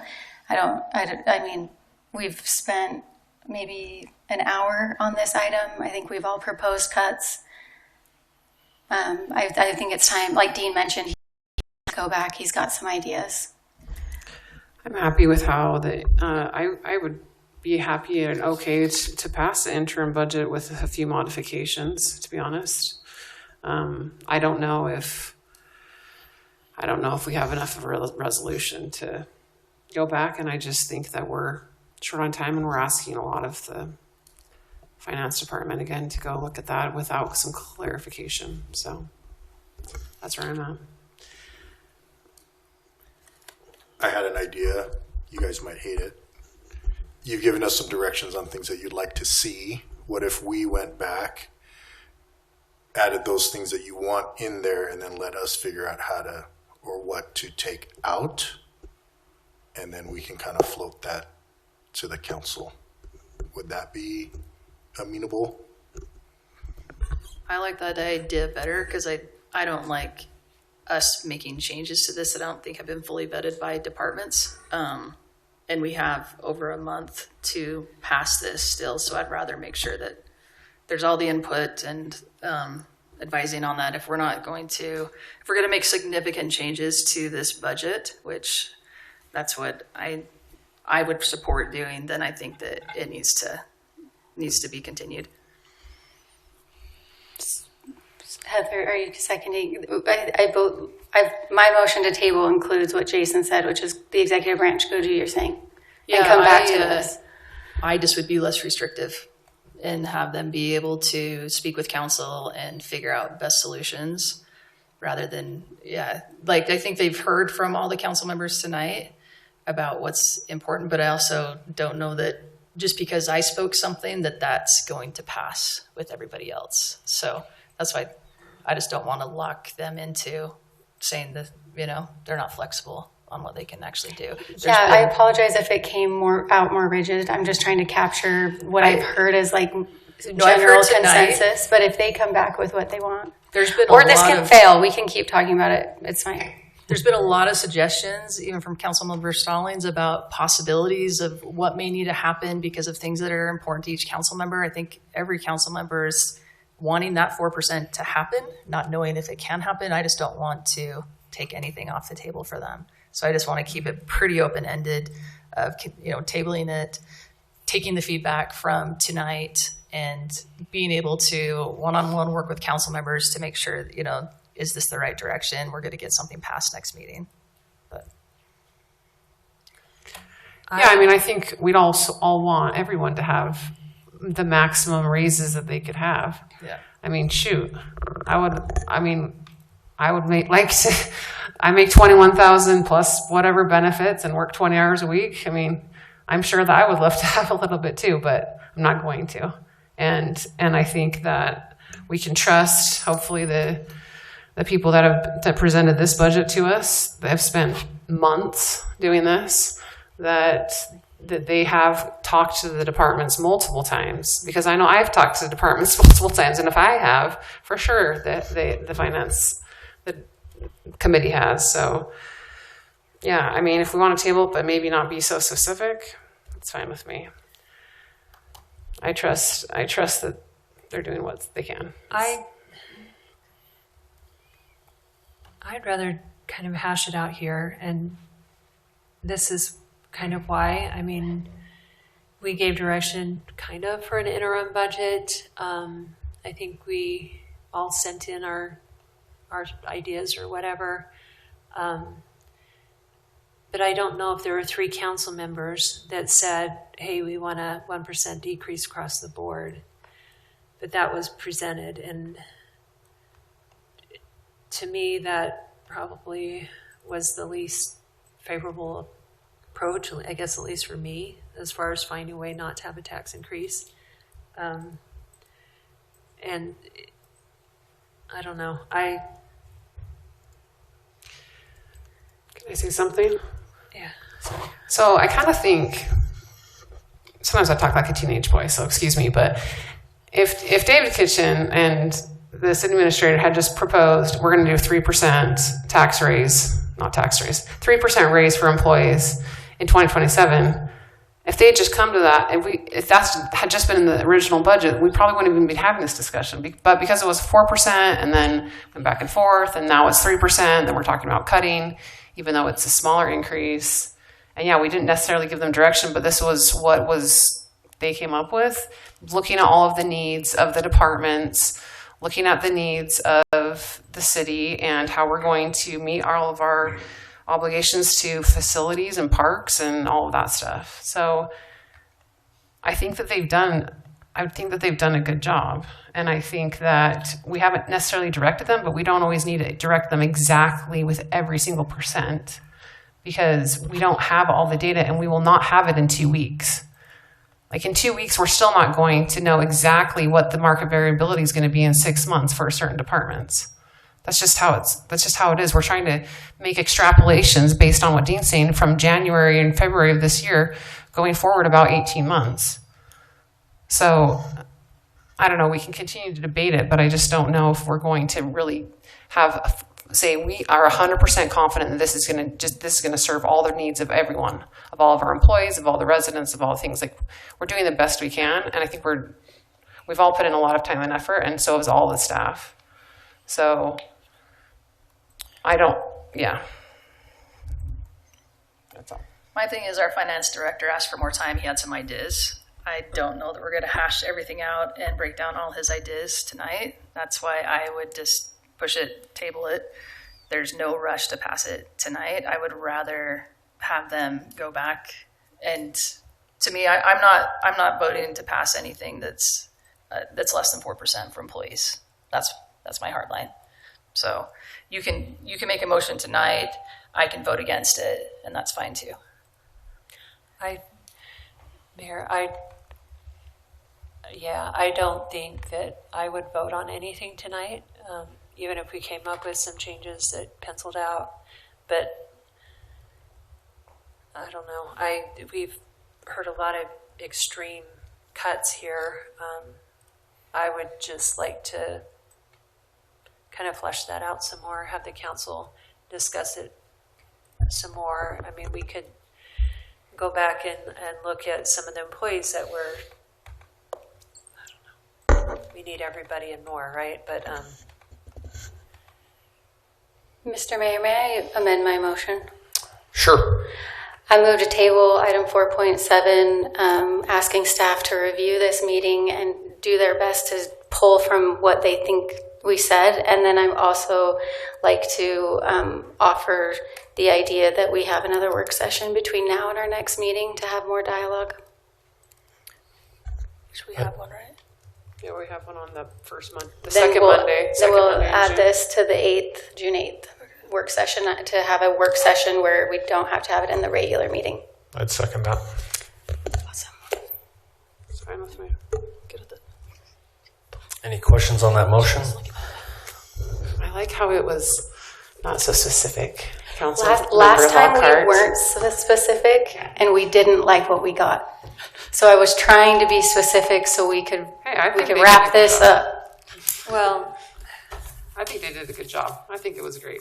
No, that's no shade. No shade to the finance team and the executive branch and our good mayor here. It's just they're trying their best, and so I'm trying to give. You have a clear motion and a direction. second, so it's time to call it. Right, that's why I'm waiting for. So is there any questions on those motions? So I had a motion from Councilmember Lockhart. I had a second from Councilmember Harrison. At this point, I have no questions, so let's do a vote. We'll start with you, Councilmember Newell. Yes. Councilmember Harrison. Yes. Councilmember Stallings. I'm going to say no. I would prefer to see something more solid. Councilmember Freeman. Yes. Councilmember Lockhart. Yes. Okay, so we're 4-1. So then Dean and Jason and the finance team, we can take this back and come back for a work session then on the 8th. Tisha, you'll have to schedule that. We might need to start a little earlier because we already have some items. Yeah, because we have a lot of park issues and some other things that'll happen that day. So it will probably be an earlier day on the 8th. So just be aware of that. We will get that information to you. For breakfast. Just kidding. I'd be happy to take a motion to Motion to adjourn. Do we need to table this? Oh, no, we do that after. Sorry, second. I just saw. Okay, all in favor? Aye. Okay, so now let's open up and we'll go to roll call for the Lehi Local Building Authority meeting. We have a full council. We have Councilmember Newell, Councilmember Harrison, Councilmember Stallings, Councilmember Freeman, and Councilmember Lockhart. On the Lehi Local Building 2.1 consent 026 that setting the Lehi 26 to 20.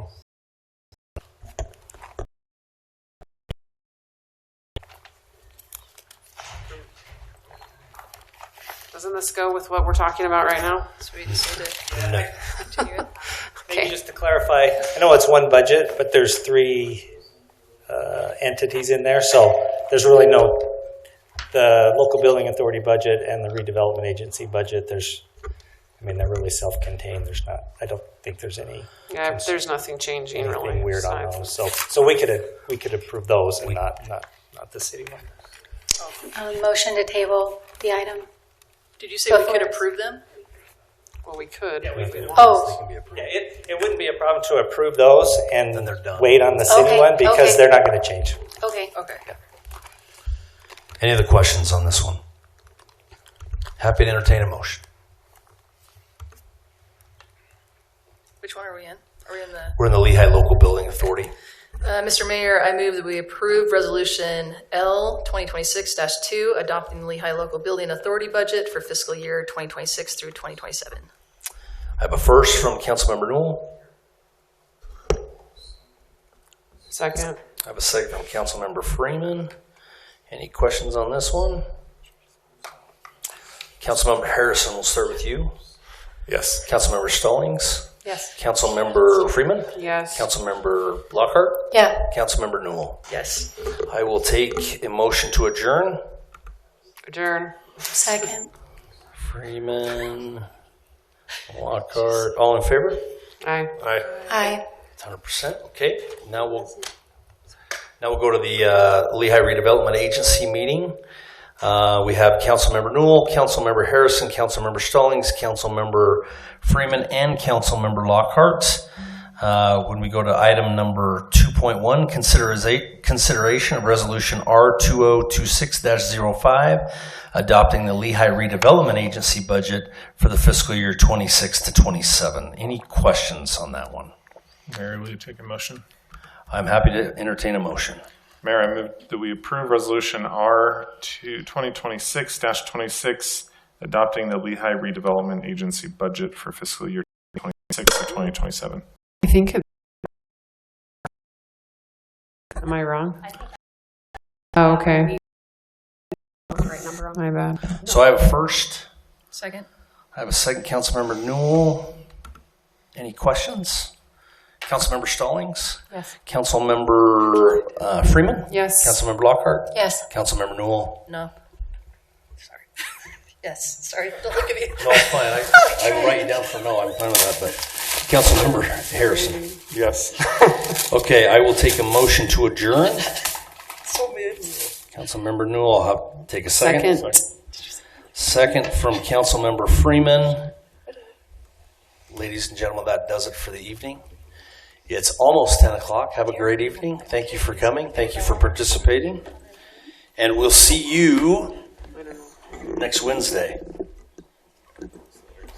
I'm speaking. Can we say aye for Yeah, the adjournment? aye. Oh, all in favor? Aye. Thank you. You're Any adjourned. opposed?